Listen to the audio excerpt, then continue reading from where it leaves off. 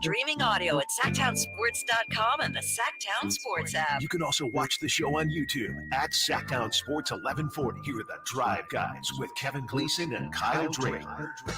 How about this, Kyle Draper? Oh, you got something for me? What you got? You all fired up? Yeah, we got Mike Brown today. Not long ago saying, Kevin Huerter's cleared. If he can play against Minnesota, he will probably start. How about that? Why did I told you that 2 months ago, big fella? I know. No, I'm messing with you. You did. I did. Wait, he hasn't played and he's going to play and start? In this first game? He did say he will probably start. So, he said he will probably start? He said if he plays, he will probably start. Okay. All right. That surprised me a little bit. That's surprising because the guy hasn't played a game yet. We know that, but it's clear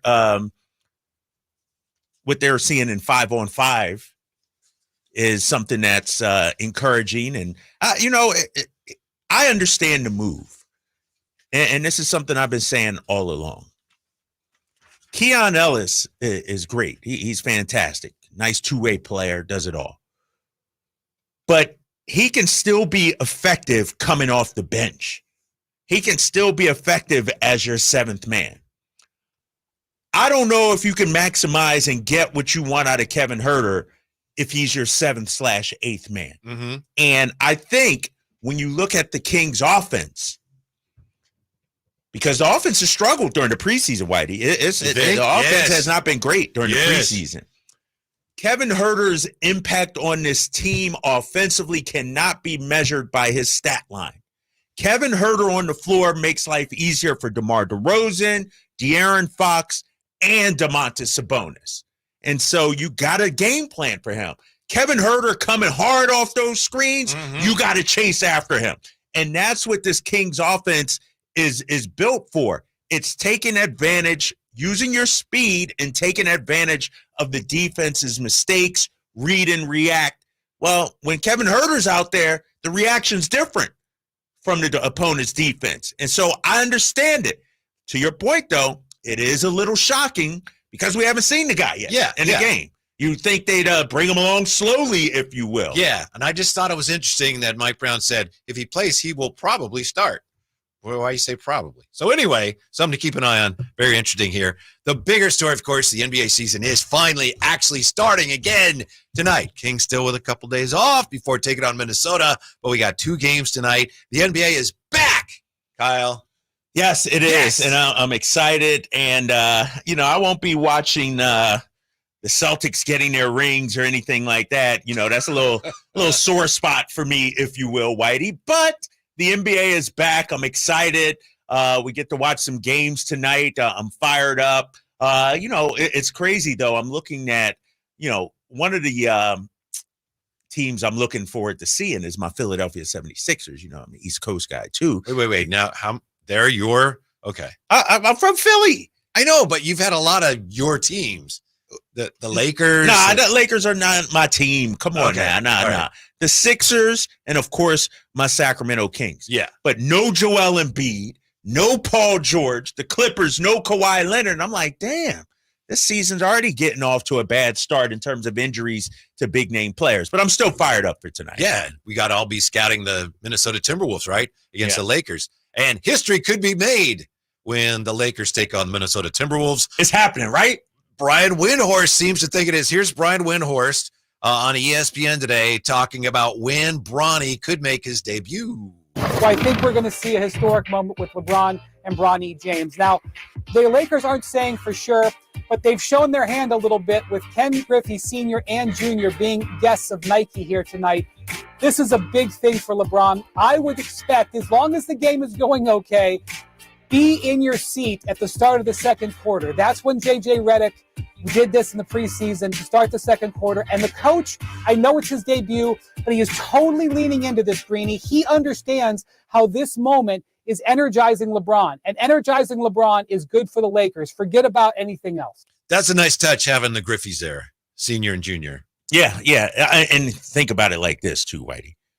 You don't bring them out there if Bronny's not playing. Like, he has to play tonight. And so history is going to be made, and I'll be watching for it. I mean, think about it. Not only a father and son in the league, but on the same team, on the same floor at the same time. Like this is historic. And so, one of the things I heard Windhorse talk about and some of the national people when it comes to LeBron, and, LeBron has sort of, I don't want to say put the Lakers back on the map, but helped win a championship. I think that's kind of accurate. It's right. Yeah, exactly. The post Kobe, they were like, scuffling a little bit. Where do we go from here? You get a superstar, a Hall of Famer in LeBron.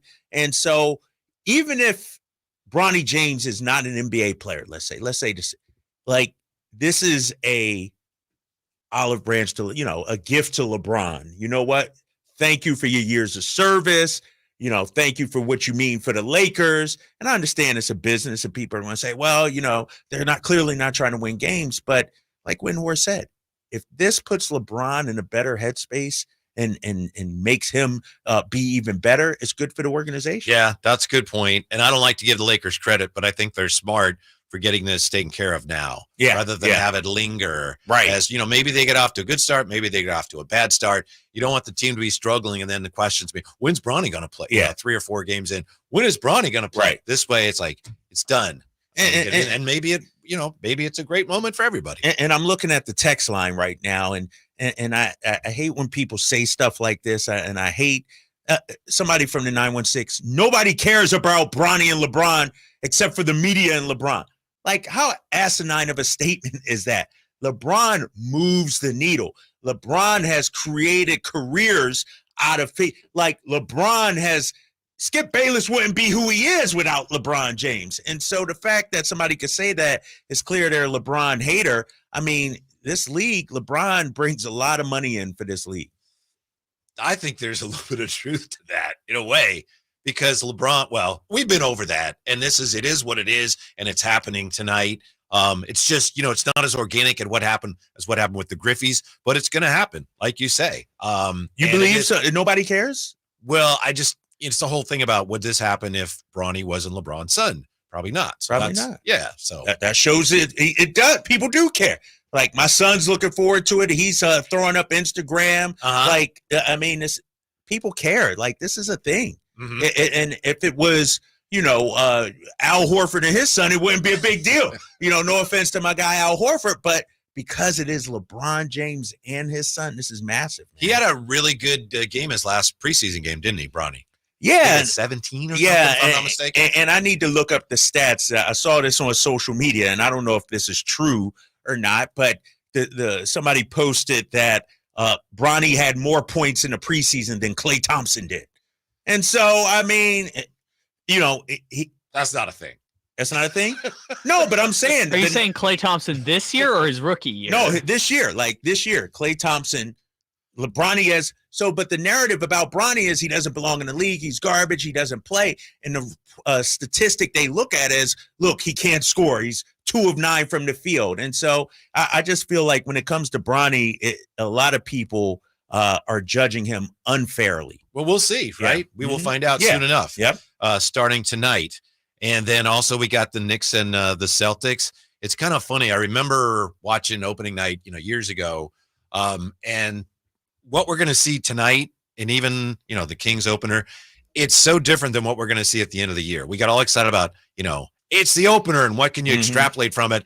And teams change so much over the course of the season. It's exciting. It's fun, but I'm just not going to leap to any conclusions for a while. No, you can't, right? Yeah. Well, how many games we need? 20, 25? Ooh, 20.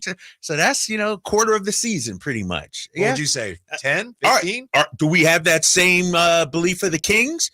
If they get off to a 7-8 start or something, we can give it 5 more games. Let's find out. I'd say 15 games. I'm going to give it 15 games. Now, if they come out 0-10, of course, I'm hitting the panic button, something like that. But to really, and we know historically with Mike Brown, just to even figure out the rotation, it takes him a while. 2 years ago during that magical 48-win season, it took him until December. Last year, I don't think he ever figured it out, and so I want to see what the rotation looks like. I'm going to give it a good month, about 15 games. I just remember last year, I think it was in the first month of the season when the Spurs went into Phoenix and they won 2 games in Phoenix. Yeah, remember It's that? like, oh my goodness, they're a playoff team. Nope. But At the time, it sure looked like it, didn't it? No, you're 100% right, man. And and especially like this first week, we're going to see the Celtics play the Knicks. What if the Celtics get smoked? We're not overreacting to that. What if the Knicks get smoked? We're not overreacting to that. And like I said before, we can't overreact on Thursday and Saturday.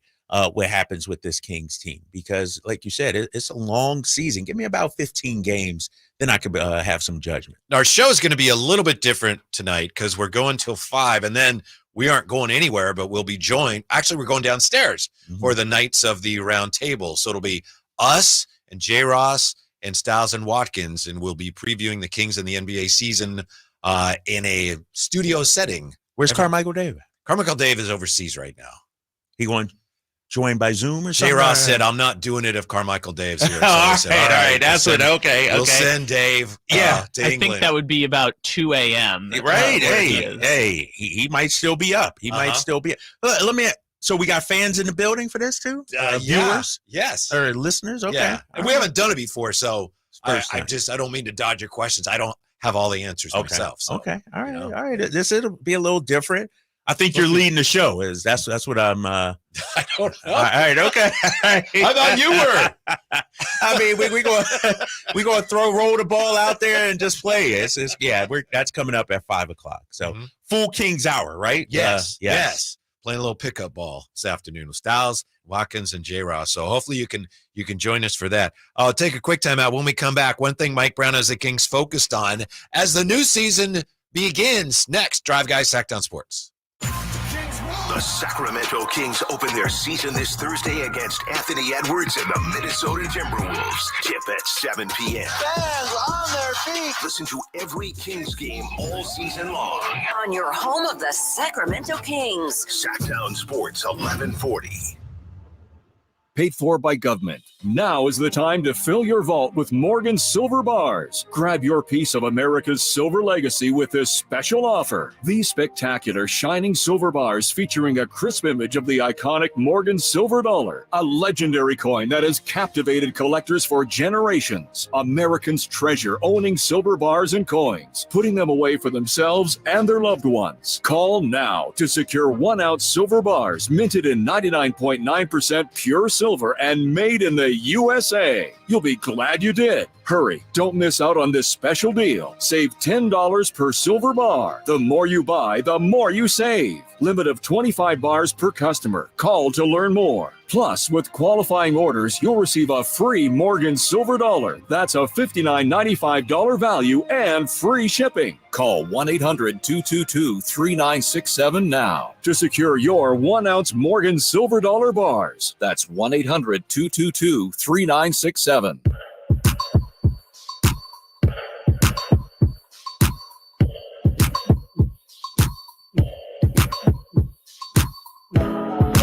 Your flagship station for the Beam Team, Sactown Sports. Yeah, we found out today. Mike Brown says Kevin Huerter may play Thursday, and he said if he plays, he probably will start. How about that, Trace? Says that's what I've been telling you all along. We'll see. I hope he does play, and I hope he does start. Like, I'm excited for Kevin Huerter this season. I'm excited to see him out there and what he can give this team this season. Am really excited about seeing the Kings play for real. You know, how do they look when it matters? Yeah. I mean, I'm with you. Against a good team. Yeah, exactly. What's the flow look like out there offensively? You know, how does DeMar fit in? You know, we've had several play-by-play announcers on our show here over the last couple of weeks, and a majority of them have said, well, we need to see how this is going to fit.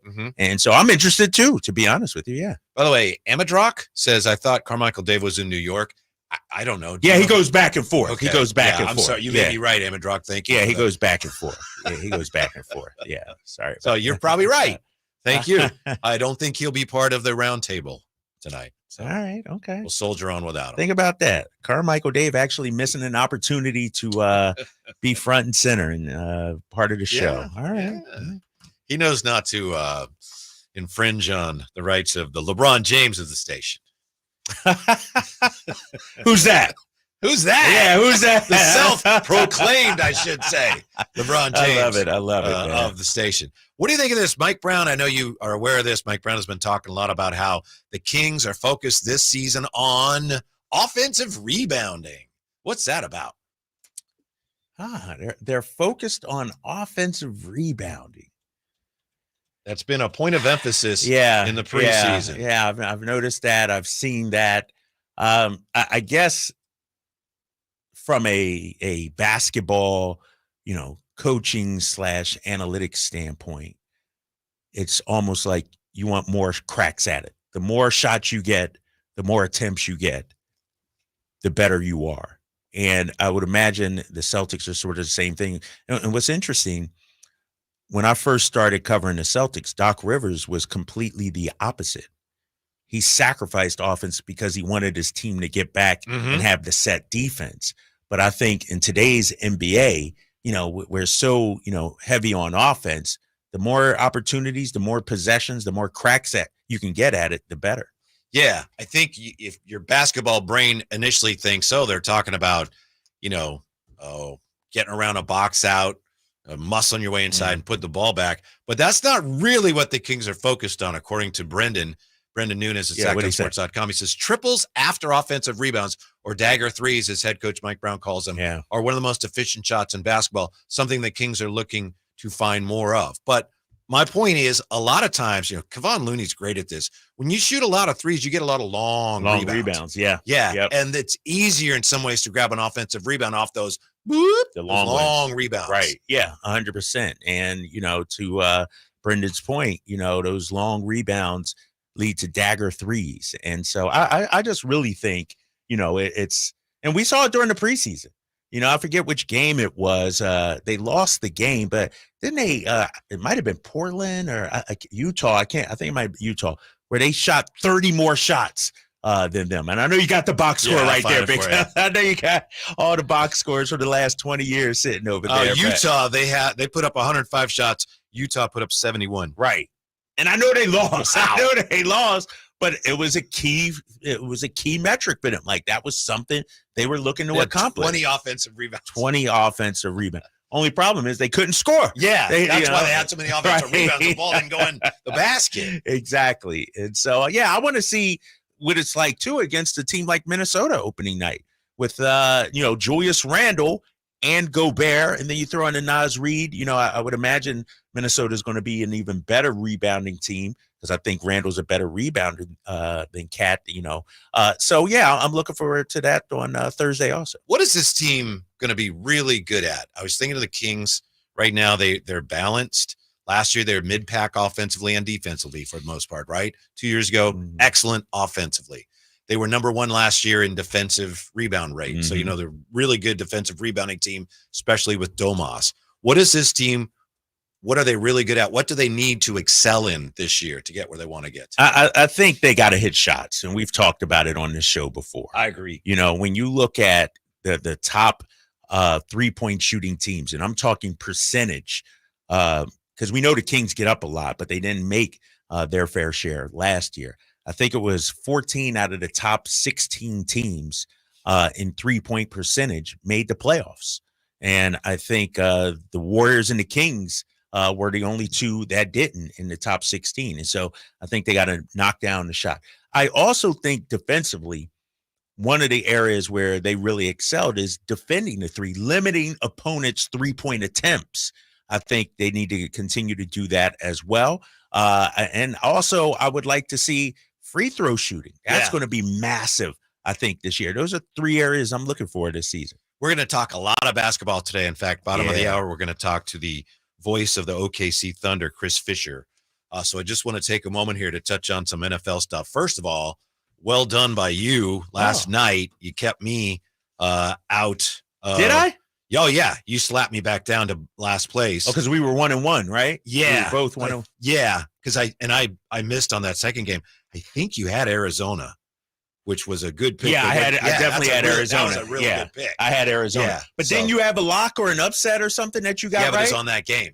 Oh, I got it wrong. Oh, it was that game now. Oh. Yeah. So you and I were tied after the first game. Yeah. but then that second game got big okay. turnaround. Yeah. So well done by Thank you. And I think I'm back in the loser's circle. Yes. In addition to that, I was wondering if you saw what Kyle Shanahan had to say about this report that he was chewing out Brock Purdy. He addressed that today. No, I didn't see this. Yeah, I didn't see this. So, we had the conversation yesterday. You had Grant Cohn, and he said, well, looks like he was chewing him out. The tweet we read yesterday said it looked like he was lecturing him. He also wrote somewhere else that it looked like Shanahan was chewing him out. So today, Shanahan was asked about that, and he says, we were just talking like actually, I think it was yesterday talked about it. We were just talking like we always do. I just didn't realize you guys were all standing behind me spying on us. I love talking to guys after the game. I just happened to be walking back, and he was standing right there, so we stopped and started talking. Really caught me off. I forgot everyone was still there. We were just talking about the game. Then I looked behind it, and you guys kind of scared me. I didn't realize everyone was creeping so bad. But that's just what we all do. We talk. So that's the coach's version. All right. He's just, what do you mean they're spying? He was in the locker room. The media was in there. It's probably a lot to do about nothing at the end of the day. Right? That's up to Brock. It's up to Brock. Okay with it. Right, exactly. Okay with it. And it seems like but he did get caught here. And then I was thinking about it. You're probably right. There's probably a better way to do that than to do it when there are reporters in there. Because it just leads to speculation. That's the issue I have with it. It leads. I think he gets blinders on sometimes. If my quarterback sucked, I need to fix it right now. Immediately, right? I need to go out there. And it, like I said, it leads to guys like Grant Cohn and, just reporters or whatever, oh, this is odd. This is different, especially after if Brock threw 5 touchdowns and, they won by 30, it wouldn't be an issue. But because he's coming off a bad game, because they lost, he had 3 interceptions, a lecture. It looks like that. If they would have won and Brock played well, it could have been a congratulatory visit, and so a pat on the back, if you will. It's just the optics of it, to me, was kind of bad. Yeah, I see that point. And case in point here, he has to say, oh, we were just talking. Yeah. You guys scared me. Right. I don't think they were just having a chat. Yeah, you're right. Real quick, too, man. I'm just looking at some tweets that's going on. Deebo Samuel has been released from the hospital, according to Matt Mayoko. You ever had pneumonia? No. I was diagnosed with it once, but I was so tired. That's what I remember about having pneumonia. Really? Oh, man. Just the slightest little thing, I'm out of breath. You're out of it. Yeah. I hope he's okay. Yeah. We got to see what happens with him. And Trey Lyles, a full participant in practice today for the Kings. So I wonder, could he play on Thursday? They might be getting healthy at the right time, Whitey, right? Just in time. Says Trey Lyles at the 4. Starting at the 4, huh? DeRozan at the 2. Remember, that was a high Flyers plan last week. I'm not opposed to that, to be honest with you. Trey got to get some minutes, man. He got to be consistent in his minutes too. Last year I felt like he was in and out of the lineup, didn't play a lot of minutes sometimes. Like, I think to get the best out of Trey, you got to let him rock. Let Trey cook for a little bit out there. Yeah, got to knock down those threes. Yes. That's it. It sounds so simple. We talk about the 49er defense. What's wrong with the defense? One of the things they need to do is they need to tackle better. Why didn't the Kings play well offensively last year compared to the year before? They didn't make shots. Everybody's percentage was down outside of De'Aaron Fox and Domas, but Domas doesn't even take enough to register. Keegan was down. Kevin Huerter's was down as well. And so those are 2 of your high-volume three-point shooters. You need those guys to knock them down. Domas going to be shooting more this year, right? Did we ever dive into that? Do we want Domas shooting 3 to 4 threes a game? Yes, because in theory they're going to go in. But if he's there, right? Do I have to, coach? Right. Then obviously, no, that's not a good idea. He's capable of making them. He's proven right. that. But you know what it reminds me of? When DeMar went to San Antonio, I think it was San Antonio. Or it might have been Toronto. I can't remember. His last year's in Toronto or his first year's in San Antonio. They wanted him to get up some threes, And then, that was the saying going into the season. Yeah, we want DeMar to take more threes. We want him, and it was an emphasis. And then as the season progresses, the players resort back to who they are and what they are. And I remember DeMar saying pretty much afterwards, we're trying to force me to take these threes, and that's not my game. That's not. I mean, can he knock him down? Of course he can. But he's more of a mid-range, take it to the basket kind of guy. And so I think with Sabonis, yes, it looks and sounds great, but as the season progresses, and to your point, if he's making them, that encourages you to take more of them. But if he struggles early, he might just resort back to being, what he is. Your guy, Kevin O'Connor, today, he has some bold predictions, one involving De'Aaron Fox, which we'll get to. If you haven't seen it yet, you're not gonna care for it. But NBA teams in the preseason, 44.1% of their shots, not shots that went in, but 44.1% of attempted shots were threes.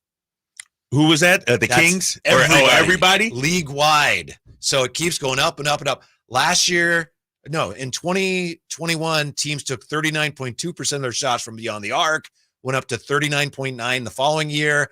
Then it dropped last year, 39.5%. So we're talking about an NBA here this year where perhaps more than 40% of the attempts are threes. Right. And has that happened before or no? Let's see. Based on those, so this for the preseason numbers are the highest ever. Highest ever, right? Yeah. And I feel like teams are doubling down even more into that, right? It looks like it's yes. It's Celtics talking about getting up 53s a game and things like that. And so I would love to know from the viewers and the fans, is that enjoyable to watch? Like, are we going a little too far with the threes? The ball doesn't go in because it's so redundant. 3 miss, rebound, 3 miss, rebound. Oh, yeah. It's like, and how many times last year did we hear fans screaming, take it to the hole, take it to the hole? And so I understand the analytics say what they are, but, from a aesthetically pleasing, the worst is like high school. Like, think about this, Whitey. What was it? 41% of the threes were made. What was that in the preseason? This year, 44.1. 44 of the shots were threes. I would love to know the percentages in high school. Probably like 27% or something. Like, guys be throwing up bricks left and right. That's awful to watch. That's hard to watch. Hopefully the NBA doesn't, keep going this way where it's just a 3-point shooting competition out there. As you know, a lot of people think the OKC Thunder are a team to watch this year. When we come back, our tour of the Western Conference continues. We'll catch up with the TV voice of the Thunder, Chris Fisher, joining us next, Sactown Sports. The Sacramento Kings open their season this Thursday against Anthony Edwards and the Minnesota Timberwolves. Tip at 7 p.m. Fans on their feet. Listen to every Kings game all season long. On your home of the Sacramento Kings. Sactown Sports 1140. Model Year End pricing is back at Folsom Lake Honda, your one-stop Honda shop. During the Model Year End event, lower interest rates at Folsom Lake Honda make lower payments. It's no wonder why Folsom Lake Honda is your one-stop Honda shop. Come in today or check out our entire inventory online at folsomlakehonda.com. Get an instant cash offer for your trade at folsomlakehonda.com. We'll buy your car whether you buy from us or not. Folsom Lake Honda is your one-stop Honda shop. Folsom Lake Honda. Go to folsomlakehonda.com. Your one-stop Honda shop. Power Business Technology is proud to be 100% independent, locally owned, and managed Toshiba copier dealer. Local ownership cuts out the red tape, allowing ourselves to never be too busy to personally answer the call when our clients need us. Recognized for excellence in service execution, training, and customer service, we're proud to be named a 2022 Toshiba ProMasters Elite Dealer. Contact us today for all of your business printing needs at 844-POWER-BZ. That's 844-769-3729, or visit us at powercopiers.com. Don't miss Stoney's Rockin' Rodeo's Halloween bashes this weekend. That's right, Stoney has Halloween costume contests each night, including Sexiest, Scariest, and Best, and a superhero/villain contest this Sunday night. Winners get a dash for cash on the dance floor, free late night food, country dancing, and Halloween fun all weekend long. I'll see you on the dance floor. Hey, this is Greg Pop-Up. Are you working through a major insurance claim? SunPoint Public Adjusters can help. SunPoint prepares, presents, and negotiates your claim with the insurance company, working only for you, making sure you get everything you're entitled to, not what just some adjuster working for an insurance company thinks you should get. Call SunPoint today at 888-247-7865 or contact us at sunpoint.us. SunPoint Public Adjusters, the gold standard in public adjusting. License number 2N14884. Hello, Sacramento. I'm Emran Pilati, owner of True Sports Cars and collectible store here in Rockland, California, and the host of the True Sports Card Show that airs right here on Sactown Sports 1140 every Saturday from 10 to 11 a.m., where we discuss the latest trends, hottest products, and deliver exclusive interviews with other industry leaders. And don't forget to visit our shop, True Sports Cards, at 6661 Stanford Ranch Road in Rockland and see what we have for all your sports card and memorabilia needs. Thunder, feel the thunder. It ignites something inside of you. Lightning and the thunder. Sets alight an elevated state of being. Days are pure exhilaration. And the nights, they're simply electric. See it, hear it, feel it. Thunder, feel the thunder. Lightning and the thunder. Thunder Valley Casino Resort. Feel the thunder. There's no better time than now to get yourself into a brand new Jeep because it's Jeep Adventure Days at Sacramento Chrysler Dodge Jeep Ram, offering the best deals in town and a selection other dealers are jealous of. Stop on by. They're just off of Business 80 across from Hagen Oaks Golf Complex. Sacramento Chrysler Dodge Jeep Ram.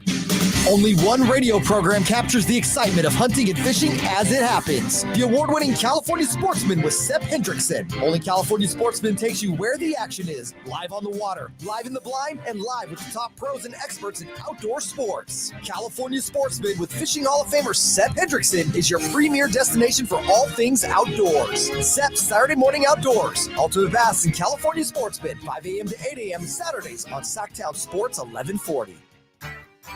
Hey, it's Carmichael Dave for American Energy Heating and Air with a question. Have you recently had a technician diagnose your HVAC system and you were a bit surprised at how much it cost? Or did something seem off about their quote? Because at American Energy, they take pride in giving you honest, straightforward solutions to get that system up and running. Have their qualified technicians come out and give you a free second opinion. It's free. You got nothing to lose but some dollars off of that original quote. They're making the uncomfortable comfortable. They've been doing it since 1981, serving the greater Sacramento area. A+ with the Better Business Bureau. That's why they keep having customers coming back for more and more and more. You can call them and set that appointment at 916-520-9990. That's 916-520-9990 or AmericanEnergyAir.com. Call 916-520-9990 now.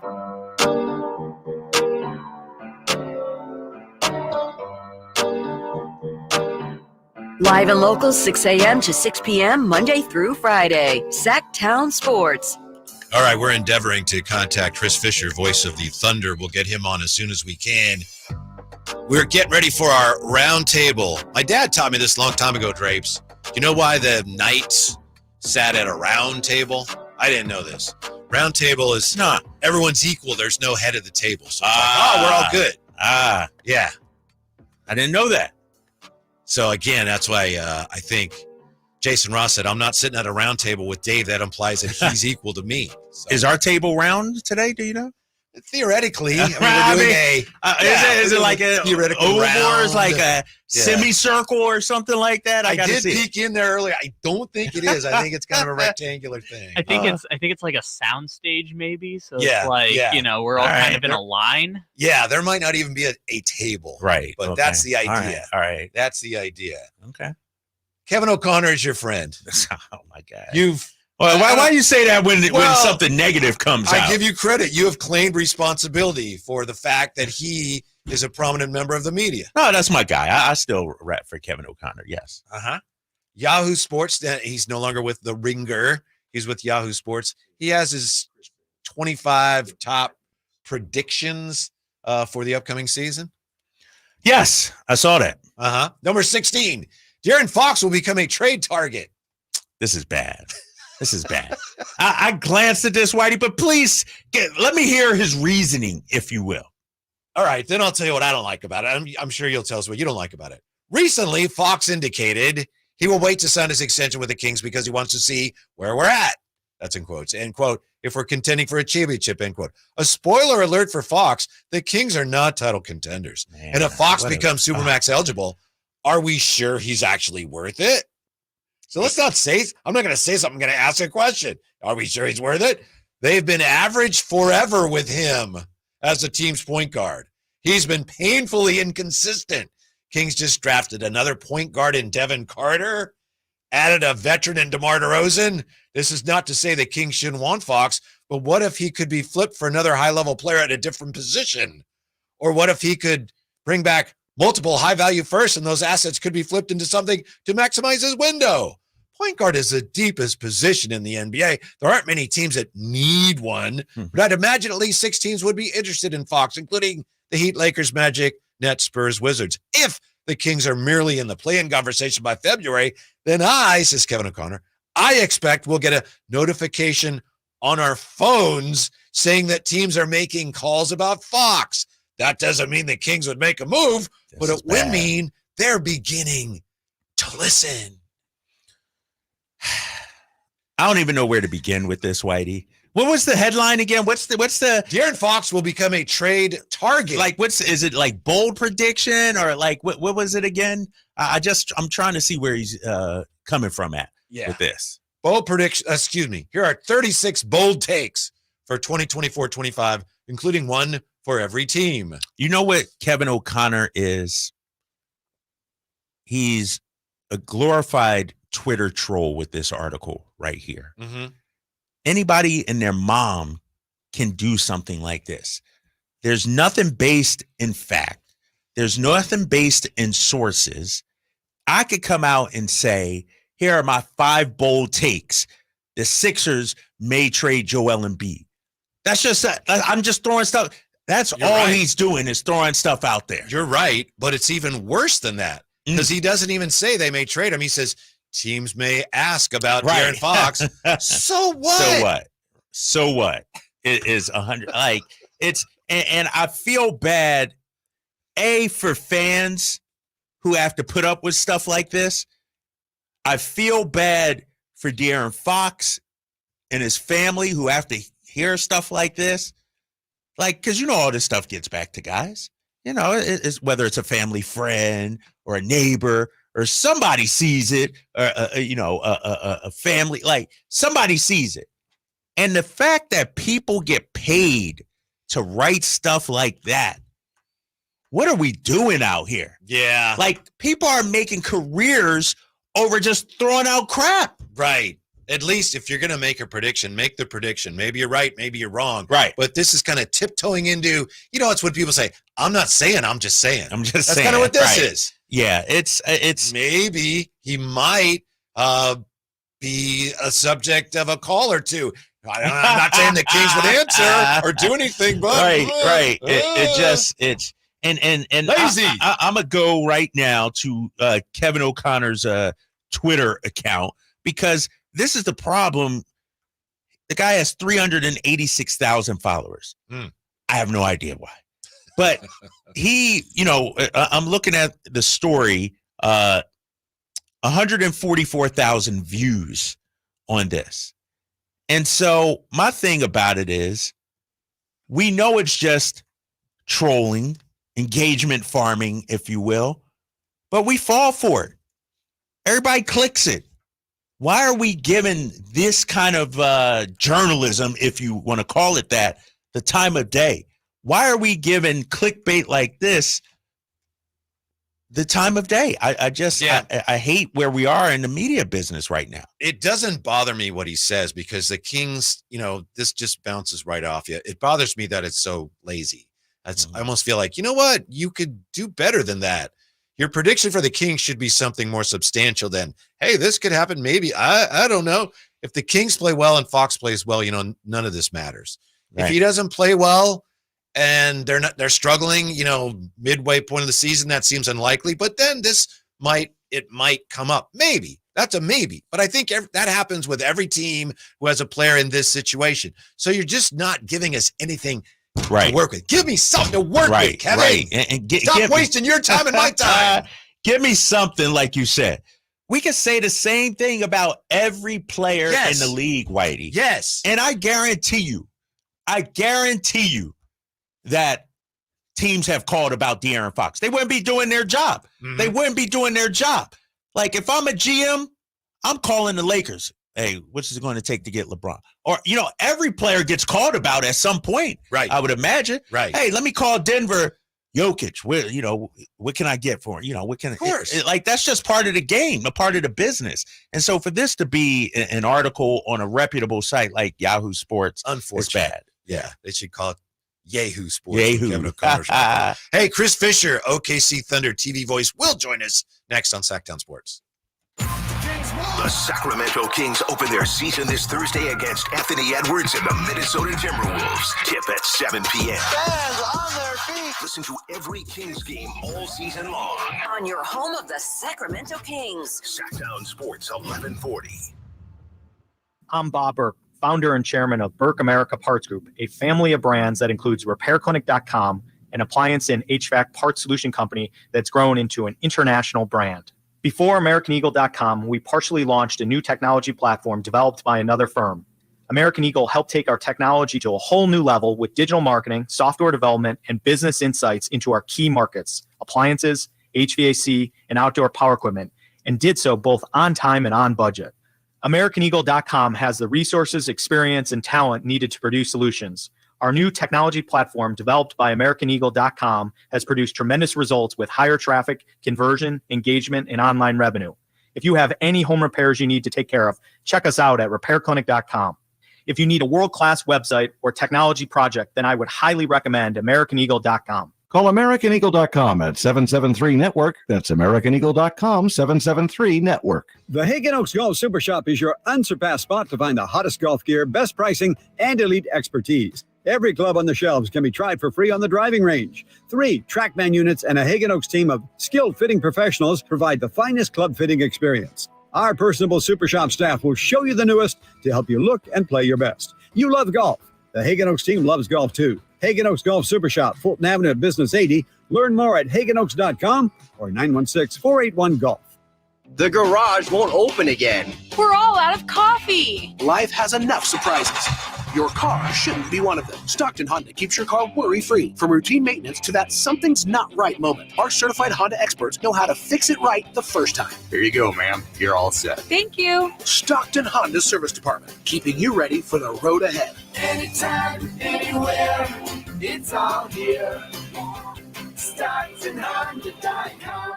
Did you know that replacing garage doors is the biggest return on investment homeowners can get on improvements? Jason Ross here, and let me tell you about the Overhead Door Company of Sacramento, a family-owned and operated company with third-generation owners that's been in business for 71 years right here in Sacramento. With new garage doors from Overhead Door Company of Sacramento, you'll not only get the wow factor, but you'll also know that you're working with a well-respected and proven company. Residential and commercial, brand new garage doors, or repairs to existing doors, they do it all. Take advantage of their free at-home estimates on new garage doors or check out the showroom with no appointment needed. And while you're at it, mention me, Jason Ross, or Sactown Sports and receive $100 off a new garage door paired with a new garage door opener. Check out their website at ohdsac.com or call them at 916-421-3747. Overhead Door Company of Sacramento, the genuine, the original overhead door. Always look for the red ribbon logo. Get in on the action at Sky River Casino in Elk Grove. With over 80 table games, more than 2,100 slot machines, and a thrilling high-limit room, you'll enjoy a casino experience on a whole new level. Visit skyriver.com today. Gambling problem? Call 1-800-GAMBLER. Hey, everybody, it's your boy Kyle Draper. Drapes for Mercedes-Benz of Stockton. Now is the time to buy or lease a Mercedes-Benz van for sale. They have Sprinter vans. You could turn it into a worker cargo van, a worker passenger van, or just a plain old passenger van. They are fully customizable. And one of the things I love about their Sprinter vans, because trust me, I had a chance to check them out myself. I hopped in the Sprinter van, and you guys know I'm a big guy, right? Well, I was able to stand up head to toe and fit perfectly. So if you're interested in the Mercedes-Benz Sprinter van for your business or just your personal needs, now is the time to head down to Mercedes-Benz of Stockton. They can help you find the configuration that best suits your needs. Plus, you can take advantage of the huge tax breaks before year's end. Take the short drive down I-5 or go online anytime at mbofstockton.com. That's mbofstockton.com, and tell them your boy Drape sent you.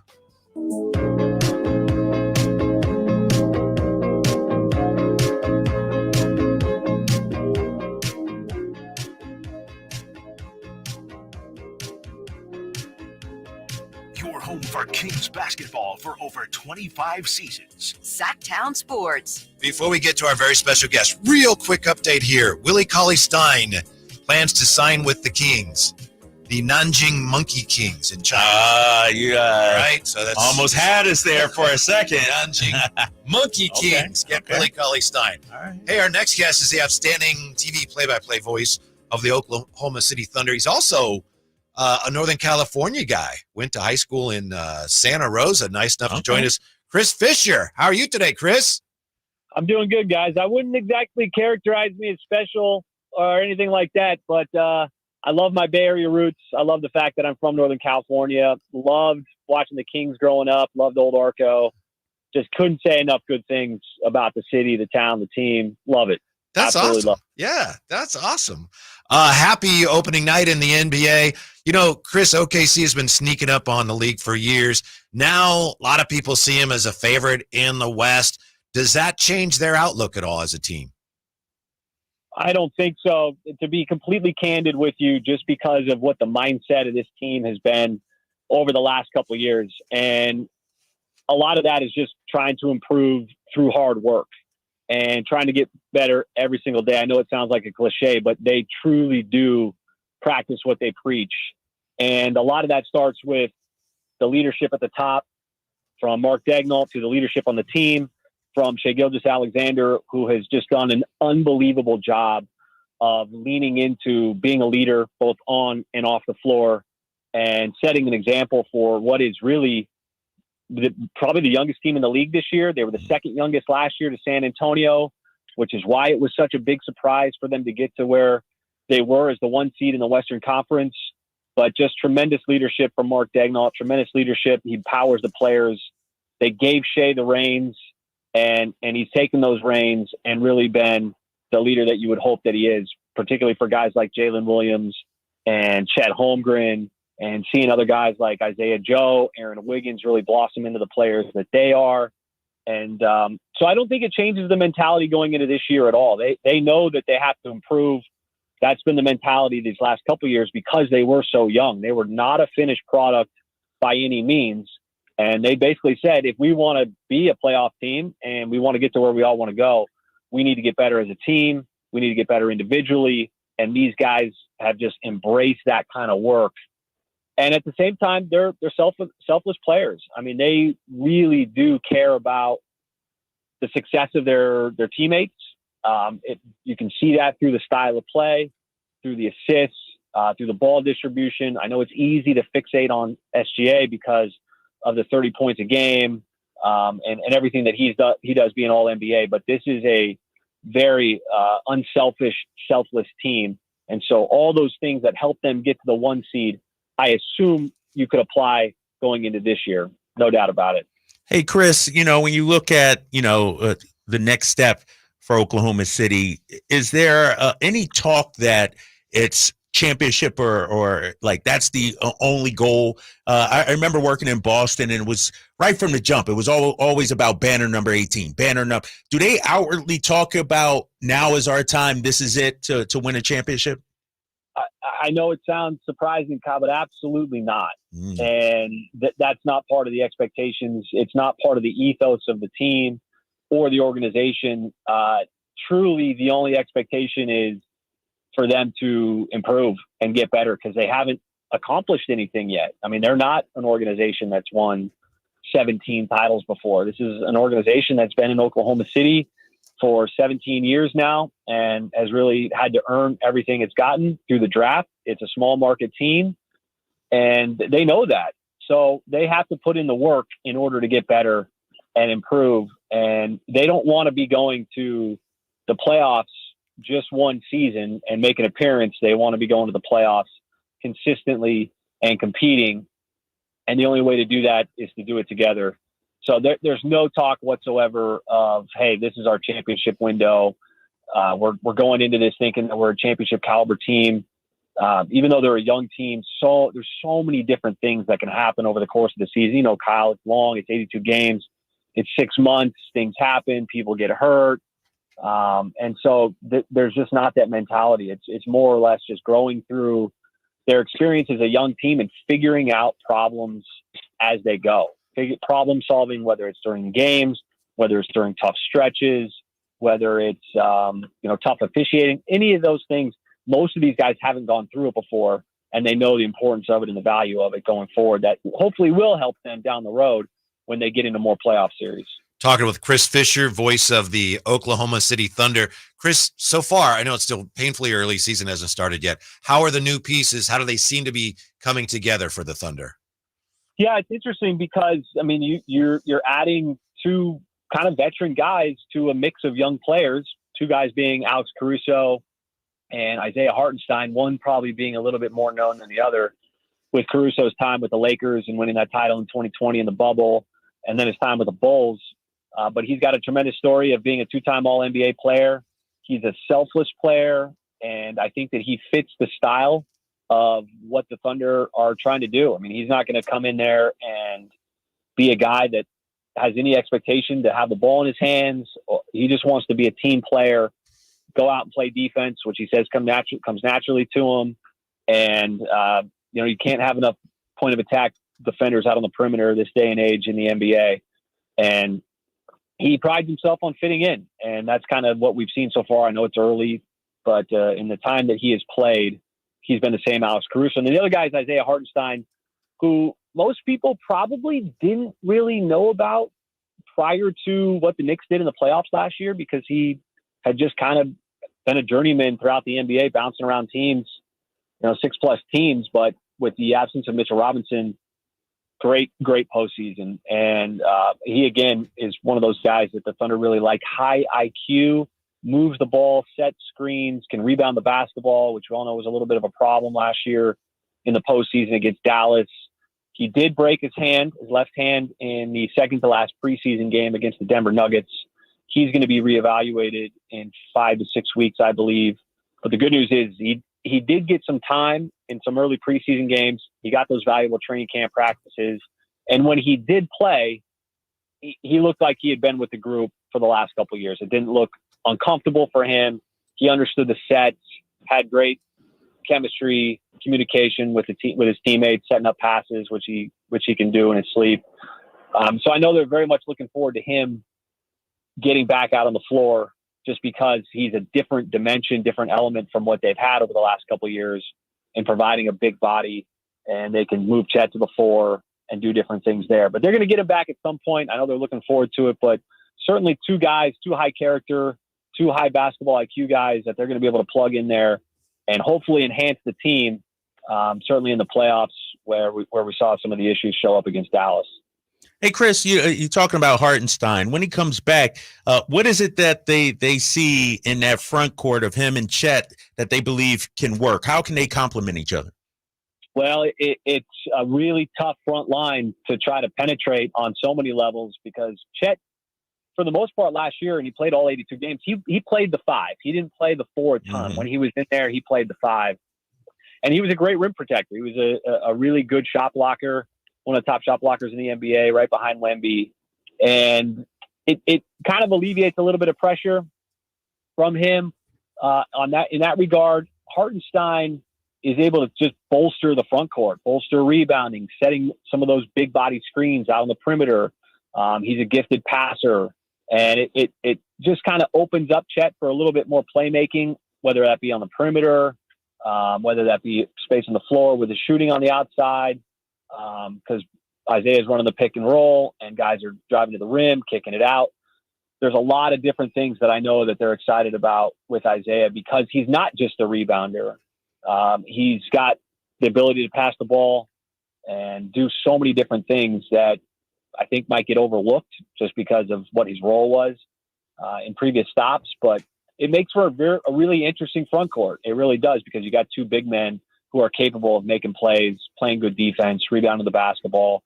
It's interesting because a lot of the sort of the excitement around the team is how good are they going to be defensively with all of these great perimeter defenders and being able to protect the rim. And so it's not often where you come into a season and the defense is what is getting people really excited, but it's certainly one of the major storylines coming in. Chris Fisher is with us, voice of the Thunder. Chris, we have DeMar DeRozan here now, and right after he arrived here, his book came out, detailing his mental health issues, and it's been incredible. I know Kyle had an in-depth conversation with him about it. I'm going to ask you a personal question, and if you don't want to go there, we will move on. I know that in high school, you were a passenger in a car crash, and for a while, you couldn't walk. You had serious spinal injuries, which you've been battling and recovering from. Have you ever thought about writing a book about that? I was just reading about it in the Oklahoman. I mean, it's an incredible story. Is that something you'd ever feel like you might consider sharing in a book? Man, you sound like my family, because they've been all over me about writing a book about it. And I just, every once in a while, I'll think about it and I'll be like, don't waste the story. Don't waste the experience. People should know about it, because people go through things. Everybody goes through things and struggles at some point in some capacity in their life. It's just to varying degrees. Mine just happened to be really obvious and upfront when I was 17 years old in high school. I mean, night before homecoming, out on the country road, and the car flips and I break my neck and I damage my spinal cord and I can't move. I'm paralyzed from the neck down. I should get that out there. To answer your question, I really should. And for whatever reason, I just haven't. I've probably been more focused on my career and trying to be as normal as I can be in a lot of ways, and trying to continue to kind of persevere. But it's a story that should be told. My family is all over me about it. All over me. Every single summer. Is this going to be the summer that you finally get down and work on it? And I haven't. I mean, now I've got a family. I got a 6-month-old, and it's just like, oh no. Yeah. But it's, you know what? I just have so much respect for, Kyle and DeMar and these people that are willing to come out and talk about their story. It's not easy. And it's something that a lot of people try to internalize, because you don't want to show struggle and potentially weakness, but there's so many people out there that need help and inspiration and could use the story to maybe motivate them in some way, shape, or form. It's not going to motivate everybody, but all it takes is one person, and that's important. And so I don't want to waste it. I really don't. So I should. Someday, maybe. Yeah. When the time is right for you, maybe. Thank you for sharing that with us. And thanks very much for your time. We appreciate it again. Happy opening night. And we will see you soon, Chris. We appreciate it. Sounds great, guys. Thanks for having me on. Good luck for the start of the season. Kyle, it was great talking with you. All right, my man. Yeah, I'll see you soon. All right, now. We move on. Yeah, thank you. We appreciate that. Chris Fisher from the Thunder. We've got another guest coming up from the Spurs, Bill Schoening. Oh, Bill. Yeah, okay. All right. From the San Antonio Spurs, as our tour continues on this Knights of the Roundtable Day on Sactown Sports. It's Drive Guys, Sactown Sports. The Sacramento Kings open their season this Thursday against Anthony Edwards and the Minnesota Timberwolves. Tip at 7 p.m. Fans on their feet. Listen to every Kings game all season long On your home of the Sacramento Kings. Sactown Sports 1140. I didn't ask to be thrown in the streets, but I did ask for help, and Covenant House was there for me. For these kids who didn't ask to be put in this unthinkable situation, Covenant House is there. To learn more, go to safeplacetosleep.org today. As a mom, comforting my family is what I do best. Vicks Vapor Stick provides soothing, non-medicated Vicks Vapors in an easy-to-apply stick, and it dries fast, so there's no mess. I use it to comfort myself and my family. Thanks, Mom.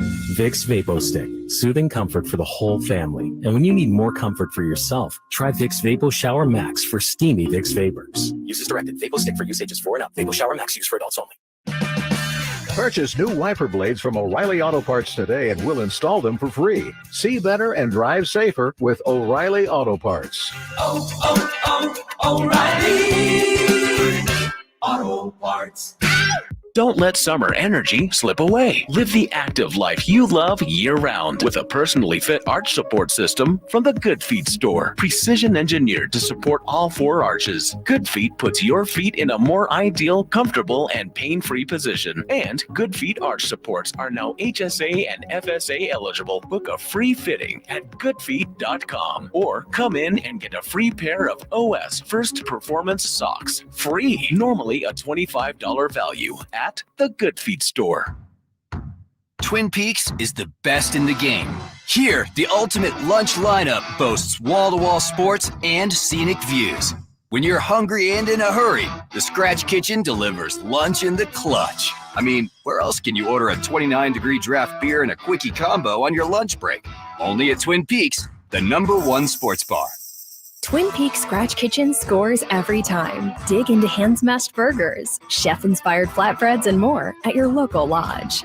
Finally, an easy way to find home improvement contractors. Just visit subcontractorsunited.com and simplify your search for home services professionals. From cabinets to windows, roofing to plumbing, Subcontractors United is an easy, simple way to find and hire a home improvement contractor. And you never have to give up personal information. So no harassing phone calls like you get from those other websites. Subcontractorsunited.com is sponsored by D&D Cabinets and Savage Design. At Elk Grove Honda, not only do we have a great selection of pre-owned certified cars at very fair prices, but every one of our pre-owned automobiles are treated with kid gloves with a 182-point inspection that covers everything from unibody to tires to brakes and engine filters. Then our certified cars receive a mobile oil change and fresh fill-up with full synthetic mobile oil. We know you have lots of choices of where to purchase your next car. Come to Elk Grove Honda, home of the 182-point inspection and mobile oil change. We're in the Elk Grove Auto Mall, Highway 99 at Elk Grove Boulevard. Get ready for an incredible night as the iconic Little River Band hits the stage at the Nugget Casino Resort Grand Ballroom. Join us Saturday, November 16th at the Nugget Grand Ballroom for an unforgettable concert experience. You'll hear all your favorites in this must-see event of classic rock. The Little River Band live at the Nugget Casino Resort Grand Ballroom. For tickets and info, visit nuggetcasinoresort.com. KHTK HD1 Sacramento, KYMX HD3 Sacramento. Your home for Kings basketball for over 25 seasons. From the Power Business Technology Toshiba Studios. Sactown Sports, 1140.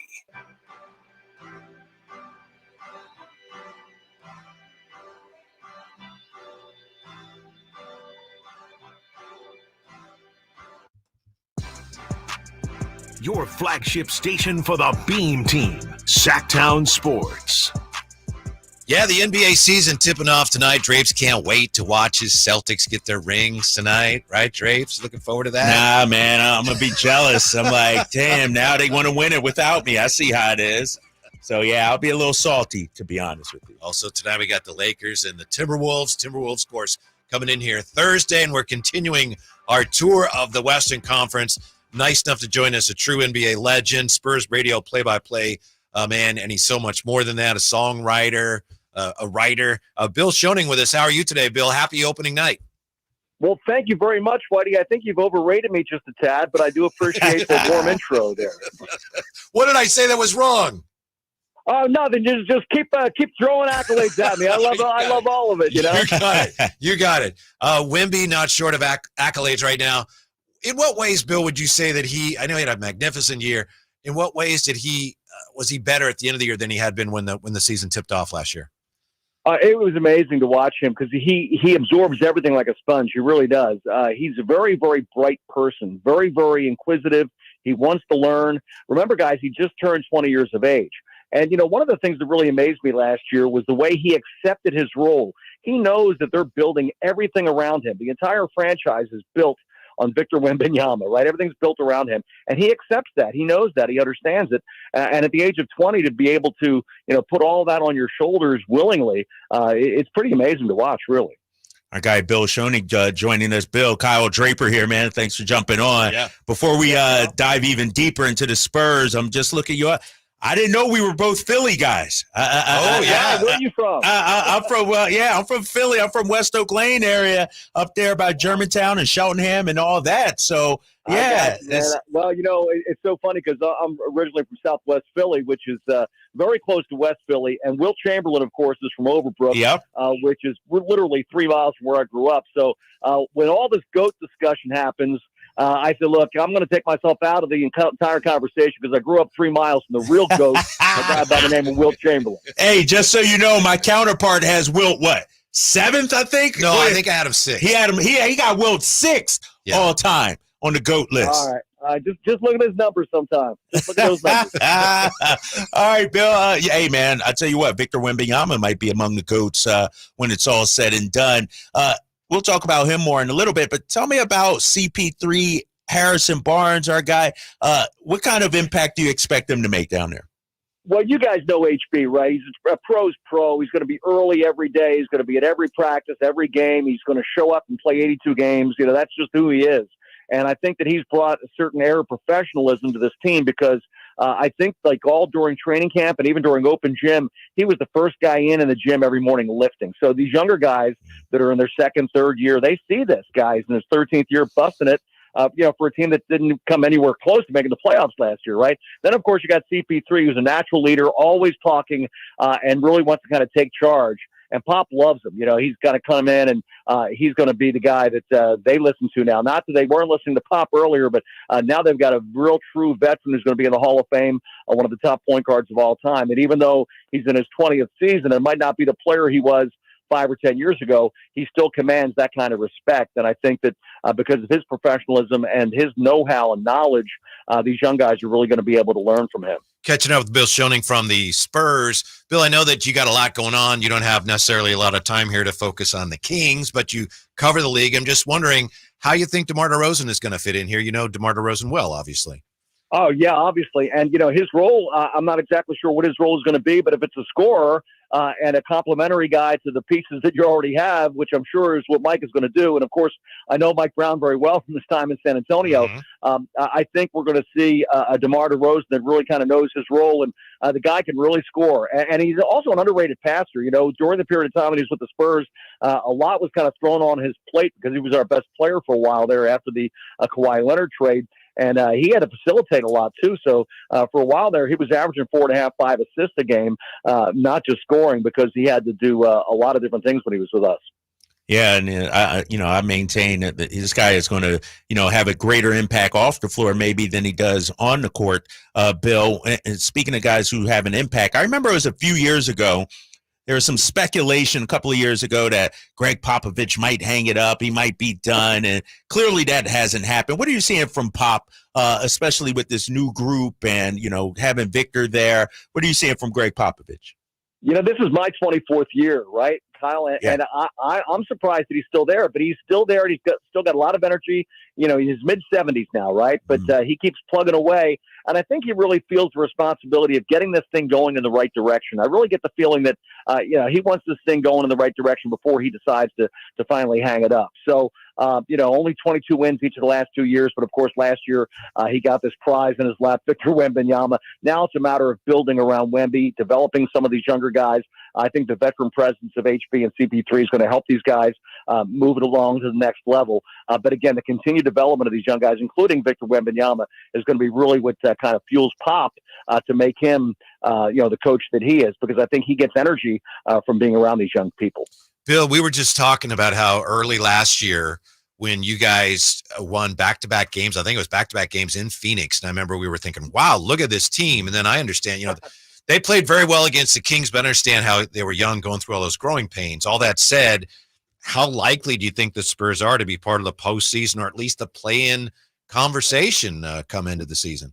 Well, they have to improve in a couple of key areas. One is defense, obviously. They were in the, 24th, 25th, depending on what kind of rating you look at in terms of field goal percentage defense, points allowed, all those types of things.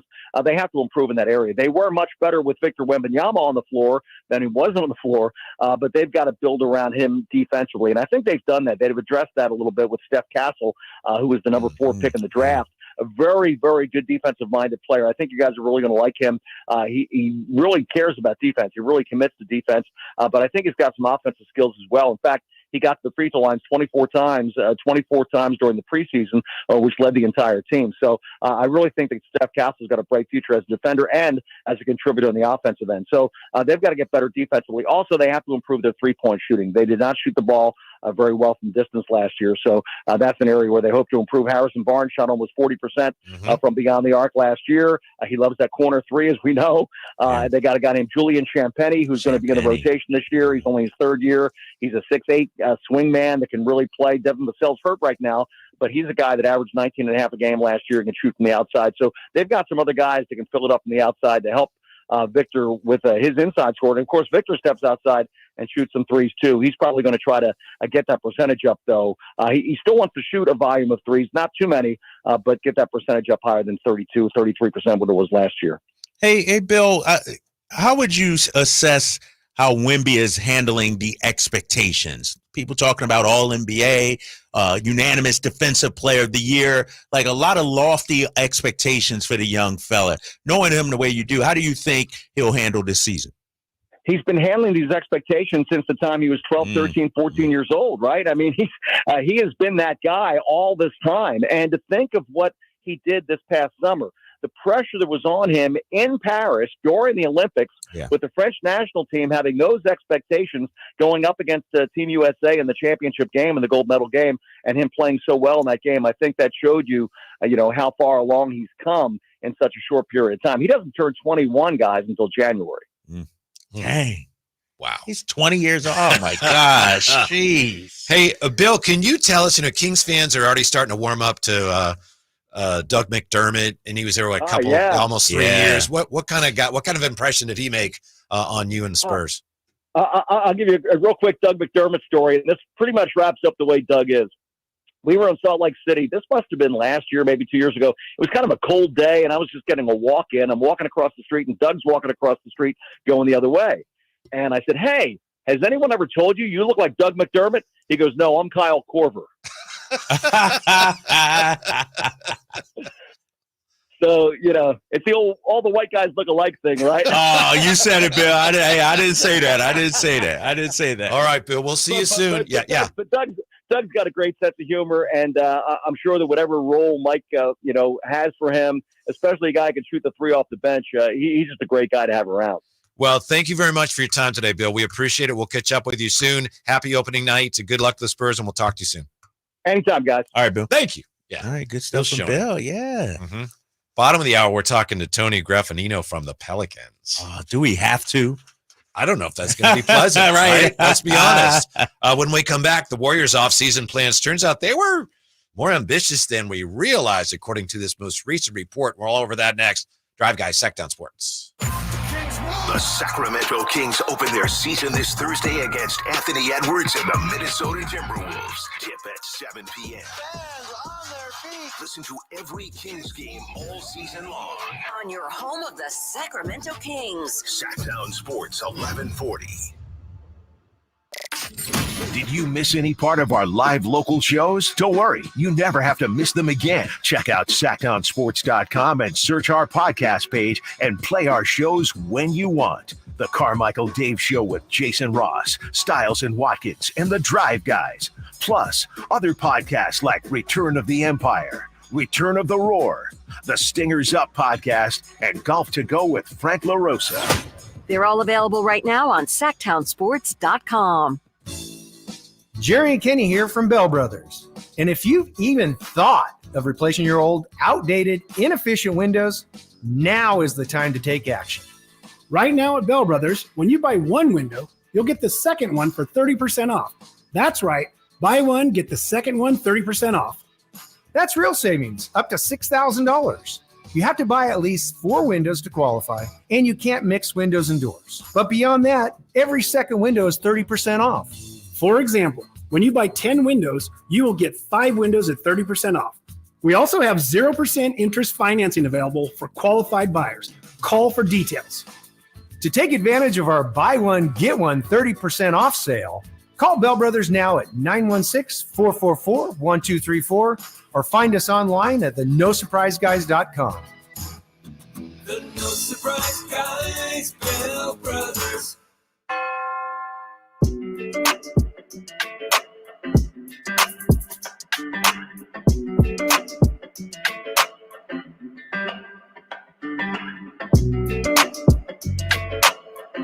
The only station in Sacramento giving you local sports coverage from 6 a.m. to 6 p.m. Monday through Friday. Sactown Sports. It's been a guest fest so far. We got a little bit of a break here before our next guest, Tony Graffagnini from the Pelicans, bottom of the hour.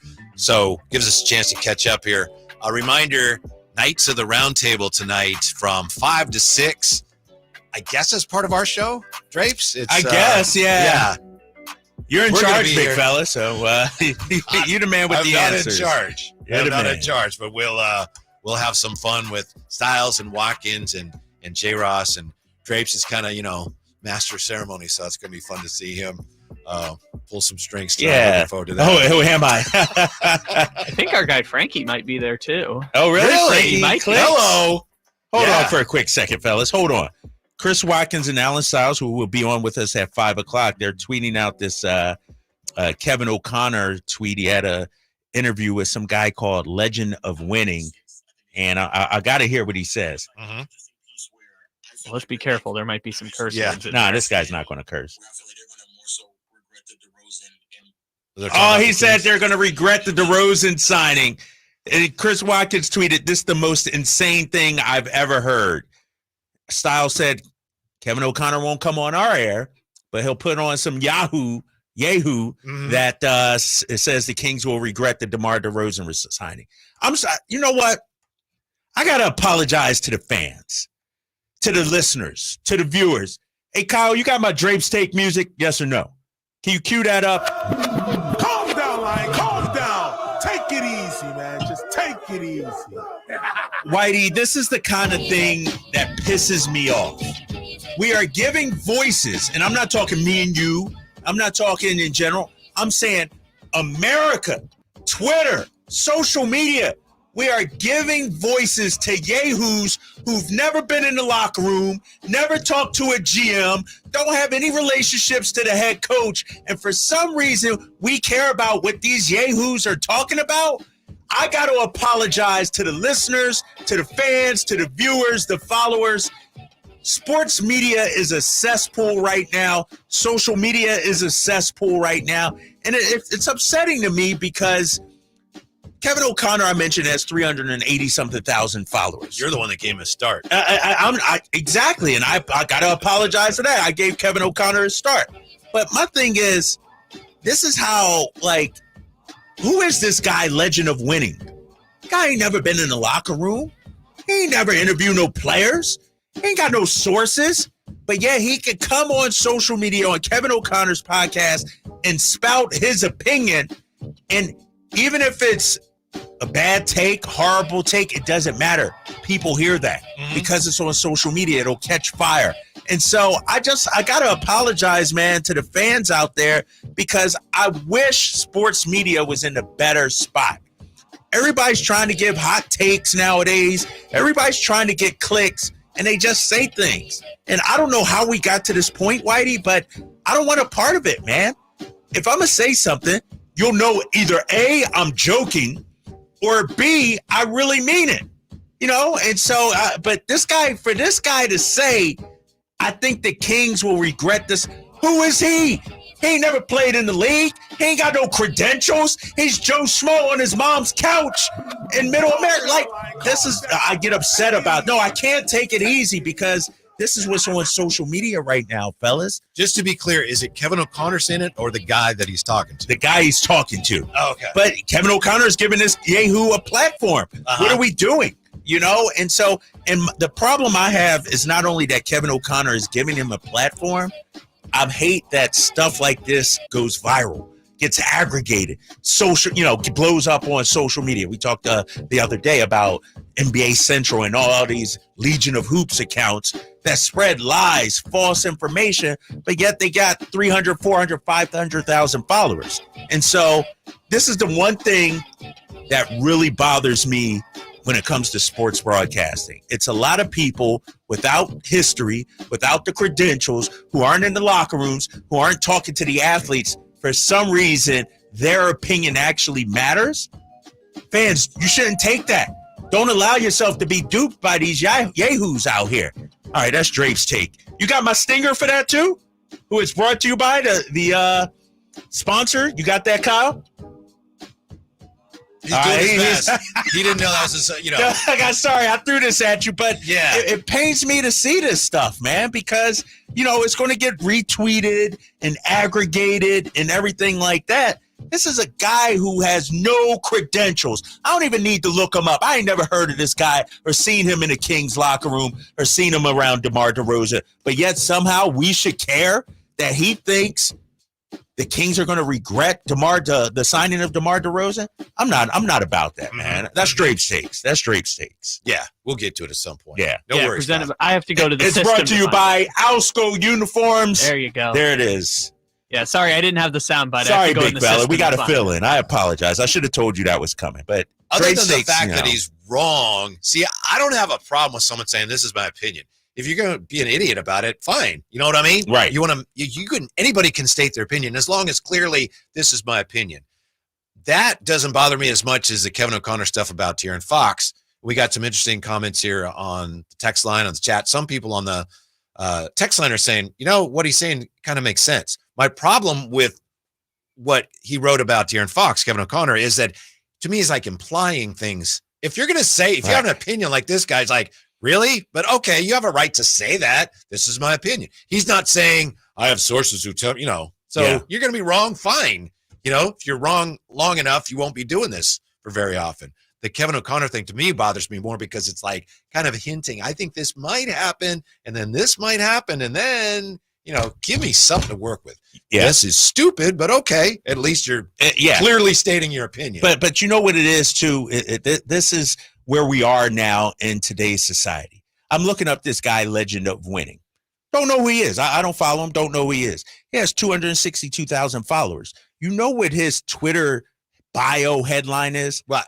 That guy that uploads those great NBA videos. Okay. So this guy's got a voice because he takes videos and uploads them. And now he's some expert on basketball. The market dictates people like what he's saying, what he's posting. No, all he's doing is taking videos and posting them.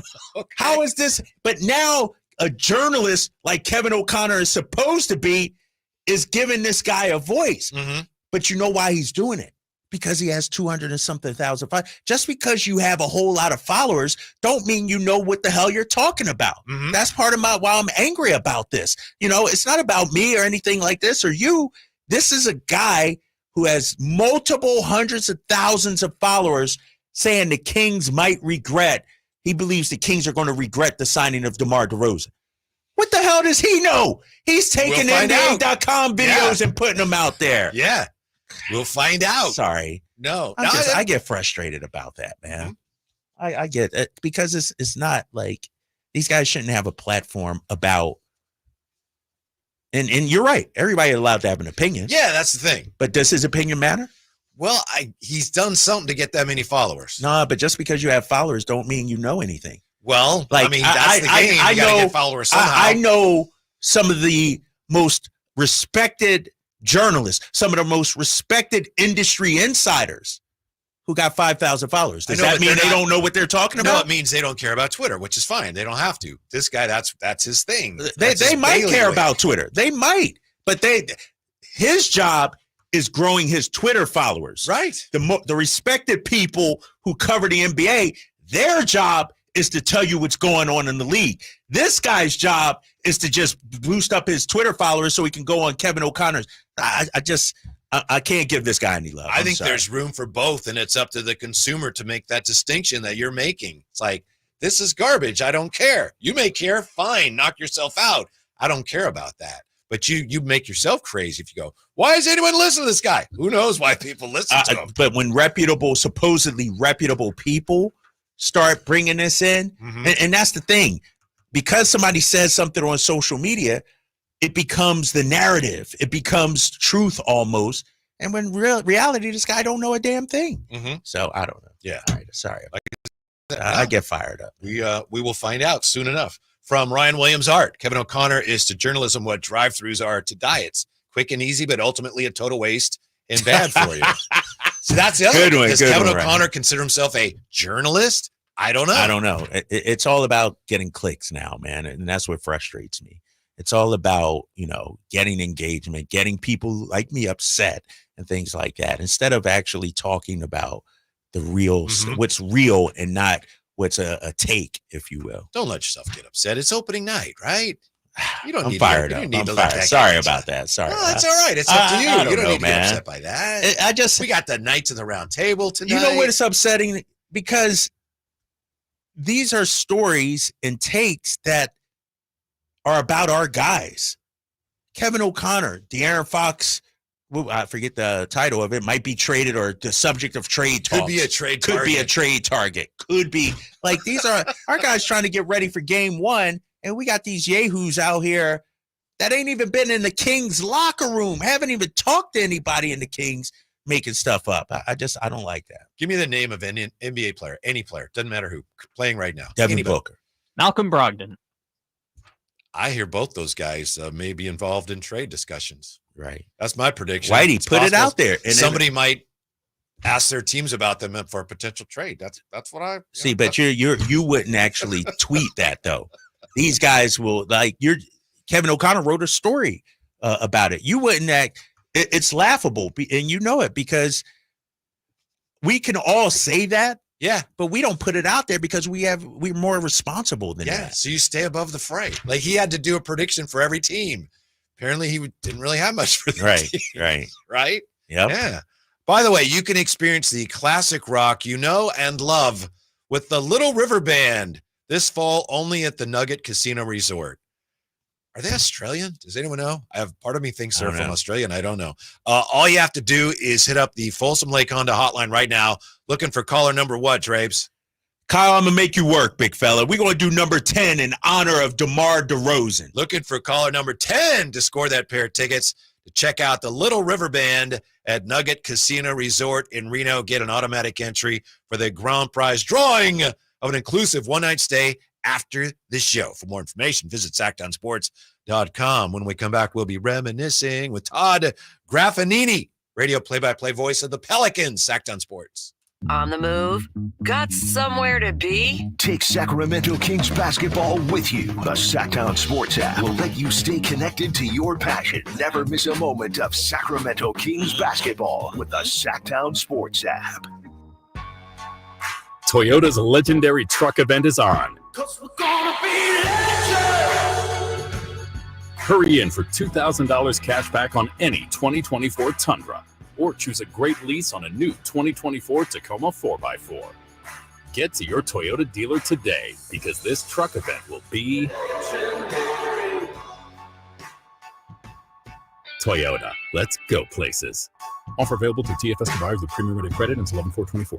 Power Business Technology is proud to be 100% independent, locally owned, and managed Toshiba copier dealer. Local ownership cuts out the red tape, allowing ourselves to never be too busy to personally answer the call when our clients need us. Recognized for excellence in service execution, training, and customer service, we're proud to be named a 2022 Toshiba ProMasters Elite Dealer. Contact us today for all of your business printing needs at 844-POWER-BZ. That's 844-769-3729, or visit us at PowerCopiers.com.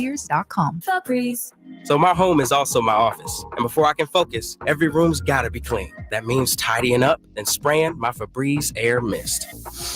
Ooh, that's fresh. Febreze Air Mist scents are all high quality. They fight any weird funk, and they give my air an instant boost of freshness. So not only does my home smell good, I feel good too. After I Febreze, it's time to start my day. Breathe happy, Febreze, la la la la la. When you switch and save with Progressive, you could use that money towards scoring courtside seats for your favorite team.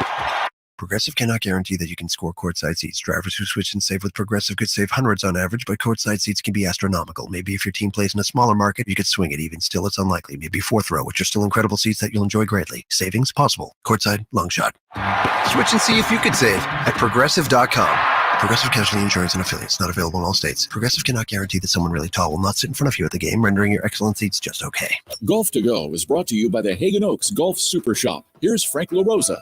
Golf.com's Josh Sens offers 5 common golf course maintenance mistakes and tips to correct them. You've hit the green, and to fix your divot, you jam your tool underneath the ball mark and lift the soil, but the right way is to circle the edges of the mark with your tool, gently pulling the turf toward the center. Second, when fixing divots in the fairway, fill it with sand until it's level with surrounding turf, and gently smooth it with your foot. Third, when the course imposes the 90-degree rule, it means to stay on the cart path until you can turn at a right angle to your ball, minimizing wear and tear on the turf. 4, when you're driving on the course, proceed at a modest pace and avoid staked and roped off areas. Avoid sharp turns, wet turf, bunker edges, tees, and greens. The superintendent will applaud you. 5, in a bunker, rake the sand smoothly and exit as you entered from the low side. Tap the sand from your shoes and leave it as if you weren't there. And now that you know, make sure your foursome knows as well. That's your golf to go. I'm Frank LaRosa. O'Reilly. Stop by O'Reilly Auto Parts in West Sacramento and Town Center Plaza next to Nugget Markets now through October 29th for the Customer Appreciation Day sale. You'll get 2 times O rewards points on select purchases. Plus, pick up 5 quarts of any Mobil 1 full synthetic motor oil and receive a $10 gift card after rebate. And buy one, get one free Coca-Cola products at your Town Center Plaza, O'Reilly Auto Parts. At the law offices of Dale R. Gomes, we understand that when you're facing a crisis, you need more than just a lawyer. You need a team. Our dedicated attorneys work together, combining decades of experience to guide you through personal injury or criminal defense matters with care and expertise. We're committed to supporting you every step of the way, ensuring your voice is heard and your rights are protected. With offices in Sacramento and El Dorado County, reach out to the law offices of Dale R. Gomes today, 916-999-9033, or online at dalegomslaw.com. Meda Chevy saves you $8,000 off MSRP on every new 2025 half-ton Silverado LT, RST, LTZ, and High Country in stock after rebates. All of them. Silverado savings on now at MedaChevy.com. Together, let's drive. See delivery details. Ends 10/31/24. Sky's the limit at Sky River Casino in Elk Grove. Enjoy over 80 table games, more than 2,100 slot machines, and our thrilling high-limit room with Sky River rewards that add up and up, and 18 elevated restaurants and bars. There's something for everyone. Visit skyriver.com today. Gambling problem? Call 1-800-GAMBLER.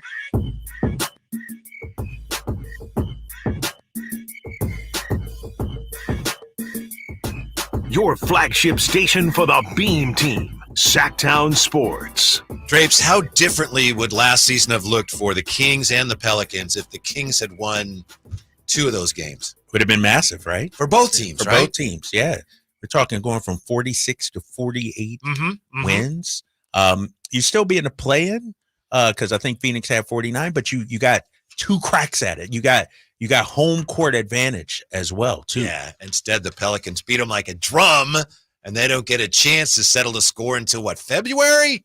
Yeah. So what happened? Let's find out. Nice enough to join us, radio play-by-play guy for the Pelicans, Todd Graffagnini. How are you today, Todd? I'm doing fantastic, gentlemen. Yeah, I'm actually glad we're not playing you guys till February. I was kind of tired of seeing y'all, even though it was 6-0, which I never thought I would see in my entire lifetime. That was a lot of games. I mean, that was like a baseball playoff series, like an NLCS. Yes. So yes. it was, crazy. Yeah. So I know you're being nice here, and we appreciate that. But the way you saw, why did the Pelicans just dominate the Kings the way they did last year? Just offensively, it just seemed every time the Pelicans played the Kings, it was clicking, and it was on all 3 levels.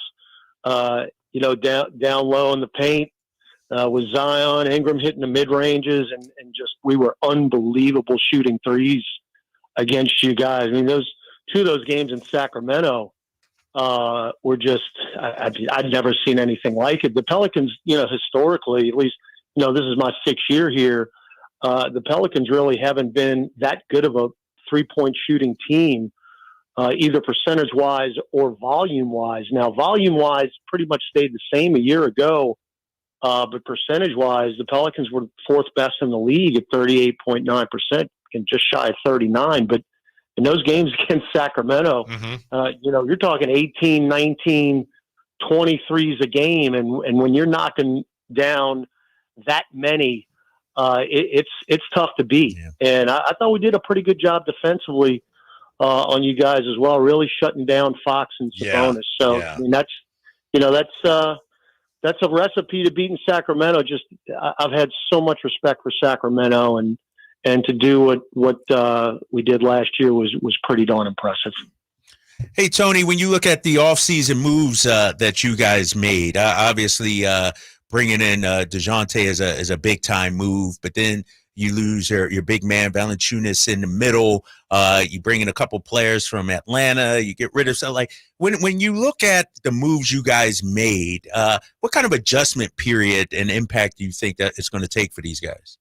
Yeah, I think it's going to take a little bit, and a lot of that has to do with the fact that we just only played 3 preseason games. We had 4 scheduled, and one of those was canceled because of Hurricane Milton in Orlando.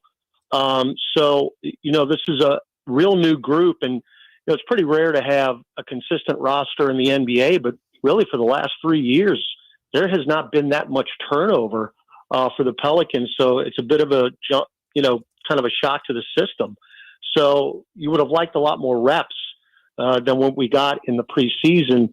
But I think, losing Jonas is tough, but the writing was on the wall. I mean, even going back 2 years ago, his minutes had really, really diminished because of the way Willie Green wants to play.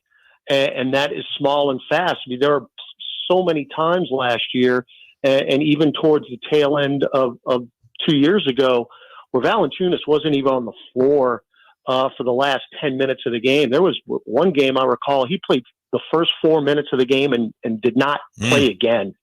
So it was, that was kind of foreseen.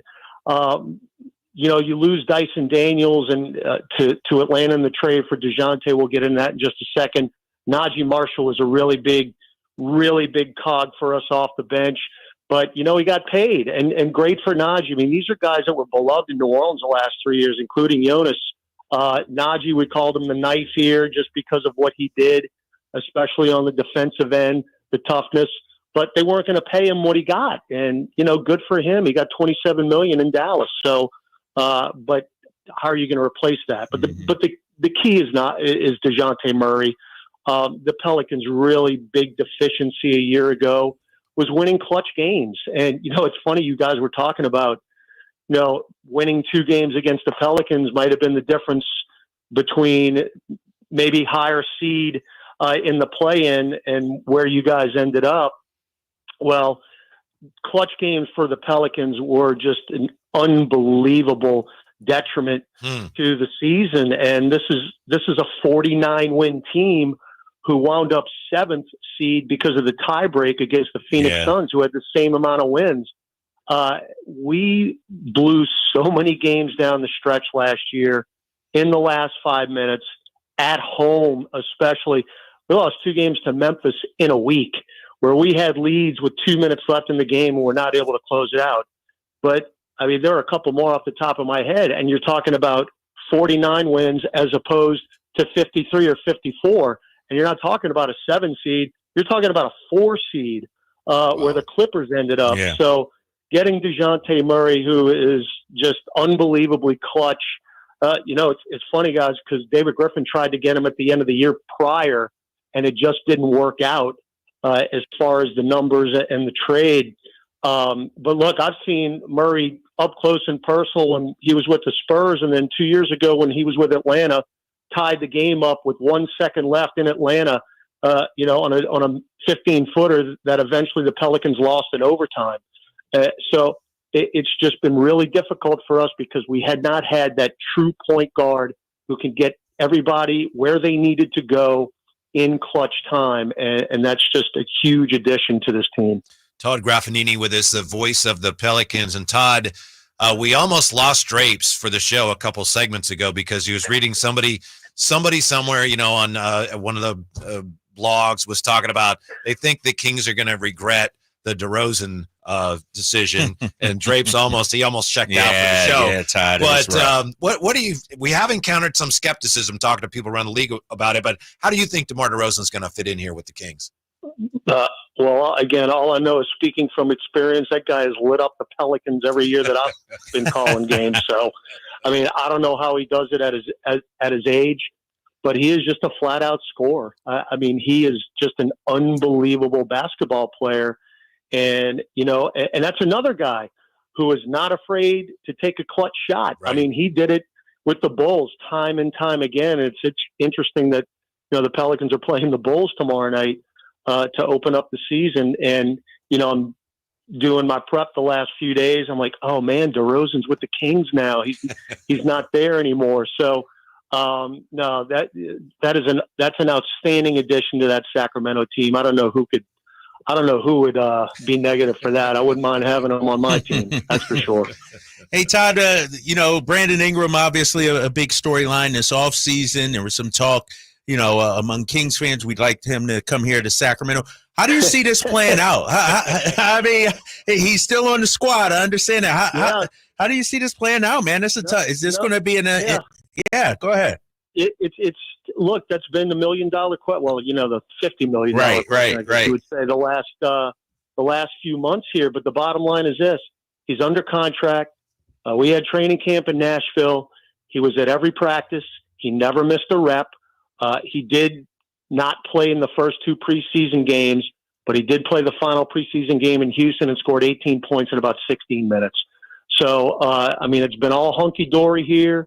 There has not been any, type of, I'm not doing this or that. He gets along with his teammates. Again, he's been here now. This will be his 6th year, and he's a beloved figure in this town. And it's a mutual thing with David Griffin and Brandon Ingram. There is unbelievable respect between the two. And if something works out, something works out. But he is under contract, and he is in New Orleans, and he'll be in the starting lineup tomorrow night. Todd, I know you've been in New Orleans a long time, so please don't laugh at me if this is a silly question. I believe you've also done some work for the Saints, but with the Saints struggling to the extent that they are right now, is there an opportunity for the Pelicans, if they get off to a quick start, to maybe get a little bit more of a bigger slice of the attention pie in New Orleans to start this season? Yeah, it's not a silly question. I am born and raised, so I've lived in New Orleans my entire life, and the answer is yes. Wow. It is not. It's not good right now with the Saints, to be quite honest with you. And there is an opportunity. There's a lot of expectation for this Pelicans team. Since Willie Green has been the head coach, the win total has gone up, incrementally. The first year, we're 36-46, but got into the playoffs because we had a great run at the end of the year and won the play-in. 2 years ago, play-in team and lost to Oklahoma City, who was, just about to turn the corner. Of course, you guys would know what happened last year. But, to go from 36 wins to 43 wins and then 49 wins a year ago, there's a lot of talent on this team. The question, and we go back to the top of the segment, how is everything going to mesh? Are they going to be able to play small and fast? Are they going to be able to rebound? The big, storyline going from the first day of training camp is we want to take more threes. The goal is 40 a game. It's been 32-33, like I said, since I've been here. They've never been a volume team, but in the 3 games of preseason, there has been a concerted effort, including Brandon Ingram, taking more threes. So I believe it was 40, 39, and 38 in the 3 games preseason-wise. So if the volume goes up and they're able to knock them down, and we got pretty good shooters, and if we're able to rebound with the small ball lineup, it's going to take a team effort this year, rebounding the basketball, because, other than Yves Messi, who's our first-round draft pick out of Baylor, there's really no traditional 5, which is, of course, beyond the norm for here, with Valanciunas being here the last 3 years. So it's going to take a little bit of an adjustment, but there's, look, I learned from Antonio Daniels, who just does such a great job on our TV broadcast. You don't got talent in the NBA, it ain't going to happen. There is talent on this team. Absolutely. Todd, thank you very much for your time. Best of luck tomorrow night. We really appreciate it. We'll see you in February, and we'll see if the Kings can't turn the tables a little bit, at least a little bit this year. All right, gents. Yeah. Thanks for having me. Thank you. Yeah. Todd, yes. One of the first things got to beat them, right? Yeah, got to beat them this year. Yes. First game too, right? First meeting with them. Yes, we got to win. We got to win that game. Don't get a chance to do that for a long time now. When we come back, we'll look at those very ambitious Warrior off-season plans. Next, Sactown Sports. The Sacramento Kings open their season this Thursday against Anthony Edwards and the Minnesota Timberwolves. Tip at 7 p.m. Listen to every Kings game all season long on your home of the Sacramento Kings. Sactown Sports 1140. Have you heard you can listen to your favorite news podcasts ad-free? Good news! With Amazon Music, you have access to the largest catalog of ad-free top podcasts included with your Prime membership. Enjoy shows like The Daily, Up First, and Consider This, available ad-free on Amazon Music. To start listening, download the Amazon Music app for free or go to amazon.com/ad-free. That's amazon.com/ad-free to catch up on the latest episodes without the ads. The smarter way to clean your floors. It's time to make the swap. Swiffer Power Mop. Introducing the new Swiffer Power Mop, the all-in-one tool that gives you a mop and bucket clean in half the time. The solution's built right in, so no heavy bucket, and the pad has hundreds of scrubbing strips to get deep into grout. Don't mop harder, mop smarter. Swiffer Power Mop. Swiffer Power Mop. The shot clock is ticking, and your home team is driving up the court. But don't miss your chance to score big at Northern California's #1 Honda dealer, Stockton Honda. Save on a new Accord, HR-V, Ridgeline, or the all-new Prologue before the buzzer sounds on year-end deals. Don't get benched by high prices. Slam dunk your savings today. Anytime, anywhere, it's all here. StocktonHonda.com. #1 claims based on 2023 total new and Honda certified pre-owned vehicle car sales from American Honda Motor Company. Sold on report. Don't let summer energy slip away. Live the active life you love year-round with a personally fit arch support system from the Good Feet store. Precision engineered to support all 4 arches. Good Feet puts your feet in a more ideal, comfortable, and pain-free position. And Good Feet arch supports are now HSA and FSA eligible. Book a free fitting at goodfeet.com or come in and get a free pair of OS First Performance socks. Free. Normally a $25 value at the Good Feet store. Tesla, keeping it real tour. Saturday, November 9th, the venue at Thunder Valley. Tesla, live. The multi-platinum rock band returns with special guest, Fuel. For tickets, visit ThunderValleyResort.com. Tesla, keeping it real tour. Cybersecurity Awareness Month is in full swing, and LifeLock is here to spotlight the threat of phishing. Those sneaky scams designed to trick you into revealing your personal information. While staying alert is important, true protection goes beyond just awareness. That's where LifeLock steps in with comprehensive protection. LifeLock doesn't just warn you about suspicious activity. LifeLock monitors your personal info and resolves identity theft issues if they arise. Take control of your security. Start your 30-day free trial at LifeLock.com. Use promo code NEWS. Terms apply. Every 4 years, the world watches every corner kick, every save, every pass. The world watches its most beautiful game played at its highest level. And for a moment, the world stops turning for soccer.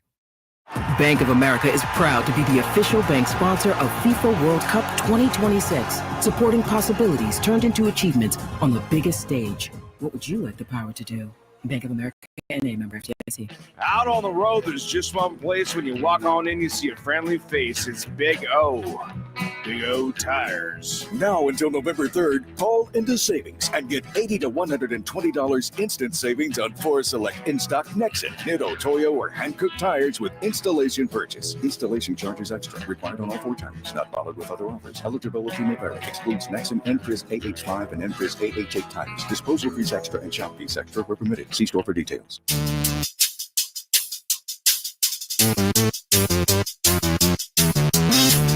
Live and local, 6 a.m. to 6 p.m., Monday through Friday. Sactown Sports. We've got the Knights of the Roundtable coming up at 5 o'clock. Getting you ready for the new NBA season, the new Kings season. Can you believe it, Drapes? Yeah. It's here. I'm ready. I'm NBA ready. Season is here. King season nearly here. I am ready. Can you wait till Thursday? No. Why are we the third day? Like, why can't we even be tomorrow night? Mm-hmm. Why Thursday? I'm ready, man. I'm ready to go. NBA history expected to be made tonight because Bronny is probably going to make his debut start of the second quarter. So that'll be the first time, of course, we've had an NBA player, father and son combo, and the Griffies are planning to be there. So it looks like this thing is it's going to happen. It's been set up. Yeah, which is Right. fine. Let's get into it. Let's get it over with and move on. And the thing about it, too, I guess, is, and I've seen some of the texts and tweets about it. They're going to have the cameras out there. It's going to be like a documentary or a Netflix. Like, it's going to be. Stop the game, are we? No. Okay. Thank you. For Bronny's first basket or something like that, an assist from LeBron. We're going to pose for pictures? Or someone's going to get fouled and they're just going to be standing next to each other, like behind the court, so someone can get. I know what's going to happen, actually. Bronny's going to check in and LeBron's going to walk up and give him a hug. That'll be the photo op right there. That's it. Why you got that look? Yeah. JJ Redick's going to, Bronny, you're in. LeBron, you're out. You're out, right? Exactly. Go in for your dad. So remember, Windhorst said he's going to start the second quarter, right? So they both can walk out of the huddle together. Yeah. Side by Is that side. what he said? Oh, my God. So see, the league should have scheduled the Lakers to open the season here. And then just like his dad, Bronny could have started his career in Sacramento. That's a smart idea. Nobody asked me. Are you going to be watching that tonight? Probably. Checking it out? Mm-hmm. Okay. All right. The other day I found a fun stat. I just want to bring it up real quick. So the Lakers are playing opening night this year, of course. Of course. Do you know the last season that the Lakers or the Warriors did not play opening night of the NBA season? Last time? Either the Lakers or the Warriors. You know this answer, I Kyle? know the answer. All right, I'm going to go back. 1996? Nah. 2000. It'd be right before the Warriors started and right after the 2006? Somewhere in there. Technically, you are correct, Drapes. It was the 05-06 season. Okay. So it was November 1st of 05. 05, okay. Which was, all right. I believe, the year after the Lakers missed the playoffs, and I think Tom Janovich might have gotten fired. Remember, and Kobe was threatening to get traded. He wanted out and everything. Like, they were down, and then they got filled. This is the and stuff like that. 19th consecutive season. Either the Lakers or Warriors are playing opening night. Give the people what they want. Not all the people, but most of the people. Right. Some of us are sitting there, no, please, not that. But most people are eating it up. What do you think of this, Drapes? I don't know if you saw this from our friend, member of the show now, Anthony Slater. Slates, yes. Yeah, he wrote about the Warriors offseason plan, which we thought was they tried to get Paul George. They didn't get him. They tried to get Markkanen. They didn't get him. They moved on. Apparently, when Dunleavy laid out the blueprint to Curry and Green, Lauri Markkanen wasn't plan B. He was a subsection of plan A.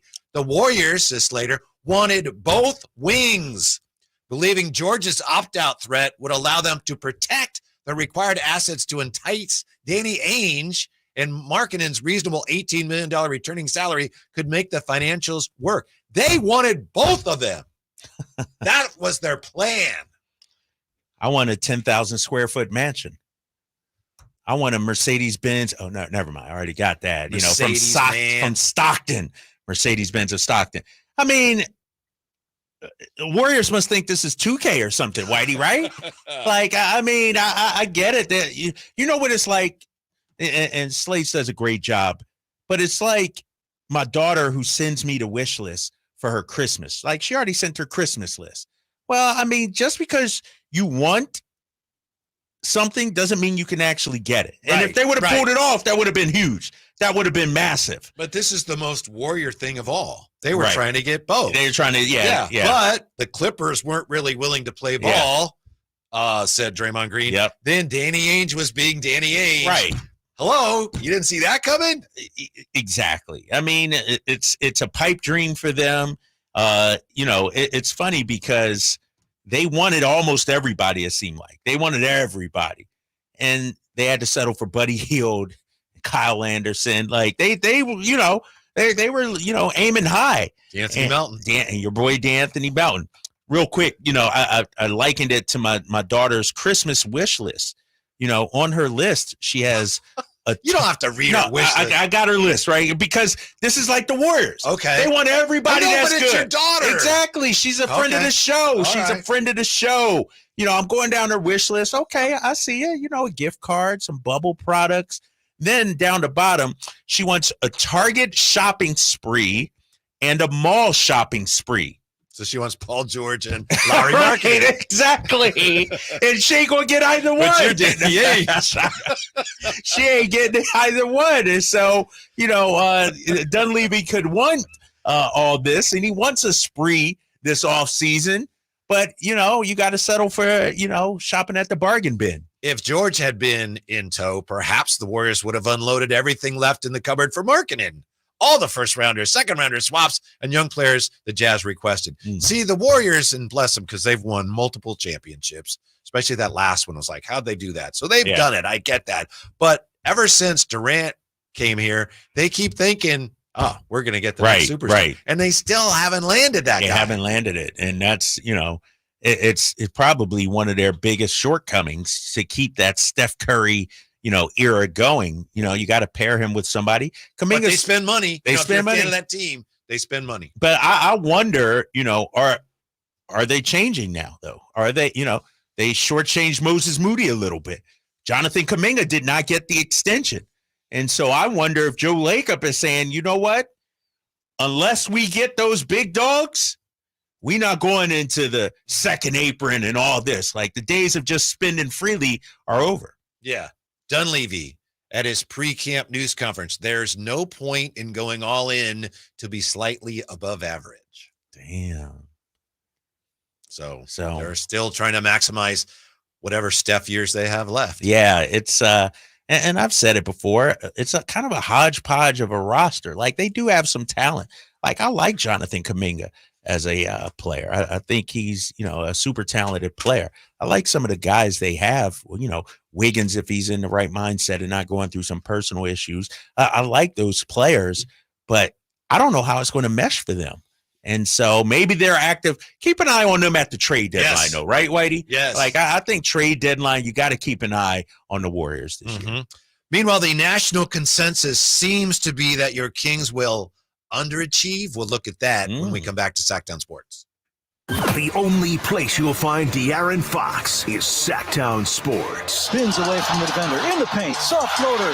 That's a great play by De'Aaron Fox. Hey, Sacramento, it's De'Aaron Fox, and you're listening to the home of the Sacramento Kings, Sactown Sports. Your local sports leader. Finally, an easy way to find home improvement contractors. Just visit subcontractorsunited.com and simplify your search for home services professionals. From cabinets to windows, roofing to plumbing, Subcontractors United is an easy, simple way to find and hire a home improvement contractor. And you never have to give up personal information. So no harassing phone calls like you get from those other websites. Subcontractorsunited.com is sponsored by D&D Cabinets and Savage Design. It's Capital Casino, Sacramento's #1 poker room. And guess what? Primetime football is back. Capital Casino is giving away $500 per game in high-hand bonuses for every Sunday, Monday, and Thursday night primetime game. As always, offering the best food, the best service, and the best action with the most variety of games in the region, conveniently located in downtown Sacramento. So check them out, Capital Casino, and always remember to gamble responsibly. 1-800-GAMBLER. Despite having no experience, Gavin Newsom made Jessica Morse his, quote, wildfire specialist. The result? Under Newsom and Morse, insurance rates and utility bills skyrocketed. Millions of dollars were slashed from the state's fire prevention budget. And they were even caught lying about their record, while millions of acres burned and families lost their homes. Now Gavin has chosen Jessica Morse again, this time to run for Congress. We have a better choice. Kevin Kiley. As our congressman, Kevin Kiley has worked across party lines to secure millions for wildfire protection and expand water supplies. And Kevin Kiley's bill to protect Lake Tahoe will bring up to $415 million home to our district to reduce the threat of fires and restore the ecosystem of the lake, delivering results and making a difference. Let's keep Kevin Kiley working for us. I'm Kevin Kiley. I approve this message. Paid for by Kevin Kiley for Congress. Don't you deserve healthcare you can count on? Well, you can count on United Healthcare with Medicare plans that fit your life today and as your needs change tomorrow. You can enjoy reliable coverage and low out-of-pocket costs with a Medicare Advantage plan from United Healthcare. United Healthcare Medicare Advantage plans. Made for California, trusted everywhere. The Medicare annual enrollment period ends December 7th, so go to uhc.com/Medicare today. Model year-end pricing is back at Folsom Lake Honda, your one-stop Honda shop. During the model year-end event, lower interest rates at Folsom Lake Honda make lower payments. It's no wonder why Folsom Lake Honda is your one-stop Honda shop. Come in today or check out our entire inventory online at folsomlakehonda.com. Get an instant cash offer for your trade at folsomlakehonda.com. We'll buy your car whether you buy from us or not. Folsom Lake Honda is your one-stop Honda shop. Folsom Lake Honda. Go to folsomlakehonda.com. Your one-stop Honda shop. Get ready for an incredible night as the iconic Little River Band hits the stage at the Nugget Casino Resort Grand Ballroom. Join us Saturday, November 16th at the Nugget Grand Ballroom for an unforgettable concert experience. You'll hear all your favorites in this must-see event of classic rock. The Little River Band live at the Nugget Casino Resort Grand Ballroom. For tickets and info, visit nuggetcasinoresort.com. For 76 years, the Keys family from Naturewood Home Furnishings has been serving families just like yours and mine. Hi, I'm Frank LaRosa with Golf to Go. The Naturewood team takes great pride and significant effort to offer Northern California families a vast selection of home furnishings, most of which are made right here in this country. The kitchen table, which we purchased so many years ago, speaks to the enduring quality of the Naturewood product lines. We treasure memories made seated around that table with family and friends for birthday celebrations, school projects, and many late-night meals when the day just got away from us. Naturewood has provided thousands with home furnishings that not only last for generations, but also lead to everlasting memories of cherished times. Visit Naturewood Home Furnishings now during their 76th anniversary sale and get started making your own brand of memories. Meet the Keys family at Naturewood Home Furnishings, off Highway 50 at Hazel. Look for the water wheel. KHTK HD1 Sacramento, KYMX HD3 Sacramento. Your flagship station for the Beam Team. From the Power Business Technology Toshiba Studios. This is Sactown Sports, 1140. It's time to check out Capital Casino, conveniently located at 411 North 16th Street in downtown Sacramento.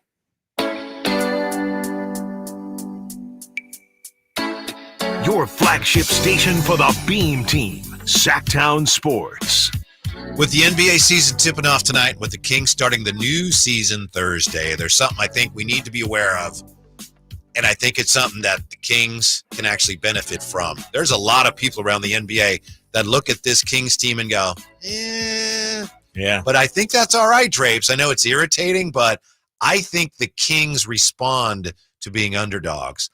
2 years ago, no one thought they would do anything, and they took the NBA by storm. Mm-hmm. Last year, expectations were high, and they seem to struggle with that. Now, I think, again, people are kind of looking down their noses at those Sacramento Kings. They had a nice year a couple of years. The Beam, that's nice. But DeMar DeRozan, Yeah. I'm with you, That's Whitey. fine. Yeah, I'm with you. I think this team, because people are doubting them. Yes. They have bulletin board material, motivation now. Mm-hmm. They came in, maybe a little fat and happy a season ago, feeling good, coming off the 48-win season and making the playoffs, and they got smacked in the face. And so now it's like, all right, they've been humbled.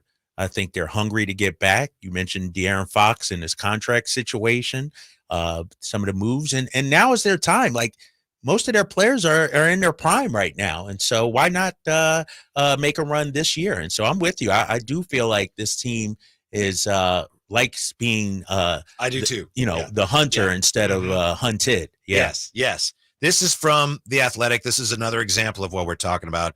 This is Zach Harper, and he does the over-unders for every team in the NBA and gives a recommendation if you were going to place a friendly legal wager. So Sacramento Kings, 46-36 last season, over-under 46.5. He says the Kings decided the status quo wasn't enough this summer, brought in DeRozan. Question is whether that's enough to ensure top 10 status in the crowded West. The confidence, this team has been good 2 years in a row. They just added a major weapon into the mix. The concern, they either commit to being elite offensively or just solid on that end while trying to play team defense. My over-under prediction, Kings 46.5. Slight under. Harper said that? Yes. He said under? Slight under. I just don't get it, Whitey. I don't get how this team, with the injuries they had last year, still won 46 games. And then they added DeMar DeRozan, and somehow they're supposed to take a step back. It's not equating to me.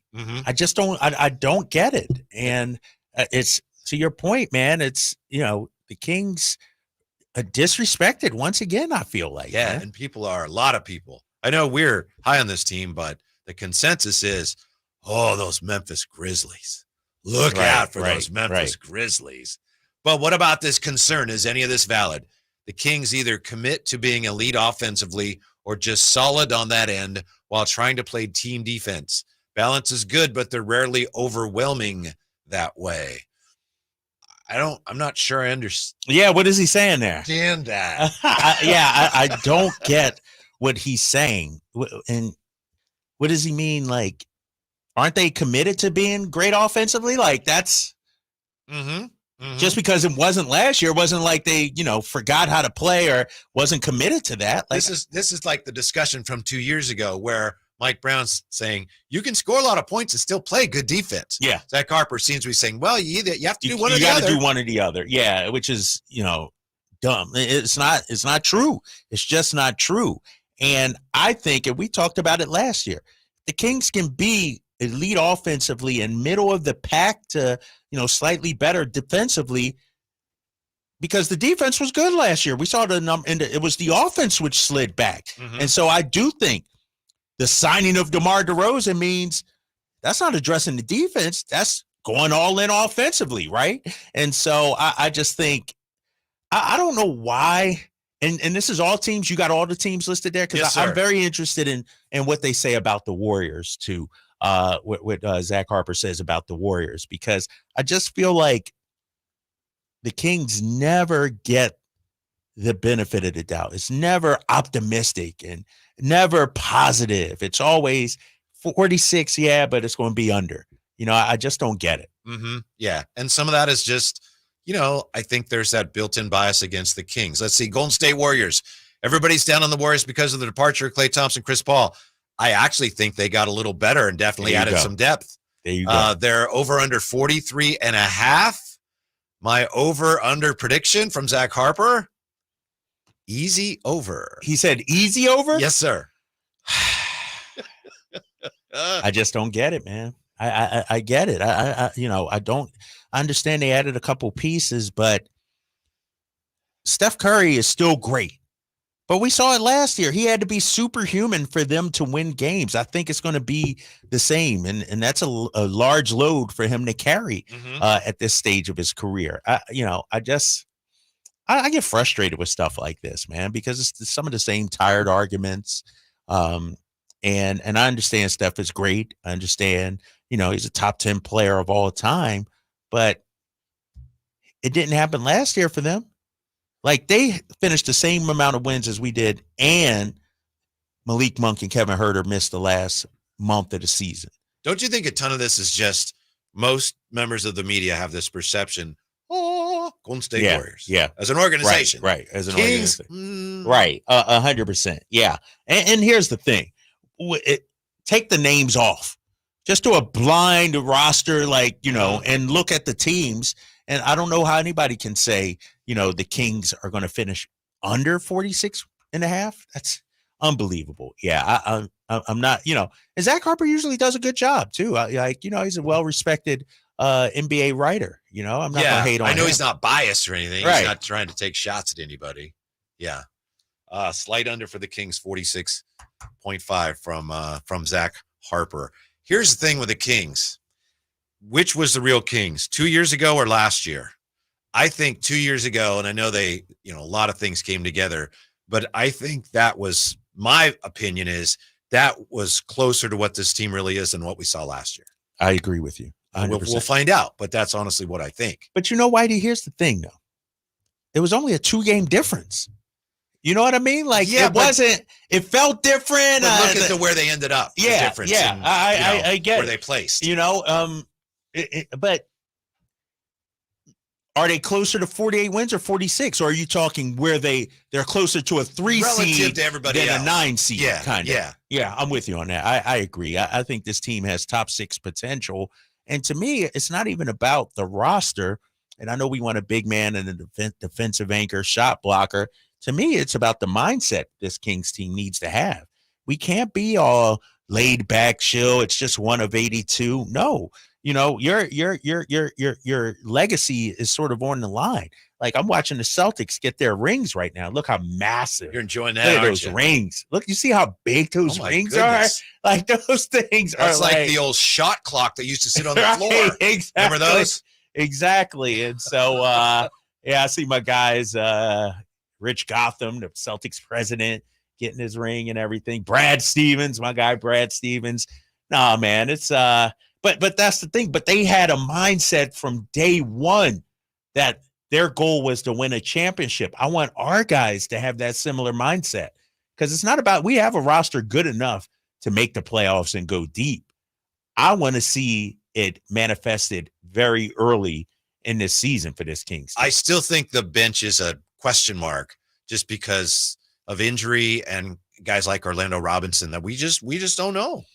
Yeah, we definitely don't know about Orlando Robinson. I will say Trey Lyles practiced fully. Mm-hmm. Kevin Huerter practiced fully.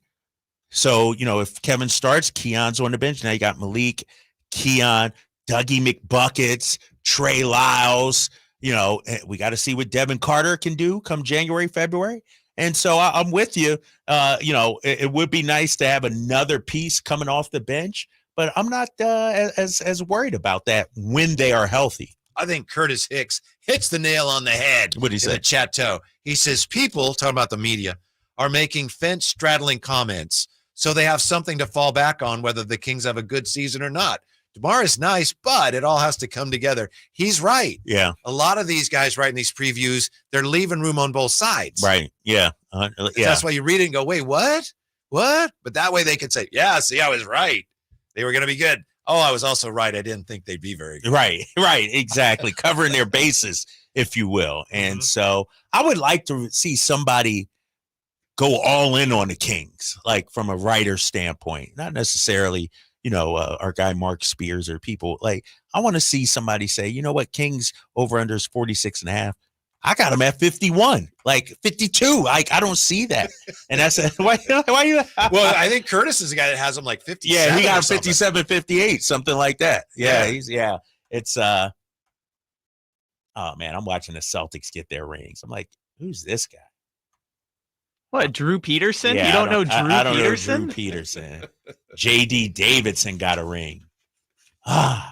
Those rings are fat, though. Those rings are massive. And shout out to them, man. Congratulations. I just want to see my guy Peyton Pritchard.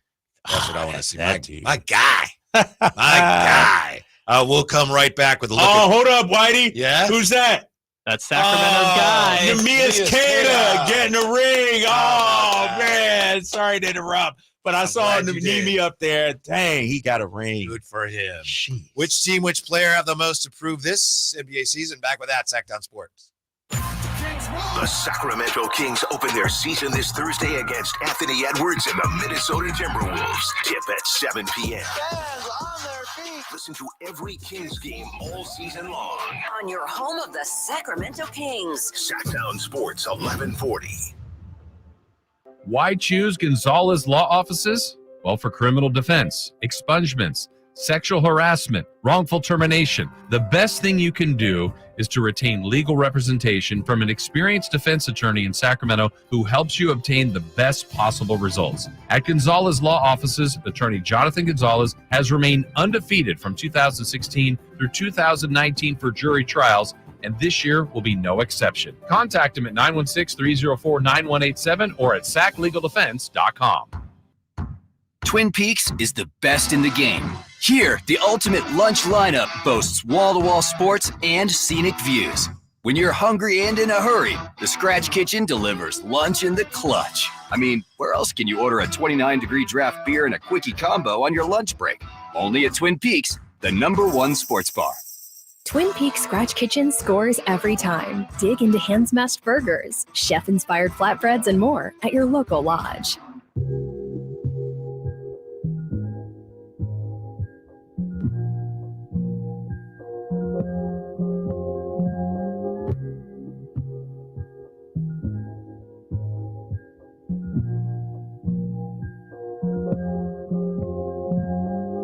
your home for Kings basketball for over 25 seasons. Sactown Sports. The NBA season about to get underway. The Celtics are receiving their rings as we speak. Miss Henrietta just got a world championship ring. Drapes, are the Celtics in now? They've proven everything, or do they still have a lot to prove this year? No, they've proven everything. They're champions. Nothing else to prove, really.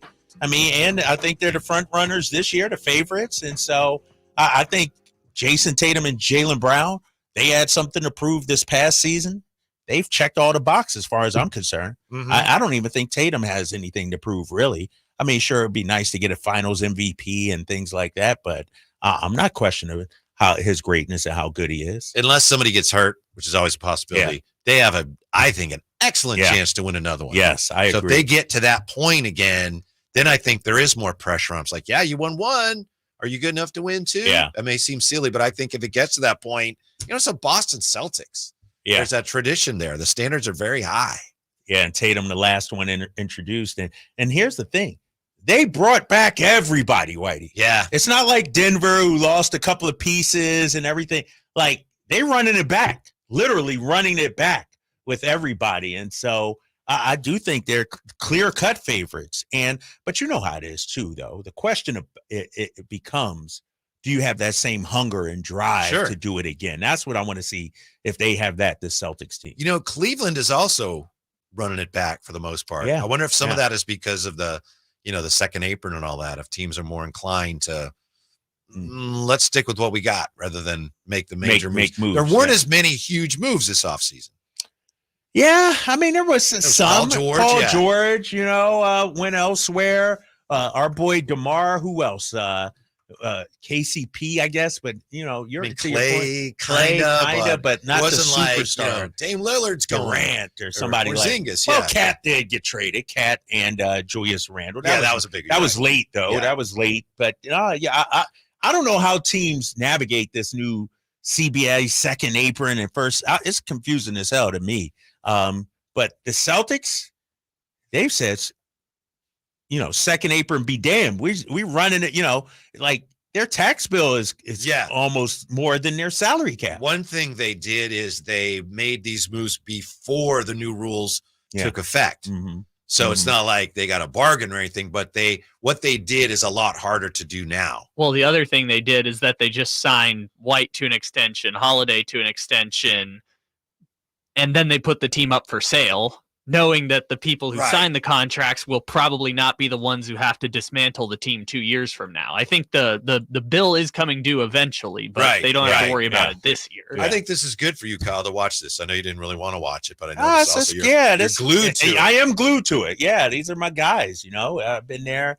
Was in that city for 11 years. Think about it, 11 years through the lows. Like when they won 25 games, your boy was there. The heartbreaks, losing to the Lakers in the finals in Game 7, losing to LeBron James and the Cavs year after year after year. And so to see them finally come through, man, I notice hard work they put in. You know who I'm not upset but sad for? Marcus Smart. Because Marcus Smart deserves a ring. Like, he was one of the OGs, original. I think he was Brad Stevens' first draft pick. Yeah, he was Brad Stevens' first draft pick. And so, it's got to be paining him a little bit. I think if Milwaukee had known that getting Dame would have sent Drew Holiday to Boston, they might have said, whoa, hold on. Maybe one of the worst moves ever, man, in terms of like, you not, and Dame had a fantastic, he was fine, but they didn't obviously live up to what they wanted. But you made your chief rival, your chief competitor, even stronger. That's like, the Niners somehow letting Debo go and he goes to the Chiefs or something like that. You see it, it just doesn't. Unintended consequences. Unintended. Yep. Yep. We just talked to Bill Schoening. He talked about how long he's been in San Antonio, and you just said you were in Boston, 11 years. What season is this for you in Sacramento? How many years you been here now? This is season number? My season 5. Yeah, let me think. 20, 21, 22. It seems like you've been here longer, I guess, because you're such a part of it. Yeah, because 2 bad seasons. And it's been 2 things have changed good a lot seasons. in those 5 years. Yeah, it's night and day. 2 bad seasons, 2 good seasons, and this is my 5th season. And the respectability, like you can walk with your head held high that you're a member of the Sacramento Kings now. That's really, you go on the road, and I've mentioned this before. When I first started, you arrive in the city, get to the hotel, and nobody's waiting for your autograph. Maybe one, cards guy, card trading guy. Now Imran's out there. Imran's, yeah, exactly. Now you got young kids out there with Fox jerseys and Monk jerseys. It's a different vibe when you travel now. There were some really bad losses for the Kings last year. We know that they lost to some bad teams, but some of the losses on the road, I wasn't with you, but to me, you were angry after they lost that game to Boston here than I think I saw you all year. And you were really mad when you came back from Houston. Yeah, I was mad. Frustrated. I was but upset. that loss to Boston, you were livid. Because remember, Cedric Maxwell came over and was talking all that trash and everything. and it's like, the Celtics, I think, have won 5 or 6 in a row against us, maybe 7.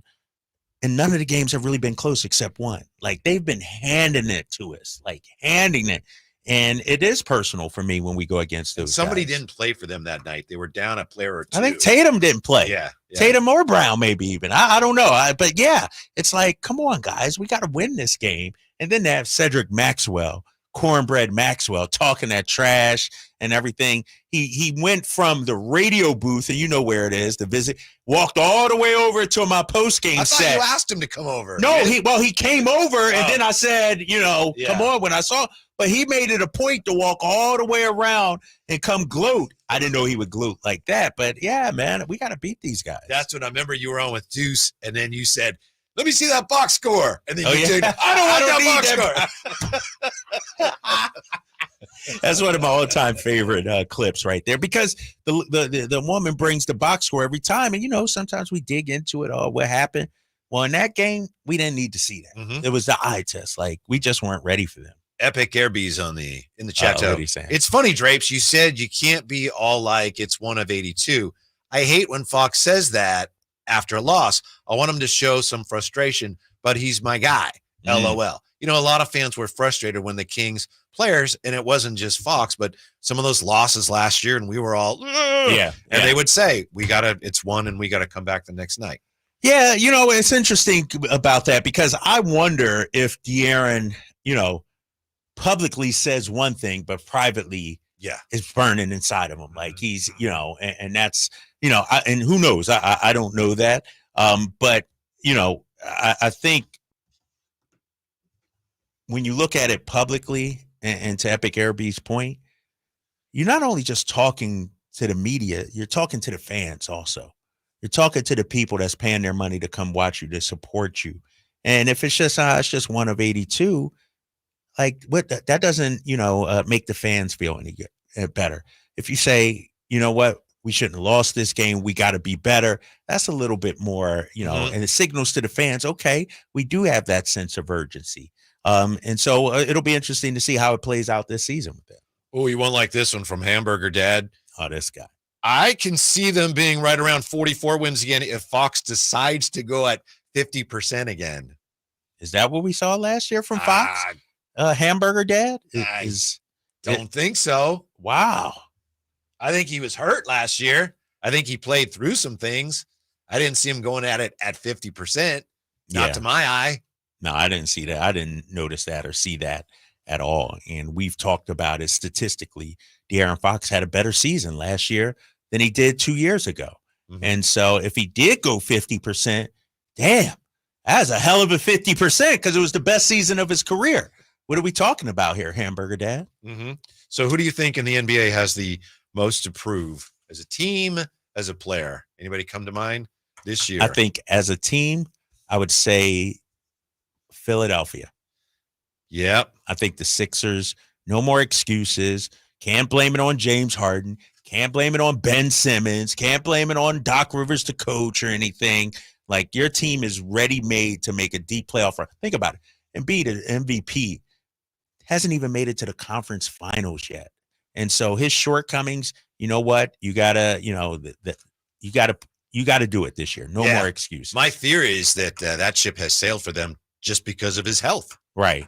He's struggling. He's not even ready for tomorrow's opener. Right. Like, he's already out. And so, maybe they're more equipped now with Paul George to withstand that, but not in a playoff series. They're going to need this guy. Like Embiid is the one guy they have that nobody can check. He's going to get his. Nobody can guard Joel Embiid. If he's not out there, they just become, the Atlanta Hawks or something like that. I think Paul George has a lot to prove too. Think so, huh? Yeah, for many of the same reasons you mentioned with Philly. Yeah. Yeah, I mean, playoffs, his shortcomings in the postseason and things like that. I agree. I wonder, though, if they fail, I feel like Embiid will get the heat this year, though. I feel like Embiid will get the blame. In terms of another player, I feel like has something to prove. I'm going to look at the guys in Milwaukee.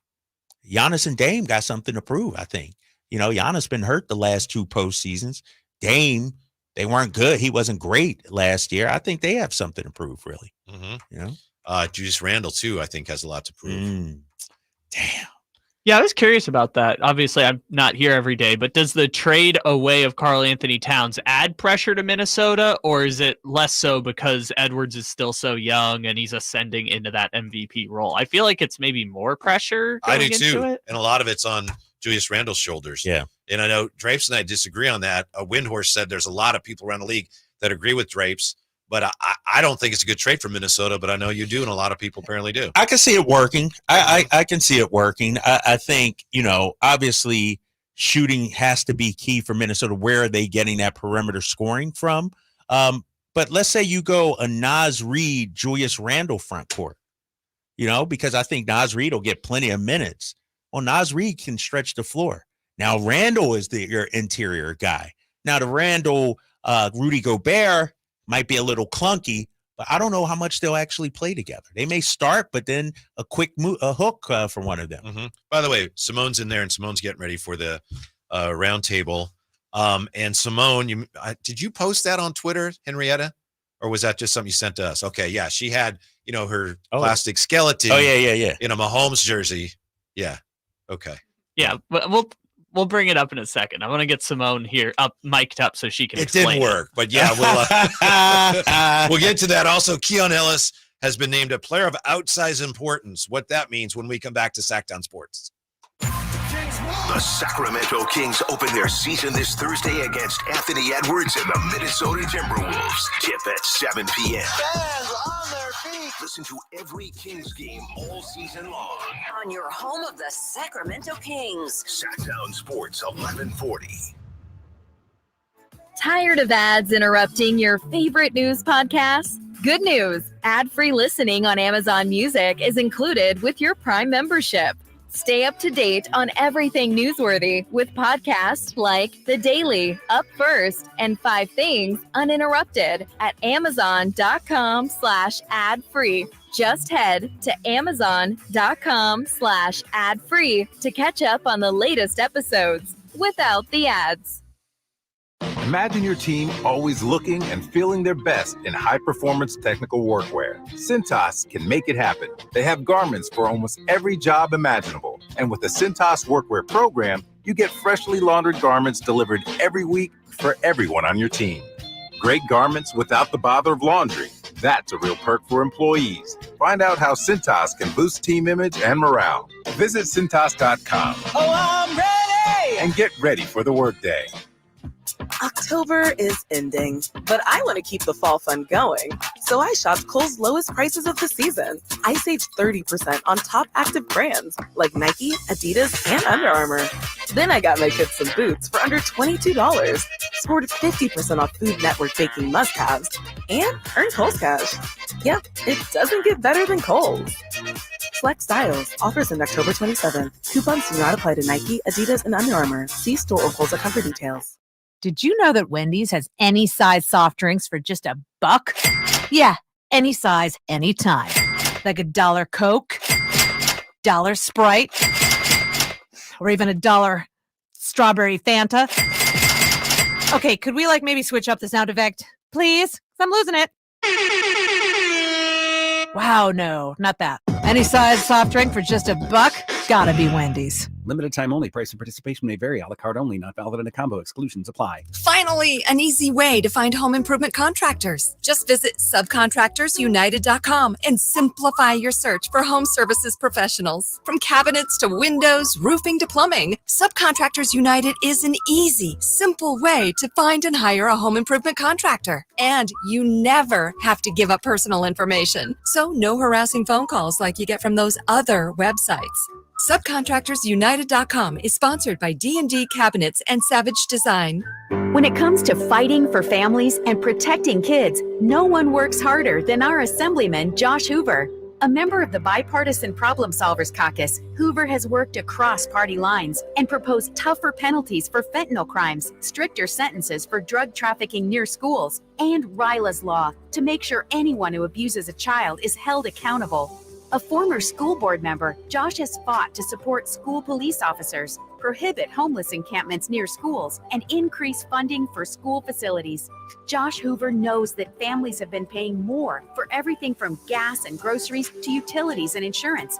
In the Assembly, Josh is working to provide relief to families, reduce the cost of housing, and stop Gavin Newsom from raising gas prices even more next year. Josh Hoover is making a difference for our families, our community, and our future. Our voice, our Assemblyman, Josh Hoover. Paid for by Hoover for Assembly 2024. Welcome back to another exciting game day. Grab your rally towels, throw on your jerseys, cheer, shout, and save on your gas. That's right, sports fans win big on home game days. Score instant savings of 25 cents per gallon on Shell V-Power Nitro Plus Premium Gasoline with the Fuel Rewards program. And that's a victory for you and your tailgate team. Download the app, join the Fuel Rewards program today, and game on. Restrictions apply. Limited time. At participating Shell stations. For more details, visit fuelrewards.com.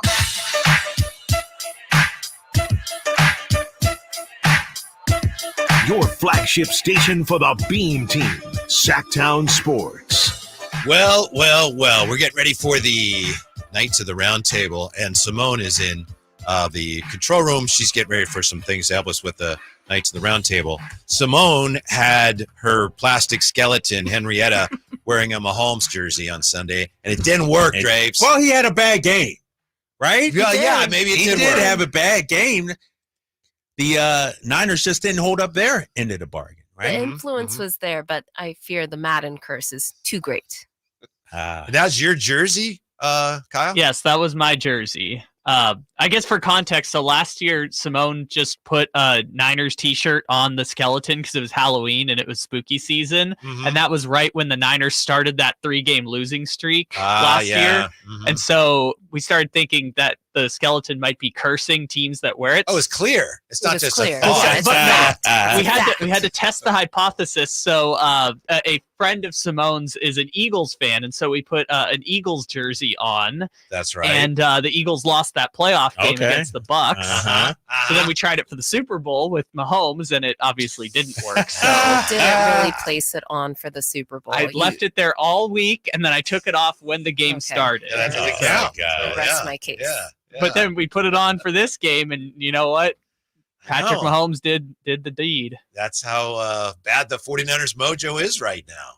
Yeah, and the Chiefs might be Henrietta proof, where it doesn't affect them. It's like they're Henrietta's kryptonite. Patrick Mahomes is immune to your curses. Yeah, exactly. Immune to your Madden curse, to your Henrietta curse. He's just immune to curses. It does have, if you believe in any kind of curse or jinx or anything like that, obviously the 49er season has given you a lot of fuel for that with these strange, all these injuries, unfortunate occurrences. Yeah. I mean, Debo, pneumonia now.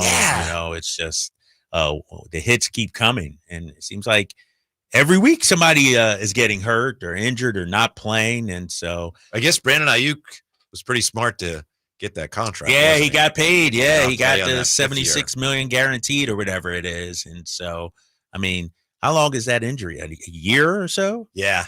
So even to start the season next year. So for context, Nick Chubb injured his ACL, MCL, and LCL, I think, and it took him 12 and a half months to come back. For Ayuk, this is ACL and MCL. So, could be start of next season. Yeah. And I believe for a receiver, quite often there's range of motion and things like that are compromised, making it tougher to be the player that you once were. So. Yeah. Maybe he was smart to hold out. I think you'd have to say yes, he was. Like at the end of the day, it was all said and done. I mean, he could have came in, reported, been playing on $14 million and got the torn ACL. And like you said, maybe not be the same player he was. Now he got the 76 guaranteed. And so it turned out to be smart. What do you make of this, Drapes? From The Ringer, we have NBA players with outsized importance in this season. So guys that didn't make their top 100, PJ Washington's on the list. Yep. Also, Brandon Podziemski. Yeah. Caleb Martin. Yeah. Christian Brown. Keon Ellis. Ooh. A player of outsized importance. I agree with that. Because Keon's going to have a role. He's going to get minutes. He's going to play. Can he be the Keon we saw the final month of the season? That's what I want to see. What they say about him. Ellis compliments his higher pedigree teammates because of his defensive mentality. Also fits the starting lineup because he doesn't need the ball. His usage rate last season, third lowest among 120 guards with at least 900 minutes played. He just has to make shots in order to stay in the starting lineup. However, we found out today, Mike Brown said that Kevin Huerter might play Thursday, and he said if he does play, he probably will start. Wow. Probably will Probably. Mike didn't commit, left himself some wiggle room. I'm looking at the matchup as we take on Minnesota. This actually might be a game I would start Keon Ellis, and here's why. Look at the matchups. Who's guarding Ant-Man on our team? Is it De'Aaron Fox? That's going to take a lot out of him. That's a lot. Right. Is it Keegan Murray? Who's guarding Julius Randle then? And so, for this one game, in terms of the matchup, to me, Keon makes a lot of sense. Do you think you could do that? And I'm not suggesting you can. I'm honestly asking your opinion, where the lineup changes, your starting lineup changes based on who you're playing? I mean, probably not a long term, but if Kevin Huerter is, not 100%, like not, full bore yet. But then also I wonder too, and I'm just thinking as we're talking about this, Whitey, do you want Ant-Man to have to chase Kevin Huerter on the other end? You got to think about it that way. Who's Ant-Man going to guard on the other end? Does he guard Keon Ellis, who's probably not, as aggressive as the other four starters? Then meaning in turn, he's taking a break on the other end, or is he chasing around Kevin Huerter? I don't know why, and I know I've mentioned this before, but something really makes me tilt my head when Mike Brown says, if he plays, he probably will start. If he's a starter because, he was a starter and then he got hurt, if you could say, if he plays, he's going to start. But he didn't say that. He said why not? Yeah. He might not know though, right? Right. Yeah. Or gamesmanship, like you said, as well. And I honestly believe Mike isn't 100% sure just yet. Like, I think he's still mulling it over, still weighing the pros and the cons of both players and things like that. And then, he'll come to a decision. But I think because today's Tuesday, they practice again tomorrow. You'll get more film, more like reps to see, how the guys play. What if Keon lights it up in practice? That might make Mike's decision a little different. What if Kevin Huerter looks fantastic? So I think he's not trying to box himself into a corner because he still has time to be able to make that decision. Do you think that you could look at the first preseason games and say, one of the reasons the offense wasn't what it could have been is because Keon's not that much of an offensive player? I don't think so. But do you think you could look at that? Because I have the box scores here. I know you got the box. Is that one of the reasons why that offense didn't click? Oh, it's because Keon didn't. I didn't think so. Right. That's not the way I saw it. I'm not buying that. Yeah, I don't see it that way either. And nobody clicked really. And I'm not going to put that on Keon. But I do think, and you and I have talked about this a lot, it's if Keon is your 40% 3-point shooter like he was last season, he still has to take the attempts too. I still would like him to be aggressive taking the shots. Then he's going to earn the reputation that you do have to pay attention to him, you know?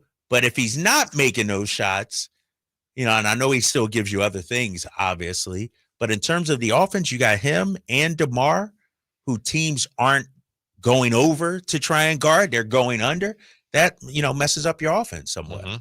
I still think that DeMar and De'Aaron Fox just have to get to a point where they're comfortable with each other. It was almost like, I don't know. Yeah. It's like DeMar was being almost too deferential at times. Yeah, I agree 100%. And, you know, that's why I can't wait to see Thursday to see what the offense looks like at times, you know, like we've talked about before. But he also didn't shoot the ball well at times either. You know, can we get a DeMar DeRozan package? Let me say this, though. I'm watching this Celtics-Knicks game. 8-8. I'm going to be real with you. And maybe it's just me being a hater. But I don't know if I like watching the Celtics play basketball. Really? Too many of those. And I know there's a wide open three.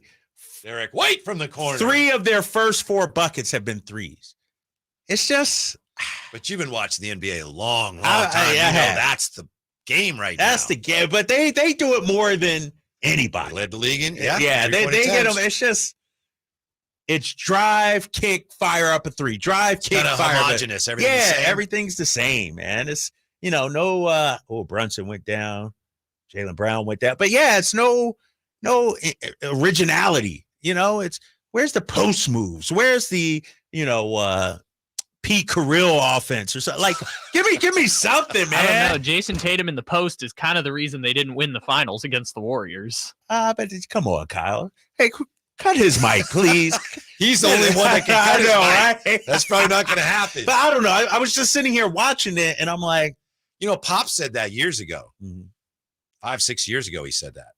But it's just that's the way it is. What it is. But and I get the ball doesn't movement. Make sense that you don't like the Joker because he has some nifty moves in the post. That's not all he does, and I know he's just a lot of threes. But I don't like him for different reasons. It's different reasons. But I don't know, man. This is not the game I grew up loving. It's a lot different than what we had growing up. And so it's maybe I'm an old man, get off my lawn and everything like that. But, you know, just this chuck up as many threes as you can. It's just like, I like guys getting in their bag. I like guys going one-on-one. I like the mid-range jumper, you know, the 2 dribble pull up, you know, I like footwork being shown. You don't see that as much anymore. Would you say that over the last 25, 30 years, and I realize, you know, some people are like, I'm only 22, but seriously, but at the last 25, 30 years or so, baseball, basketball, football, is basketball the one that looks the most different now from what it was then? Football has changed an awful lot. A lot of more, you know, there's a lot of rules restricting what you do defensively. Baseball has changed a lot as well with pitch clock and things. Yeah. That's a good question. I think because football. I think it's football. That's what I was going to say. Are you thinking because of also more passing? And you know, running backs are sort of just like, you know, disposable products now almost. Yeah, I could see that.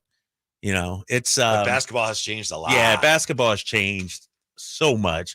Is, you know, there's teams are hunting the 3-pointer now. Yes. Like it's you see guys over the last couple years, guys at the rim and they'll kick it out for a 3. Throw it out. Yeah, that's I used to never that if you did that before you get benched. Get pulled out. Yeah, you're right. It's tough to watch at times, man. It just is. You know, and I love the NBA, but man, just the threes, just constantly jacking them up. Not a fan. Yeah, welcome back, NBA, huh? Wow, boy, happy opening night from Kyle Draper. I know, sorry. I guess who bettors really like in the Rookie of the Year race. Ooh. Just guess next, Sactown Sports. Subscribe to Sactown Sports on YouTube and watch the Carmichael Dave Show with Jason Ross, Stiles and Watkins, and the Drive Guys. Live Monday through Friday from 6 to 6. Plus view archive shows and exclusive content. Subscribe at youtube.com/Sactown Sports. Sacramento weather is brought to you by Bonnie. I'm meteorologist Heather Waldman in the KCRA3 Weather Center. Clear, calm, and cool tonight. Valley temperatures will drop into the upper 40s by Wednesday morning. Wednesday, plenty of sunshine, a high of 80. Get the latest forecast on the KCRA News and the KCRA app. Imagine taking a nice warm bath in your shower. Let's fix that. Right now, get that clogged drain unclogged for just $67. Plumbing, sewer, electric, heating, and air. Bonnie.com. Some restrictions apply. License 696-355. Don't let summer energy slip away. Live the active life you love year-round with a personally fit arch support system from the Good Feet store. Precision engineered to support all 4 arches. Good Feet puts your feet in a more ideal, comfortable, and pain-free position. And Good Feet arch supports are now HSA and FSA eligible. Book a free fitting at goodfeet.com or come in and get a free pair of OS First Performance socks. Free. Normally a $25 value at the Good Feet store.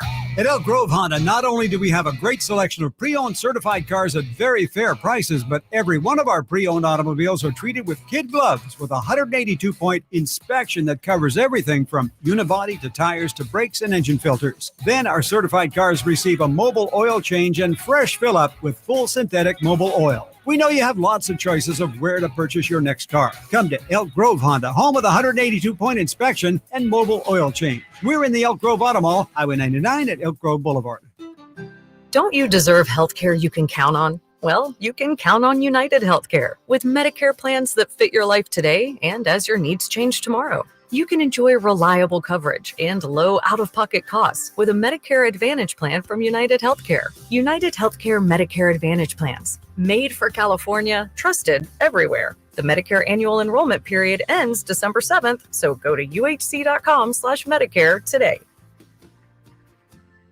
The first big sale of the year on the all-new 2025 Silverado is on at Maida Chevy. With $8,000 off MSRP after rebates, every new 2025 half-ton LT, RST, LTZ, and High Country in stock at Maida Chevy. And Maida Chevy has the largest selection of new 2025 Silverados in the Sacramento area. $8,000 off new 2025 Silverado at Maida Chevy. Now that's big, huge. MaidaChevy.com. Together, let's drive. Not available with special financing lease and some other offers. 103124. Source internet search and 1724.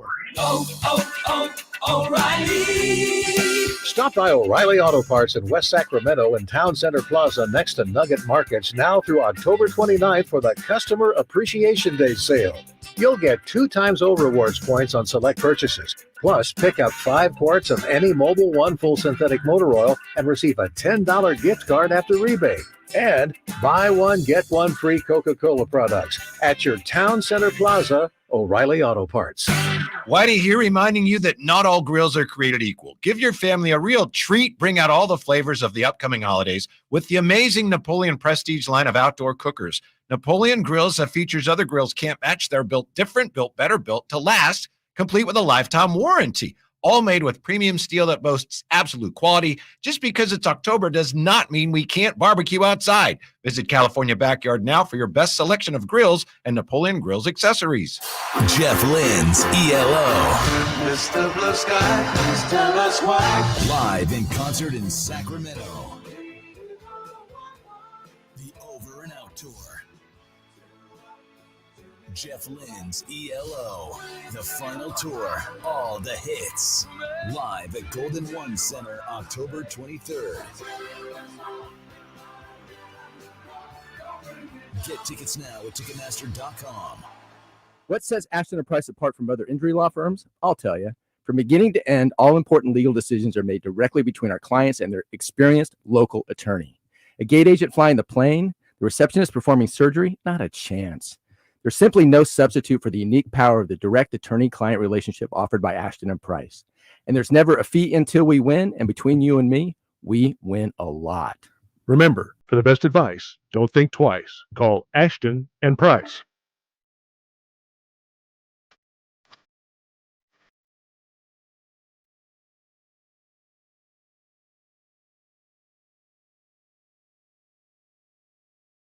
Live and local, 6 a.m. to 6 p.m., Monday through Friday. Sactown Sports. The Boston Celtics off to a 21-12 lead over the Knicks halfway through the first quarter of the first NBA game of the year. Drive guys getting ready for the Roundtable, Nights of the Roundtable, coming up top of the hour.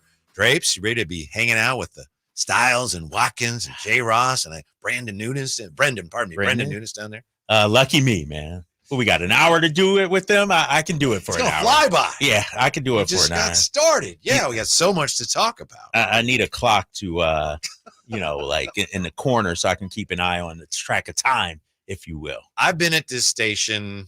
Well, there was a little break there, but long time. I was at KCK many, many, many years ago.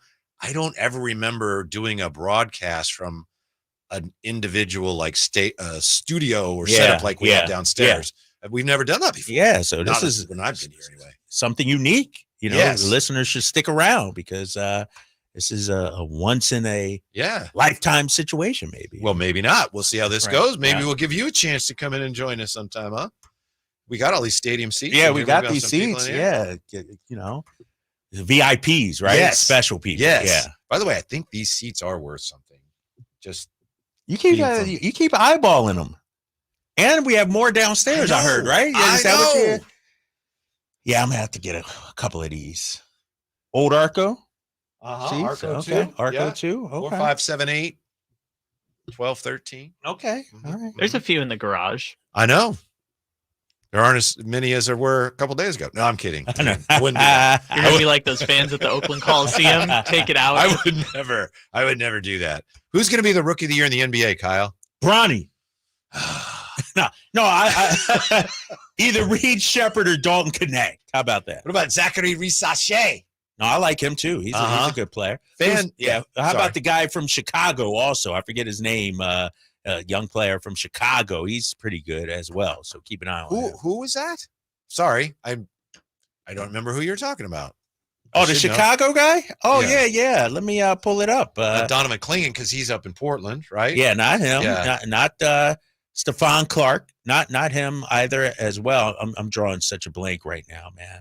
I got to pull this up. I know this is great radio right now. Not Rob Dillingham. Matas Buzelis. Oh, okay. Yeah, Matas Buzelis. The Lithuanian. Yeah. Yes. Yep, he looks nice. Well, FanDuel reported today that 20% of the money that had been bet on its odds to win Rookie of the Year, 20% of the money that has been bet is bet on Bronny James, the most of any player. Come on, what are we doing? Is that a novelty or something? What are we do they doing? Want the ticket or something? Like if they go to Vegas, they get the little printout and they want to frame it. Like there's zero chance of that happening, right? Well, I'll tell you exactly what the odds are. All right. James, odds to win the award range from 250 to 1 to as long as 1,000 to 1 at sportsbooks.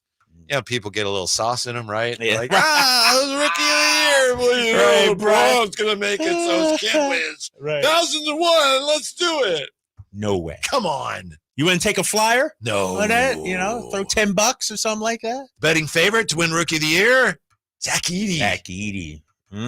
Ahead of Reed Shepherd. Yeah, Reed's nice. Bronny has attracted more Rookie of the Year bets than Edey and Shepherd combined at FanDuel. So the money coming in. What are we doing? More bets on Bronny. He's the one everybody knows, though.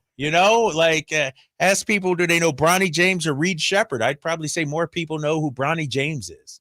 At Sportsbook BetMGM, there were 7 times more bets on Bronny to win Rookie of the Year than there were on LeBron to win MVP. Damn. If you want to throw money away, bring it here. We'll take it from you. Oh my God! So people are more into Bronny as Rookie of the Year than his dad as MVP. Like confident in that. Wow. How can that be? Only in America. Yeah. I guess like you say, it's been like, well, I don't know these other guys. I'm a just Ellis was that is I don't know that, but Bronny. Right. Exactly. I wonder too, how much of his fandom, Lakers fans, I'm gonna throw $10 here, because it isn't about the money, right? It's just the number of bets we're saying, right? I don't think people are wagering massive money on Bronny. Ain't nobody coming in with $100,000. A ton of people off betting $5. $5, yeah, just smaller bets, that kind of thing. FanDuel is offering plus 250 odds on Bronny's first NBA basket to come off an assist from LeBron. Now that would take some of that action. That's that because that could be orchestrated. You know what I mean? Yes. That could be, rigged for that. They've already set it up. Right. They know exactly. They're going to run the play.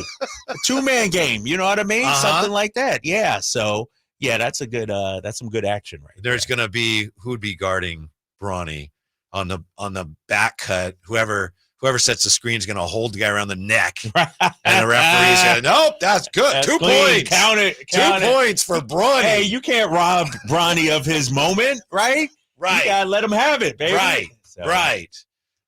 Victor Wembanyama is a favorite to win both Defensive Player of the Year and Most Improved Player. Betting favorite to win the MVP? What do you think? Plus 375. Luka Doncic. Yes, sir. Followed closely by Shea. Okay. And your favorite, Joker. Jokic. The Joker. No Anthony Edwards up there. That's surprising. I'm sure he's on there somewhere. Yeah, and I'm sorry, I just have the top 3. 3? Yeah. And no Giannis, no Embiid. Mhm. Like, man, it's changing. Maybe there's some bargains. DeMar DeRozan for MVP. If Pretty good odds on if that. we get a top 5 MVP candidate, it will be a hell of a season. Like, yes. You know what? The Kings, by many accounts here, they have, and we've talked about this, they have 5 players in the top 100, right? Mhm.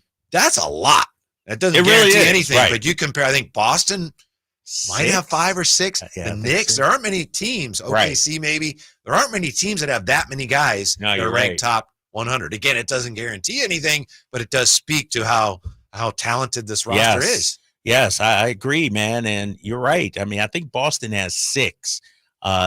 They're starting 5 and Al Horford, if you will, as the 6th guy. Peyton Pritchard's not on it this year? year? Your boy, nah. He's on the honorable mention list. You know what I mean? He's bringing up the rear. But no, I think it's probably the most talented Kings team, obviously, since I've been here for sure. I mean, think about it. You know, you lose Harrison Barnes, you know, my guy HB, solid player, but you replace him with a Hall of Fame player, an all-star caliber player. Like, I think the Kings realistically have a big 3 this year. Like, they have 3 guys that are nightmares for their opponents. Yeah. You know, I mean, you follow them around, travel around other teams. It's like for the last couple of years, it's like, all right, here's the top of the whiteboard. Here's how you got to slow down Sabonis, got to slow down Fox. Yes. Like when we talked to the announcer from the Pelicans, like they did a great job slowing down De'Aaron Fox last year. Right. That's where it started, their domination. They got physical with him. Exactly. They bodied them up. They're long. They made life miserable for De'Aaron Fox. And I'd have to look up, you know, some of his percentages, but I would argue they're probably down. And that's why you got a guy like DeMar DeRozan. There's a heavier price to pay now if you're going to apply that kind of defense. Damn. Watching this Celtics game, man. This is 27-17. It's about to be 30-17 because I'm a little ahead on the box Give them their second consecutive title now, Kyle. But why did they got this season's over? They got 7 threes. 7 of their 11 made baskets are 3-pointers. I never knew you felt this way about the 3-point proliferation. It's just I've never heard you talk that way about it before. Because it doesn't take a whole lot of skill, if you will. Like it doesn't, it's drive and kick. And you got to make the shots, no doubt. This is about to be good. Watch this. Tatum straight away, 3-ball. Look at that. Now, come on, man. 30-17. I don't want to be that guy, but I would love to hear from fans, you know, going forward. Is that enjoyable? Is that like it is if you're a Celtics fan, right? Yeah, it is. Right. Somebody said I would be. What did somebody say on the YouTube chat real quick here? I would rather have an unoriginal championship team than a unique loser. That's well said. Right? Knights of the Round Table will convene when we come back to Sactown Sports. The Sacramento Kings open their season this Thursday against Anthony Edwards and the Minnesota Timberwolves. Tip at 7 p.m. Fans on their feet. Listen to every Kings game all season long. On your home of the Sacramento Kings. Sactown Sports 1140. Sactown Sports. The Beam Team plays here. How many times I seen that beam lit up when I was chilling at home? What's the significance of pushing this button? You know, like I said, when it solves off. We live and breathe Sacramento Kings basketball. Live and local with the Carmichael Dave Show with Jason Ross, Stiles and Watkins, and the Drive Guys. This is your home for the Sacramento Kings. Sactown Sports 1140. Stop your grinding with Brooks Night Guard. Are you waking up in the morning with a sore jaw, headaches, ringing in your ears, all because you're grinding and clenching your teeth at night? That's exactly what was going on with me. I ended up going to a dentist, and he wants to charge over $600 for a night guard. That's when I found the Brooks Night Guard. You mold it at home to the top or bottom teeth. Other mouth guards go all the way to the back, which allows the back teeth to touch. This is where most of the grinding and clenching occurs. The Brooks Night Guard redirects the bite force away from the back teeth, reducing jaw pain while still protecting the teeth. This unique design is what makes Brooks Night Guard different from all other traditional grind guards. Order your Brooks Night Guard today and get 10% off plus free shipping. Go to brooksnightguard.com and enter the code Brooks91. That's BRUX91. Stop your grinding with Brooks Night Guard. Kings basketball is back in action. The Kings have tipped off their 40th season in Sacramento, and it's sure to be an exciting one. Get your tickets now to see De'Aaron Fox, Domantas Sabonis, new addition DeMar DeRozan, and all of your Sacramento Kings take the court at Golden One Center. Upcoming matchups include the Trailblazers on October 28th, the Raptors on November 6th, and the Clippers on November 8th. Don't miss out. Yes. .com/ticket. Well, it's the angle there, that angle here, and then the dead shot in the middle. The dead shot. Deadpool. You're sitting in Whitey's seat. I know. Yeah, there's a reason. Deadpool. I'll let Draper sit here. And at FolsomLakeHonda.com. Get an instant cash offer for your trade at FolsomLakeHonda.com. We'll buy your car whether you buy from us or not. Folsom Lake Honda is your one-stop Honda shop. Folsom Lake Honda. Go to FolsomLakeHonda.com. Your one-stop Honda shop. Small business owners, we know tackling your to-do list can sometimes feel like going 12 rounds against a heavy... Oh, yeah. Whatever you just did too with much. me. Now we can't hear the well, station. I can hear you, but I can't hear the station. Yeah. The station's gone now. Yeah, station's all gone.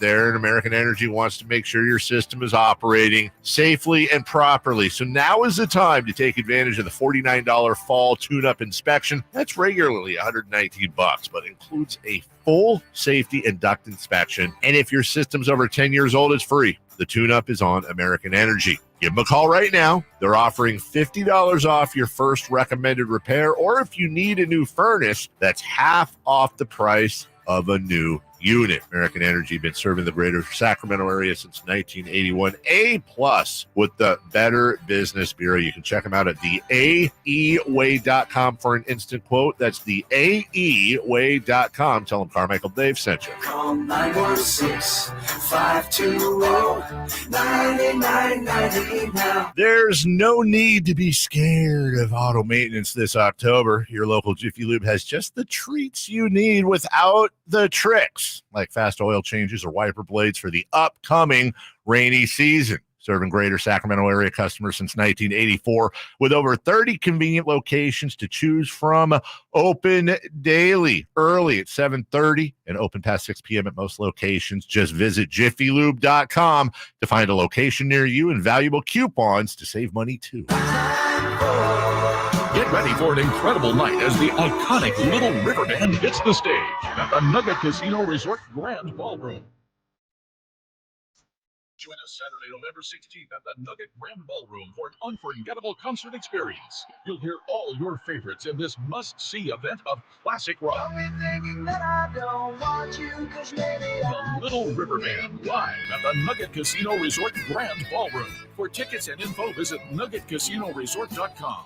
The shot clock is ticking, and your home team is driving up the court. But don't miss your chance to score big at Northern California's #1 Honda dealer, Stockton Honda. Save on a new Accord, HR-V, Ridgeline, or the all-new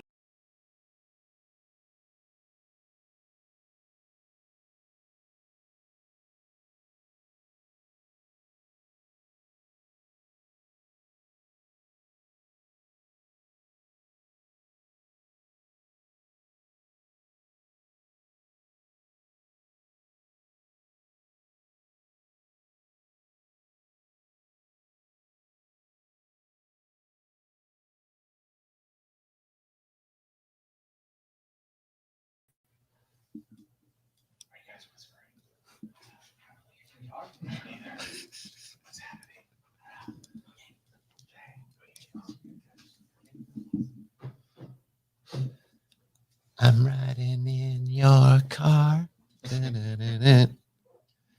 Hey, the Knights of the Roundtable now convening in the Sactown Sports. What are we calling this, Drapes? Is this the throne room? Is that what we are? The throne room. I like that. I like that. To my right is Chris Watkins. Hello. From Styles and Watkins. Who do you have down there at your end of the round table? I don't know. I never see these guys. We got my guy Alan Styles over here to the left. Alan, you want to do the honors of introducing that guy?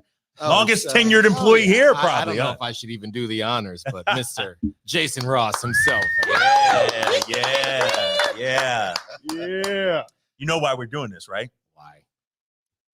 LeBron James of KTK said they wanted me to work with you guys a little bit, When is the LeBron of the station going to work with the Bronny of the station? I know, right? My We son get Nick, going. he actually wants to be on our air. He wants to do like a regular segment. He's like, You Dad, guys I got got to do it. It's so funny. It's during the draft, he was like, Dad, I know who the Kings should draft. I got a draft list for them. And I was like, how do you even know all these players? He's like, they're all in 2K. And I'm like, no, bro, you can't draft off of what you see in 2K. You can't do that. And so maybe we'll get him on here. Yeah, he was going to be our draft expert for a while, right? And then either he lost interest or you lost interest. No, I lost interest in him. I'm like, if he did Yeah. some research, okay, but not just off of 2K. Yeah. Let's start with Jason Ross. J. Ross, as we get ready for another Kings season. How many years is this for you of Kings basketball? This will be my 31st season. Yeah, Dang. coming up. I wish I know you were just honored recently at the arena. That was cool. They surprised me on that. So what I wish I had done, and I don't know if Kyle probably shouldn't have done this because he's come around when it's been better, but I wish I signed a contract per loss because I'd be a wealthy Wow. man. I mean, 31 years, they've That's lost a lot. Dude, that's Yeah. Dude, you got PTSD, huh? Yes. Seriously. Yes. Workman's comp. Right. You know what you Yeah. mean? I do. Yeah. I have. Yes. How are you feeling about this year? Super optimistic if I close my eyes during the preseason.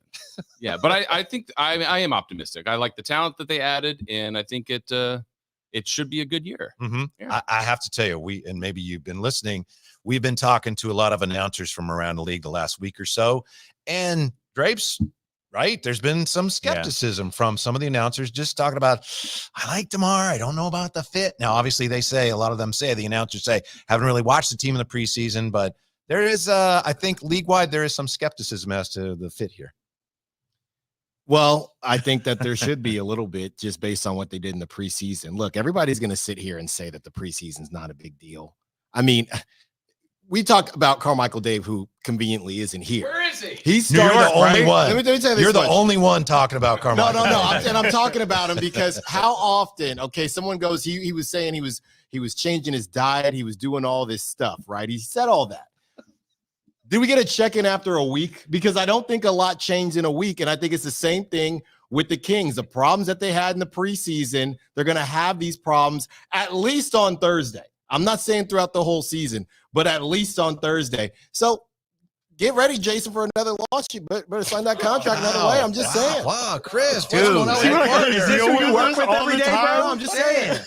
Negative Nelly over No, here. I'm just saying. Look, last season I had the Kings doing some things and they did not do them. I think they will be good. All I'm saying is there's going to be a little bit. I don't know what the hangover is. A play-in hangover? I don't know what the type of hangover. Not a championship hangover. Remember, there's somebody on the station last year who said, we've had enough of the beam. Remember I didn't want to go there. No, first of all, that's on your resume, kid. That's on your resume. No, because first of all, that's not what I said. What did you say? Okay. What I said was, if they didn't have a good season, which they didn't. This guy backpedaling. You looking like Deion Sanders out here, man. Go ahead. Should we have that conversation? I just ask questions. Chris knows. I just ask questions. I definitely know. Show everybody your Warriors tattoo. Oh, don't start. Do you really have one? No, I don't have one. All right. Not one that he can show. Let me ask you fellas this, though, because everybody's upset about the preseason. I get it. I understand. 0-5. They didn't look good. But Dallas was 1-3. We had Mark Followill on the other day, and I asked him, is there panic down there? He's like, no, they know who they are. Why here in Sacramento are we questioning who this team is when we know who De'Aaron Fox is? We know who Domas is, DeMar is. Why don't we think that they can flip the switch, if you will, come the regular season? Dallas is going to do it. They were 1-3 in the preseason. What did Dallas do last season? Denver was bad. They went to the finals. But here's the thing. In terms of a roster, and maybe it's PTSD, maybe, Jason, because you've been around so long and you can speak to this, I just feel like Kings fans, to some extent, are every 2-game losing streak, every 3, here we go again. Instead of saying, you know what, it'll be okay. I'm not worried about what I saw these first 5 games of the preseason. I'm not worried about that because actually I think this is a more mature team. This is a more confident team, a team that knows, unlike last year when they were believing all their press clippings, they were still on that euphoria, on that high. I think this team is coming out with a business-like mentality this upcoming season. And so I'm not worried about what I saw. Yeah, the only thing I would agree, I don't care 0-5. That didn't really faze me at all. I think it was just really more how they looked. The turnovers after game 2, the first 2 games of the preseason, the starters looked sharp. The bench was kind of weak, and we understood why. They had guys out. But from some of the breadcrumbs, I would say, that were out there, they played a bigger team. They had some issues. Defense at times had some issues. So I think kind of what Alan's saying, I don't know that they'll totally get switched come Thursday, but I think talent at the top 6 or 7, I think it's as good as anybody in the West. Chris Watkins, what do you got? I think it is PTSD. I really think that it's just people just kind of have it conditioned in their brain to not trust what's going on in Sacramento. I mean, I think people have just been burned so many times throughout the years. It's a defense mechanism. 100%. Yeah. I mean, people say I use it with the Vikings all the time, but I think that it is just, I just think that people have seen it with their own eyes and they understand that, sometimes there's been really lofty expectations for this team, and lofty is kind of relative, but they tend to fall short. I mean, if year after year, people will tell you, hey, DeMarcus Cousins, Rudy Gay, and Isaiah Thomas, that's going to be the team that breaks the streak. And if you would have been on the other side of that, you would have been right 17 straight years in a row. And so I think that people just kind of are naturally conditioned to think what's going to go wrong. And really, there's not much reason with their past to believe what's going to go right. And I think that's what's going to hopefully change this season. And I think DeMar is going to be a big piece of that. Yeah. J. Ross, what is to you the biggest question, or not necessarily the question, the one thing you're most anxious to see about the Kings this year? Maybe it's a question, maybe it's something you're expecting to see, maybe you've seen it already. The one thing you're most anxious to see from the Kings this year? How DeMar and De'Aaron late in games, they've both been clutch, and I think they've got 2 great guys that can finish games. So I want to see how that kind of is sorted out when they get that first close game. A lot of NBA games are within 1 to 2 possessions with 3 minutes to go. And so they got 2 great closers, but I don't know that it's ego there, but they've had 2 guys that have been successful. So which way will they go? But they also can go to Keegan. They could go to Malik. They can go through Sabonis. So kind of, I think one thing I want to see on a more of a highlight type is how the Kings handle a close game late with all the people that can score. Yeah. What do you got, Styles?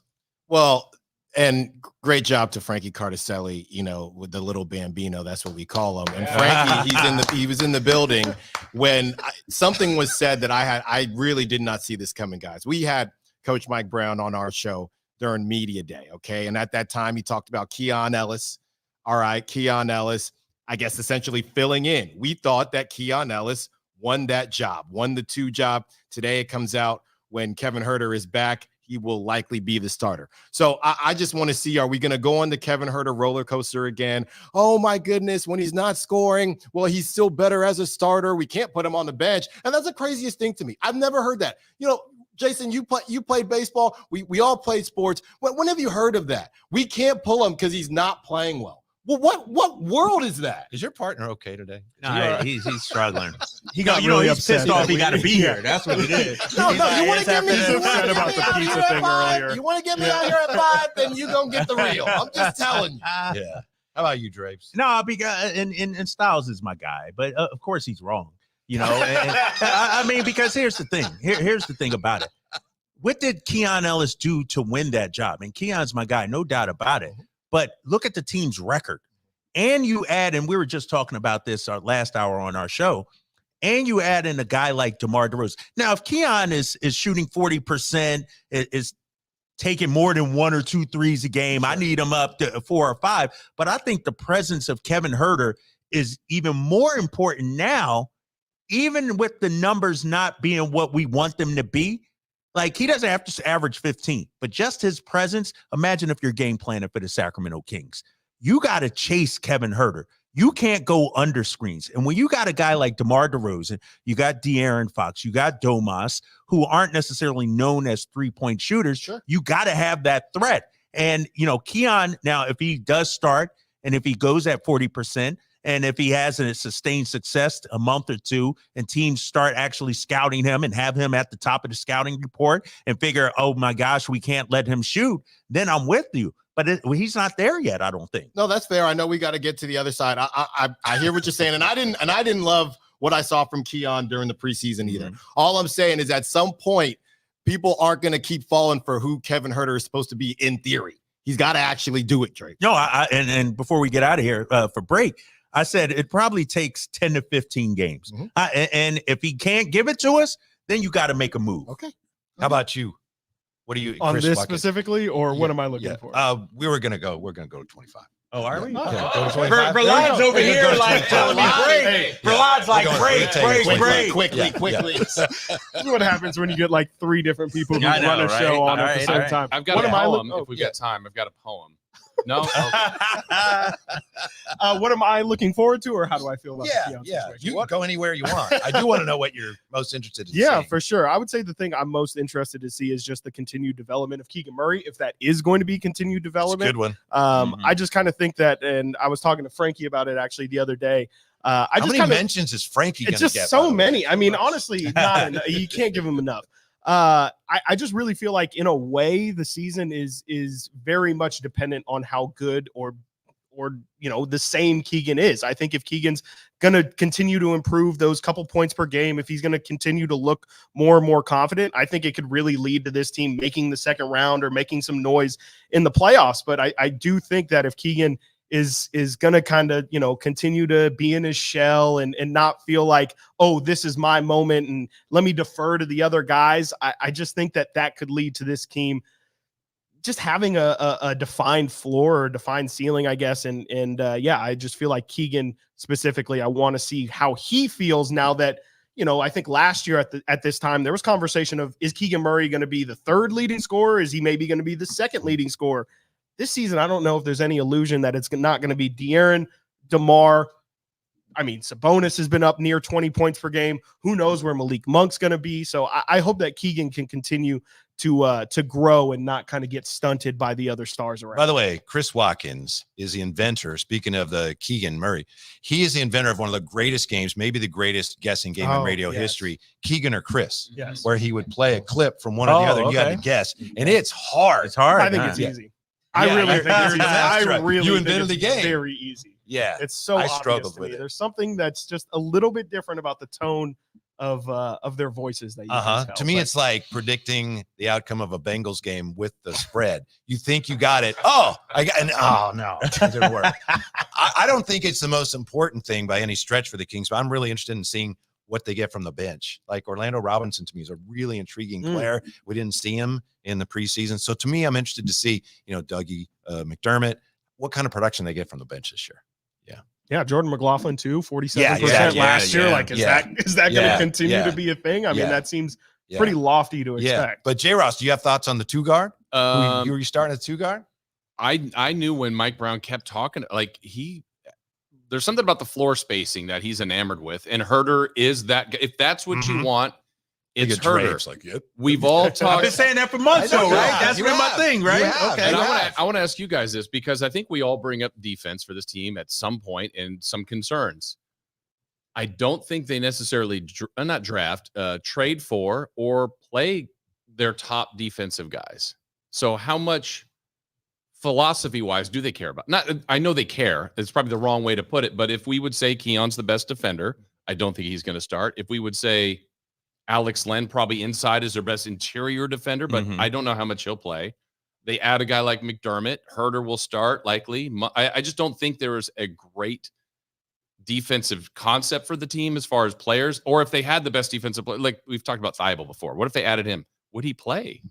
And I just don't think it's a weird. But so many of the guys you're talking about they're one or the other. True. Like Keegan is both. Correct. So he plays. Of course. But some of the guys you're talking about they're defense but first. they lean offense, don't you think? I mean, I guess that's where I'm going. Yeah. Well, I mean, look at the offseason moves. Yeah. I mean, if they lean defensively, they would have went out there and traded for a Thibault guy.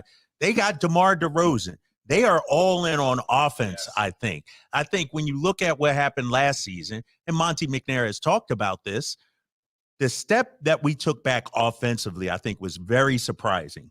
And if you can be a top 5 offense in the middle of the pack defense, you're going to be good. We saw it a couple of years ago, but you can't be middle of the pack both. And I think with our roster and our personnel, I don't know if, at this point we can ever be a top 5 defensive team, but we know we could be top 3 offense. And so I think they're leaning in on that. Yeah. Basically, how I understand Mike Brown's philosophy is we want to get the most out of our guys defensively, but we're not necessarily going to look for dudes that defense is their forte. Matisse Thybulle, like we said, he can't shoot the basketball, and you're not going to play. Keon Ellis can shoot the basketball, and he can't even start. So if we're going to go in that direction, Kevin Huerter, to me, fine. That's what they want to do. Cool. But at the end of the day, when I just saw Brendan Nunez put up some ice baby numbers as far as what they were doing in the preseason shooting the basketball. Was it 26%? Something ridiculous like that. So you got to score the basketball. And I think the big reason the preseason made people a little bit scared is, honestly, guys, it was that Blazers game. Because that was the game specifically that DeMar DeRozan was supposed to keep from happening. Oh, well, it's not going to happen because they're going to be able to stop runs, and he's a guy, and it's the preseason, right? I think it was specifically that loss. The 2 first Warrior game, we keep talking about it. The Sutter didn't even play the second half. That's fine. That Blazers game was the one where, whoa, I thought that wasn't supposed to happen anymore. That was my take on it. I tend to agree with Drapes, really. I mean, I think that there's just not really much value in them being middle of the pack both sides. I think at least they can have an identity by being an offensive juggernaut. And I think we saw that that's when this team was most successful, and kind of a combination of what you all said. I mean, I think that if this team can just get to above average or even just slightly average defensively, and if their offense can be better than what it was, as crazy as that is to say with all the records they broke in that first Beam Team season, I think that's this team's best path to success. Now, is that a championship? Probably not, but I think you can still make the second round. You can still make the Western Conference Finals depending on matchup. And if you're just based on one side of the ball, I think you can make it. Now, the Western Conference is so tough. Maybe not, but I think at least this team has an identity on the offensive end, and that's something that in a playoff series, depending on matchup, you could really kill somebody. I understand what you're saying, Drapes, about Kevin Huerter should start. And you've been saying that a long time. And I know you're in there. You're actually in some of their meetings. I respect that. And obviously, Mike Brown indicated today that Kevin Huerter, if he's playing Thursday, he will probably start. I get all that. I still think, J. Ross, getting back to what you were just saying, to me, Keon Ellis as a starter at the 2 guard makes sense because he doesn't need the ball. His usage rate is very low. And you've got 4 other guys that need the ball in some way, shape, or form. Domas not as much as the others because he creates his own off rebounds and things. But a guy like Keon Ellis, if he can make his threes, to me is a great fit because he doesn't need the ball. But if you leave him alone, he can still burn you. Yeah, and I'm thinking too, kind of relating then to the bench. Just a question maybe for all you guys. How many do you think legitimately, like if we just say over a 10-game stretch, how deep is he playing? Who's playing off the bench? We know Malik. That's easy. Mm-hmm. Who else? I think it's 9. I think I did the math the other day. Is Jordan? I would assume McLaughlin. I would assume Trey Lyles. I would assume Malik. I would assume one of Keon or Kevin, and I think Alex Len is going to be in there. McDermott at all? I think McDermott will be in there every game. So now I think he'll play every game. So does Alex play? Yeah, it might be 10. Or he has to, right? I think he has. I guess think you he could plays run. Lyles. You could run small ball. And now we're talking 11. They're not going to play 11. Look, I can bring up the Alex Len plus minus numbers last year. They were incredible. Yeah, Alex Len has to play. I really think. What are they? What are those plus minus? I know. He was. I believe he was first in the NBA in net rating. He was, I believe, first or second in defensive rating for. It was. I mean, it was ridiculous. I mean, you look at some of the advanced numbers and they're insane. I get that Alex Len is definitely not the sexiest player to go out there and put and get excited about, but I just feel like, especially with this team, and as we just had a conversation about how much they care about defense, I do kind of think you need rim protection at some point. And Alex Len is really versatile. I mean, I'm kind of joking when I bring it up, but offensively, we saw him hit a corner 3 in the preseason game the other day. I think that he can really be a piece that you can move around quite a bit. Drapes, if you are playing your top 5, and I'm including Malik as one of your top 5, as many minutes as they're going to play, are there enough minutes to play that many guys coming off the bench? Yeah, because I don't think Domas and De'Aaron are playing 40 minutes. You know, they're going to be right around 33, 34, I think. And, you know, you're not asking Alex Len for 20 minutes a night. You know, he'll probably give you about 10 minutes. They'll do some small ball stuff. Trey Lyles. I think Doug McDermott, and it was only one preseason game, but he gives them something that maybe only Kevin Huerter get. Like, he's a true catch and shoot 3-pointer. Like, he has to play. And I think he's going to play night in and night out. You know, a guy who might be on the outside looking in on some DMP CDs is Jordan McLaughlin. He might be. He might be, because, and let's say Mike Brown decides to go Kevin Huerter at the 2 spot to start. Now you got Malik and Keon at the guard spot that got to get. And so Jordan McLaughlin might be, you know, that last point guard coming off the bench. And so, and real quick too, guys, one of the things I mentioned earlier yesterday or last week about a guy like Kevin Huerter and then Keon coming off the bench. Let's say you start the game off and your defense goes sideways. Who's your relief pitcher defensively? Who's your guy you turn to off the bench to help you change the game defensively? If Keon Ellis is starting, you don't have a defender at the guard spot to come in and help you out and change the tenor of the game. That's why I think Mike is leaning towards Kevin Huerter. We're going to come right back to the throne room, Sactown Sports. But you had something to say there, Alan? No. Alan has something to say about the Kings' defensive stopper off the bench and more on DeMar DeRozan's fit and what Kings fans can expect from him when we come right back to Sactown Sports. Great. Hey, all right. Everybody good? Everybody good? Yeah, we there. We hanging. Okay. Great. Great. Great. Are we on StreamYard? Yeah. Darn it. Audio wise as well. Yes. Oh, okay, cool. Hi, StreamYard. Great. Fantastic. All right. What up, StreamYard? What up? What's that? Well, this is the actual, I don't know, with real sugar. We have the made story with of the real day. sugar. Let's see here. Okay, what are we looking at here? Oh, 69-49. Oh boy. Yeah, look how many threes they put up. My goodness. Let's see here. I see the The percentage. first half. All right. Who is that? Better way we could get it. Wow. They are jacking them up. Did they really?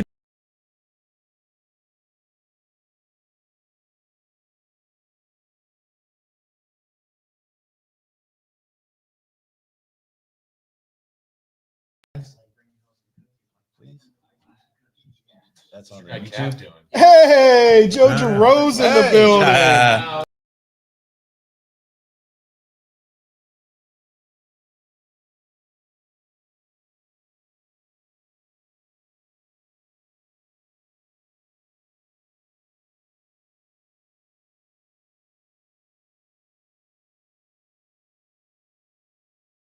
A 30.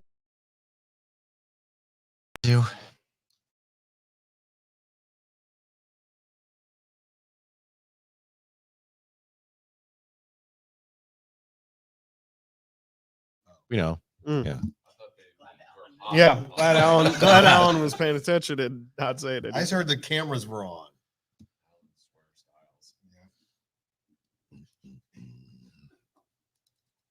Should we FaceTime Dave right now? What is like 4 a.m.? Yeah. In New York? No. In New York? No, he's in England. You guys look and sound great. Oh boy. What happened? Yeah, it looks like a serious look. What happened? Great. What you got? Huh? You good? No, I was. So are we just doing another 30? there. Or are we I breaking don't know. between?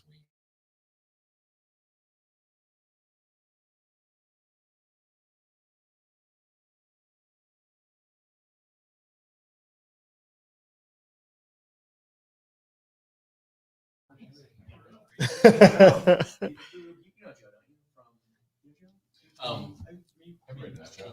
Can you mention crumble cookies and Yes. Awesome.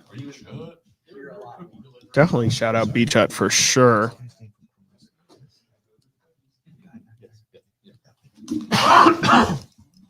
Excuse me.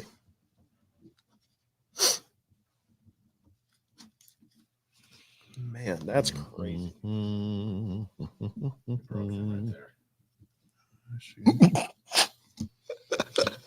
NBA basketball.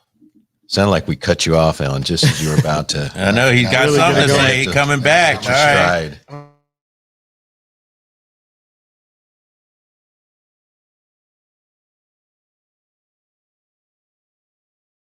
It's just like right as you're about to go. Let's see. Oh, Mikal Bridges, 0 for 4 from 3. Oh, he was making them in practice. It's real. It's real.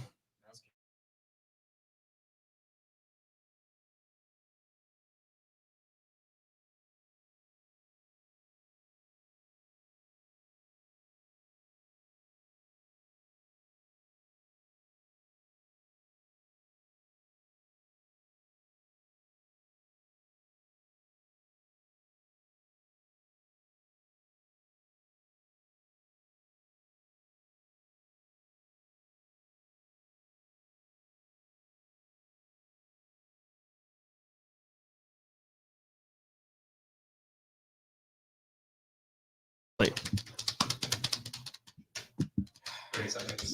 Don't like the Dodgers. The right answer back there. That's the right answer too. Walk off game 5, end it. You've seen it? Yeah. Spoilers. Jason, this thing's live. They can hear you. Yeah. They can. Gosh. Jeez.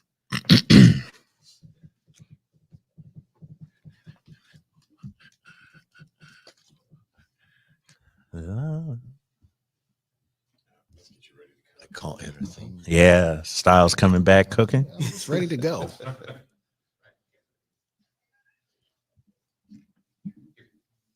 We're back here in the throne room at Sactown Sports. It's the Knights of the Roundtable. Chris Watkins, Jason Ross, Alan Styles, the one and only Kyle Draper, the LeBron of the station, and I'm Kevin Michael Whitey Gleason, breaking down the Kings season. Want to thank Crumble Cookies for being here. Thank you, Chris. Thank you, Yes, back there. Also, Beach Hut Deli, thank you for making this a very special night. It's just the beginning of the season, maybe the beginning of the round table, right, guys?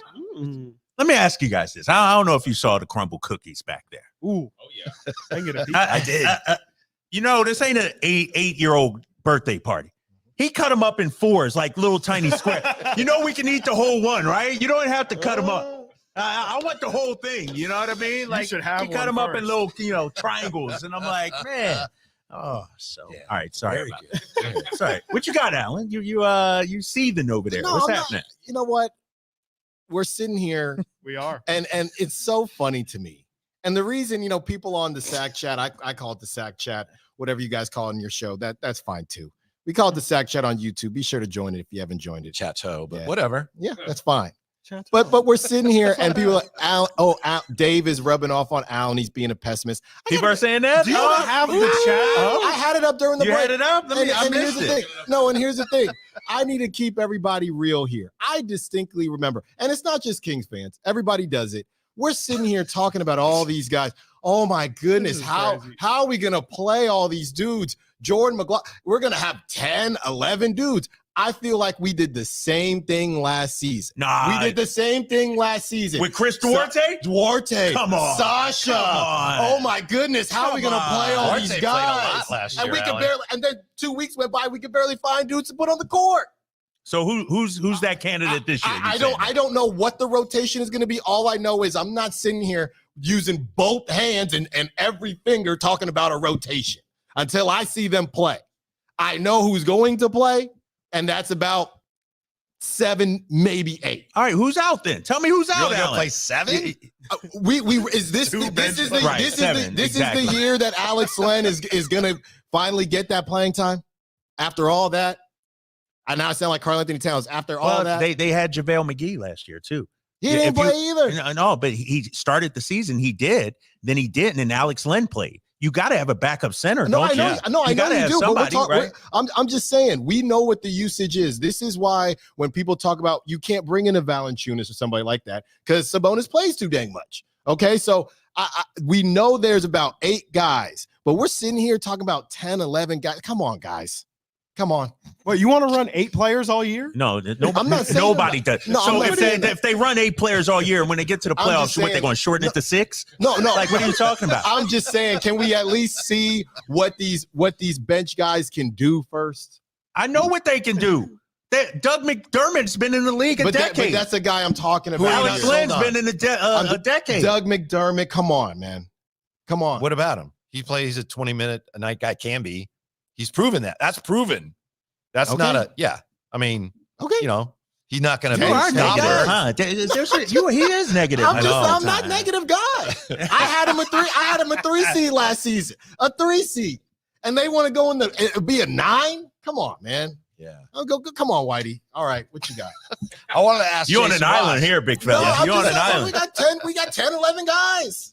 We can't find them. Every team plays 10 or 11 guys in the regular season. season. Playing time for all these guys. I'm looking straight. Every Where am I team finding plays these 10 or 11 guys? guys, though, in the regular season, Alan. You have to. Like, you got to. Got to. Yeah. Okay. What's the biggest question with DeRozan? Is it just the fit? DeMar DeRozan. Fit with this team? No, I don't think it's fit. I think it would be his defense. Wow. That's it. Good one, yeah. Yeah. I mean, I'm a fit. I think he's going to be the offense is going to be spectacular. The starting group, the starting 5, and however they intermix Monk and the rest, he's going to be fine. He'll help him free throws, 2-point game, streak breaker, all that stuff. Like when other teams on a run, he's going to be great offensively. It's just his defense is what, and it's not just him, but I think that would be my concern. Yeah. I still think they need another front court player. Yeah, for sure. I mean, I think you look at the roster and it's pretty clear that they kind of need somebody else next to Domas. I think they hope that Keegan Murray can kind of fill those gaps. But I honestly think that that's maybe where DeMar can have I don't want to say a resurgence, but, as he's kind of transitioning more into the late 30s of his career, like maybe he does play a little bit more playing against 4s defensively. Like he can't really hang on the perimeter. That's what Keegan Murray's much better at. I wonder if DeMar is going to use maybe some of that old man strength to kind of bang around in the post with the Aaron Gordons of the world and things like that. I think maybe that's where he can find someplace defensively, because I do agree with Jason. Like, I think that's the place where DeMar really does, I won't say hurt this team, but he's definitely not elevating it. Mm-hmm. I know right after they made the deal, we had Jerry Reynolds on, and I asked Jerry, okay, are they improving their offense at the expense of their defense with the DeRozan deal? He said, I don't really think that's the case. So it's a great question going forward. We'll have to see where that ends up with DeMar DeRozan. But Alan, I know you and Chris were pretty upset today on Twitter about something that somebody said about the Kings will regret the DeMar DeRozan decision. No, it was ridiculous. It's ridiculous. You guys trying to look? I'm playing devil's advocate for a lot. Well, you should have heard this Drapes Kings love fest. Drapes went off on that guy. Yeah, on our show. Kevin O'Connor. Yeah, the Kevin O'Connor and whoever that legend of, and I mean, he sounds like somebody that games with your son. Right. I don't even know who that is. Well, I looked him up and I looked at his bio. He says he's the guy that posts all those NBA videos. Okay. So his credentials, his expertise on the NBA is he retweets videos and posts NBA videos. And it's all of a sudden, for somehow, this guy is a guy people should pay attention to, his opinion. And so I went on a 10-minute rant about how sports media, there are a lot of people, just because they have a lot of followers, They ain't in the locker rooms. They're not talking to the players. They don't know the game. But yet for a guy like Kevin O'Connor to give this guy a platform, and just because he has X number of followers, it's like fans and viewers and listeners, they deserve better.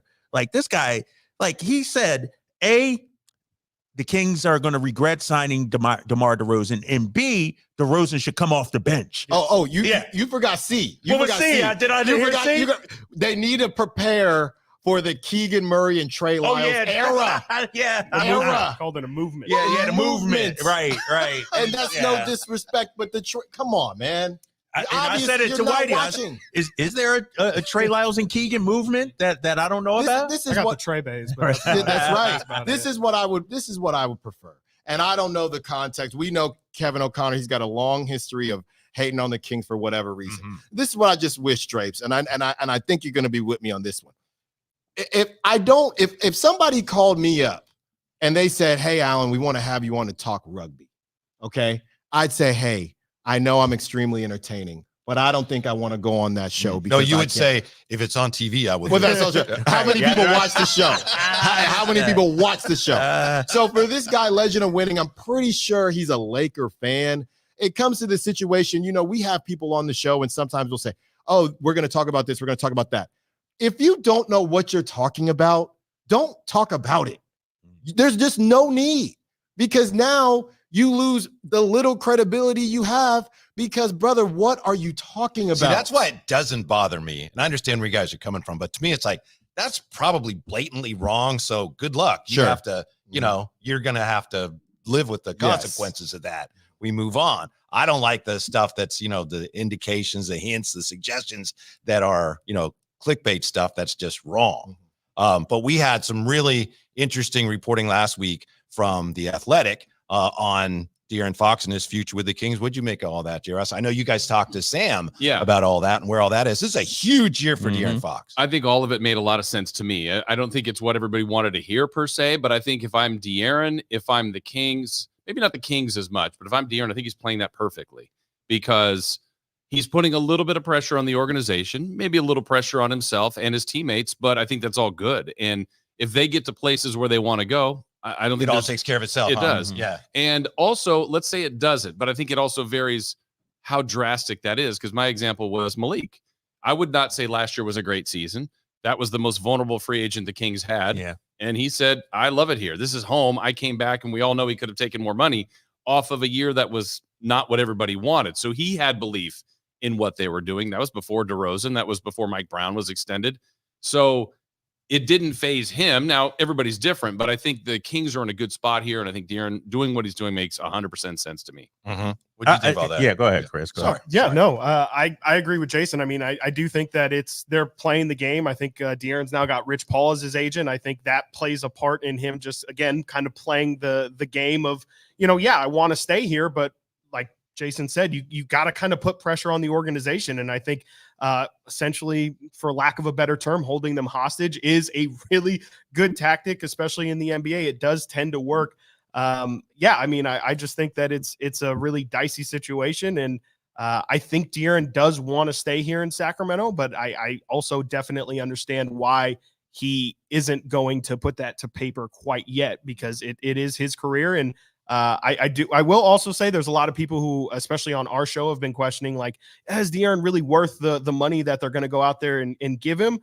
I would just push back and say, I mean, in order for him to get the money that's being reported out there, he literally has to earn it. He has to go get that all NBA or all defensive team. And I just feel like if he does play well enough to earn that right and then earn the Supermax, I don't really think there's going to be much question of whether or not he's that caliber of player. Drapes weighs in on that, and we'll tell you exactly how the Kings are going to do this year when the Knights of the Roundtable return on Sactown Sports. Good work, fellas. Mike's still hot. Still hot. Yeah. Stay hot. Yeah, and I got something when we get back to it. Oh! You got to save something for your show tomorrow. No, I got plenty. Don't you worry.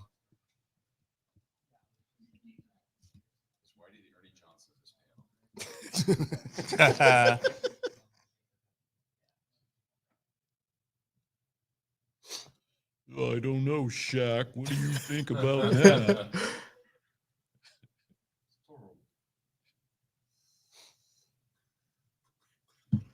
Man, oh man.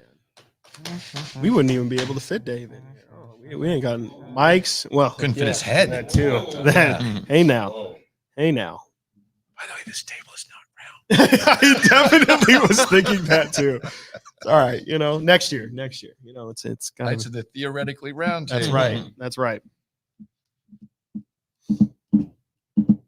Do NBA players still drink that? I remember reading about the Spurs years ago. Pressed. Oh, the pressed juices are the best. Halftime. I think they give Apple, it to them lemon, after ginger beet. after the games, if I'm not mistaken. I feel like in the locker room, they actually have just supposed to like be much better 30 for of you. them. Yeah. Very expensive. Probably not as good as this, but Oh no, back in the day. this is pressed Pepsi. Yeah. Oh my gosh. Here lies puke guy. We lost him. Temperamental Island has had enough. Who's a good citizen? Yeah. They're like, Drakes, who is this? Oh, I know, right? I don't know. I don't know who that is. Good citizen.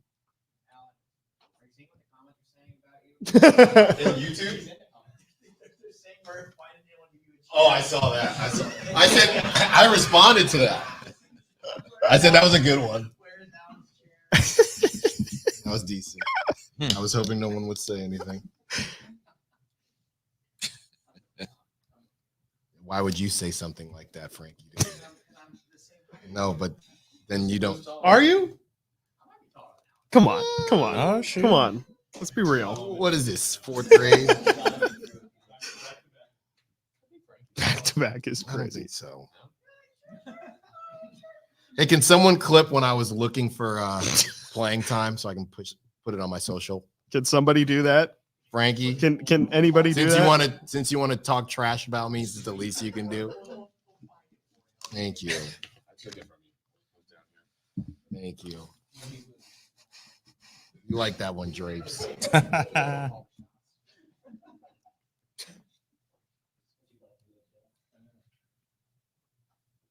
just want to stay till 6 a.m.? No. Yeah. I got takes. Yeah. I got time and I got takes. Time it takes. By the way, you remember you called me yesterday? It turns out we are doing it. What time and where? Yeah. I'll get back to you. Yes.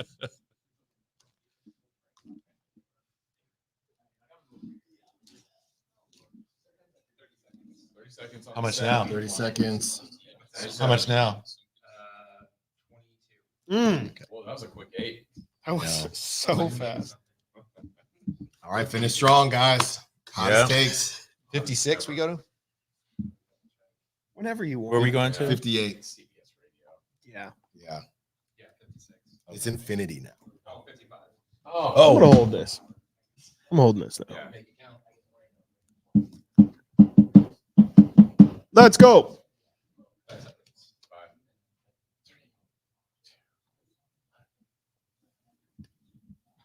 We are back in the throne room, the Sactown Sports throne room. They've never even let me in this room before. I don't know about you guys. You never been in this one? No, Oh, Knights man. of the Roundtable wrapping things up. Drapes, we had to go to break. You were going to weigh in, I believe, on De'Aaron Fox and his future with the Kings. Yeah, and obviously, Sam and Slates, they do a fantastic job, but when has anybody ever turned down a full max contract? And so if I'm a Kings fan, I'm not worried about De'Aaron Fox, because what more does he want Monty and West and the staff to do? Like, they've built a good contending kind of team. And so I said it earlier last week, if things go sideways, it's probably because Fox and the players didn't play their best. And so you can't blame that on the organization. I think, you add Domas, you add in DeMar. This is the most talented team that De'Aaron has been a part of here in Sacramento. And so I don't see why he would be disgruntled if they come up short. If they win 47 games and get bounced in the first round, why would that impact whether he wants to resign or not? I think, to Chris's point, it's just Rich Paul. Rich Paul is that's their standard operating procedure. That's their MO for a player to have empowerment, control over their thumb over the organization. And not saying De'Aaron wants that, but he's a smart businessman. He wants to keep his options open. when $300 and something million is thrown at you, I don't care which team you playing for. If Detroit called me right now, if the Wizards said Drapes $342 million, I'm signing. See you, later. And so I don't think De'Aaron would leave that much money because you never see that in the NBA. Yeah. A player leave a max contract on the table. I think it cuts both ways. To your point, yeah, if he plays great, as you're saying, it all takes care of itself. You want to pay him, the team's doing great. And if the team doesn't play well, maybe he looks a little circumspect at the team, but the team's also going to look at him that way and everything else too. If it doesn't go well, everything's set up where it should. Yeah. But if it doesn't, it's just not going to be him going, I don't know about this, because the organization also is going to be reevaluating everything if things go sideways. Alan, I know you had something, and if you can, this should be easy for you. Keep it short. So you were working on that. That's what you were doing during the break. That's crazy. That's fine. Well, first of all, Drapes, the one thing I wanted to say was a lot of people are bringing up, and I'm trying to confirm what the details were, but what Jalen Brunson did, how he didn't take all the money he could have he could have taken, and people are saying that De'Aaron Fox to do something like that. We know he's playing with his buddies, even though they kicked Dante DiVincenzo out the Villanova crew. Look, this is what I'll say about De'Aaron Fox. And guys, I'm being serious here, okay? If De'Aaron Fox leaves Sacramento, he will be leaving to go be a number 2 or number 3 somewhere else. De'Aaron Fox will not leave Sacramento still looked at as it, or looked at in general, because I don't know if he's even looked at like that now, as an elite championship number 1. If De'Aaron Fox leaves Sacramento, he's leaving to go be a Robin somewhere. And he might win, but he's not going to go somewhere and be a Batman again. Maybe we could argue 1A, 1B, but the place where he full on straight up has the keys in Sacramento, if something goes squirrely and De'Aaron Fox decides to leave, some of that is going to be him having to look in the mirror, and maybe he decides to go elsewhere, because then at that point that Supermax wouldn't be on the table. But I think if De'Aaron Fox leaves, he will not be a number 1 wherever he goes next. I don't think he will leave. Do you think he will leave? No, I don't think so. I mean, we have not heard one peep from this guy when this team was down, this franchise was down. Like, he had all the reason in the world to want to leave. And Jason, you've been around longer than I have, and I never heard any peep like "get me out of here" or anything like that. I think De'Aaron is trying to keep his thumb on the organization, make sure they know it ain't all sweet. Like, we got to keep being aggressive and keep pushing for it. But at the end of the day, I don't think he would leave. And I also think if he could paint the perfect picture, like, he's going to get paid. Right. But the perfect picture, I think, in De'Aaron Fox's mind is to win a championship here. Now, that may never happen, but I don't think there could be a better highlight to his career. I do agree with Alan. If he left, he would probably be going to a team that's well-established. He would be a piece, an important piece, and he would get a title. Would still mean the same, but I don't think anything could mean more to De'Aaron Fox in his career as if he did it here. And don't you think that getting DeMar DeRozan is exactly the type of thing De'Aaron Fox is saying he wants the organization to do? Yeah, they upgraded. Yeah. They upgraded in talent. Right. They did. And it's just, what will it mean? What does it mean amongst the West? Is it enough? I mean, that's what we're starting to see, in the 82, but I think they have to be a team that's looked at as a possible contender. You got predictions for us, J. Ross? Yeah, I don't want to be, the preseason influenced me. I don't want to be a homer. Normally, I'm 77-5. You got to counterbalance the guy next to you. I know, so I'm dropping to 75-7. I really don't know. I've been saying this on the show that I think the West is so crazy that, in my line has been, if they do everything right, everything falls into place, which I don't know what that looks like, but that's the main 5 to 6 guys staying healthy, playing a ton of minutes, having a good year. I honestly think they could finish first. I really do. Wow. But on the same thing, things go wrong, a few injuries, or maybe it doesn't gel. Honestly, I think they could be out of the top 10. I think it's that fragile because, look, the last couple of years, they win 48, they were 3rd, then they win 46, and they're 9th. I mean, that's not much of a difference between some of these teams. So I really don't have a win total number. I think they're going to be really close to 50, and I think that puts them in the top 6. Is that 2? Is that 6? Is that – it could be 8. I just don't know, but I think they're going to be in the mix. Mr. Happy? No. Because this is why I got to be real, okay? Because I have expectations, okay? All right, go ahead, man. Go ahead, but here we go. All right. I think that the Nuggets getting way too much love. The Nuggets are going to take a drastic step back. Ja Morant, this is what we're talking about with De'Aaron Fox. Stop letting everybody say that Ja Morant is that much better than you. Him, Tyrese, go out there and take it. They're going to be either the 5 seed or the 4 seed. That's what the Kings are going to be. Okay. That's Any what it is. win total? Give me a 49. 49. 49 last year was playing. It's a new You know that, right? Okay. Just making sure. Not gonna be as healthy. I said 51 or 52. My only concern is, and this is something none of us know, obviously the injuries can impact all of these, but what's the team's mindset? Do they come out with a sense of purpose? Do they come dialed in every game? Do they come with the chip on their shoulder? We mentioned earlier, talked about it earlier, or, is it just one of 82 if they lose to Charlotte or something like that? And so I think 51, 52 on paper sounds right, but I don't know where the team, mentally, I need to see this first 2-3 weeks of the season to be like, okay, this is a different Kings team. What happened last year, they're not going to let happen again this year. I got them winning 49, good for the 6 seed and a first round matchup with the 3 seed, right? That'd be the team that they're going to play on Thursday, the Minnesota Timberwolves. First round matchup, Chris. I've got 50 wins. It could be more than that, but I just think I've been saying this for a while, but I just feel like with DeMar here now, it allows for anything to go wrong. I mean, if De'Aaron has to miss 10 games, if Sabonis has to miss 10 games, felt like last year that would have been the end of the season, no question about it. With DeMar here and Malik also re-signed, it feels like, again, De'Aaron misses 10 games. Hey, you have DeMar there who can still be a 25-plus point per game scorer. Maybe Malik steps up. Maybe then Keegan can step up. Just feels like the top end depth allows them to have a higher ceiling, and I think 50 wins to me should be the goal. Who's your X factor for the Kings this year, whatever that means? I would say either Keegan Murray or Kevin Huerter. I mean, if Kevin Huerter returns back to first beam team season, I think it looks a lot like that season. If he plays a lot like he did last year, probably. I don't know if he has necessarily that much impact on the team, but I do think you're really going to feel it. I got Trey Lyles X factor. Tell me why. Because it's so vitally important. If he knocks down his threes, he's going to have a huge positive impact on this team going forward. Yeah, I hear you. And I just want to make sure Trey gets the opportunity. Like, don't jerk around the minutes with him. Like Trey should be probably a 20-minute a night kind of guy. Like, I think, we talked about this earlier, Whitey. I think the more Trey plays, the better he plays. You know what I mean? I don't think he's a guy where, one night he's 8 minutes, the next night 16 and all this. I think Trey needs to know his role, his rotation, where he's going to be at. Great news that he practiced fully today. We'll see what happens this week, whether he plays. To me, my X factor is Kevin Huerter. I think what he does, he takes this team to an entirely different level.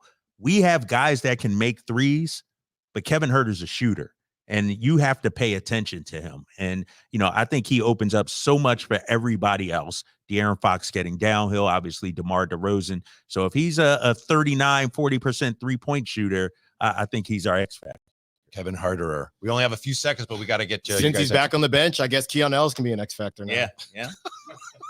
All right, I think the whole season always relies on your best player, so it's still those guys, but you're asking for an X factor. It's Keegan. I mean, he's the best two-way player they've got. Nice. He means the most. If he is consistent on both ends, that's going to help him the most. Not to put you on the spot, do you know what you guys have coming up tomorrow?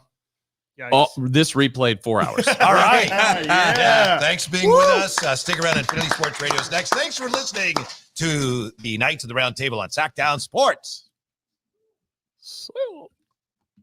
Thanks so long. Girls. Thank you so much. Stop.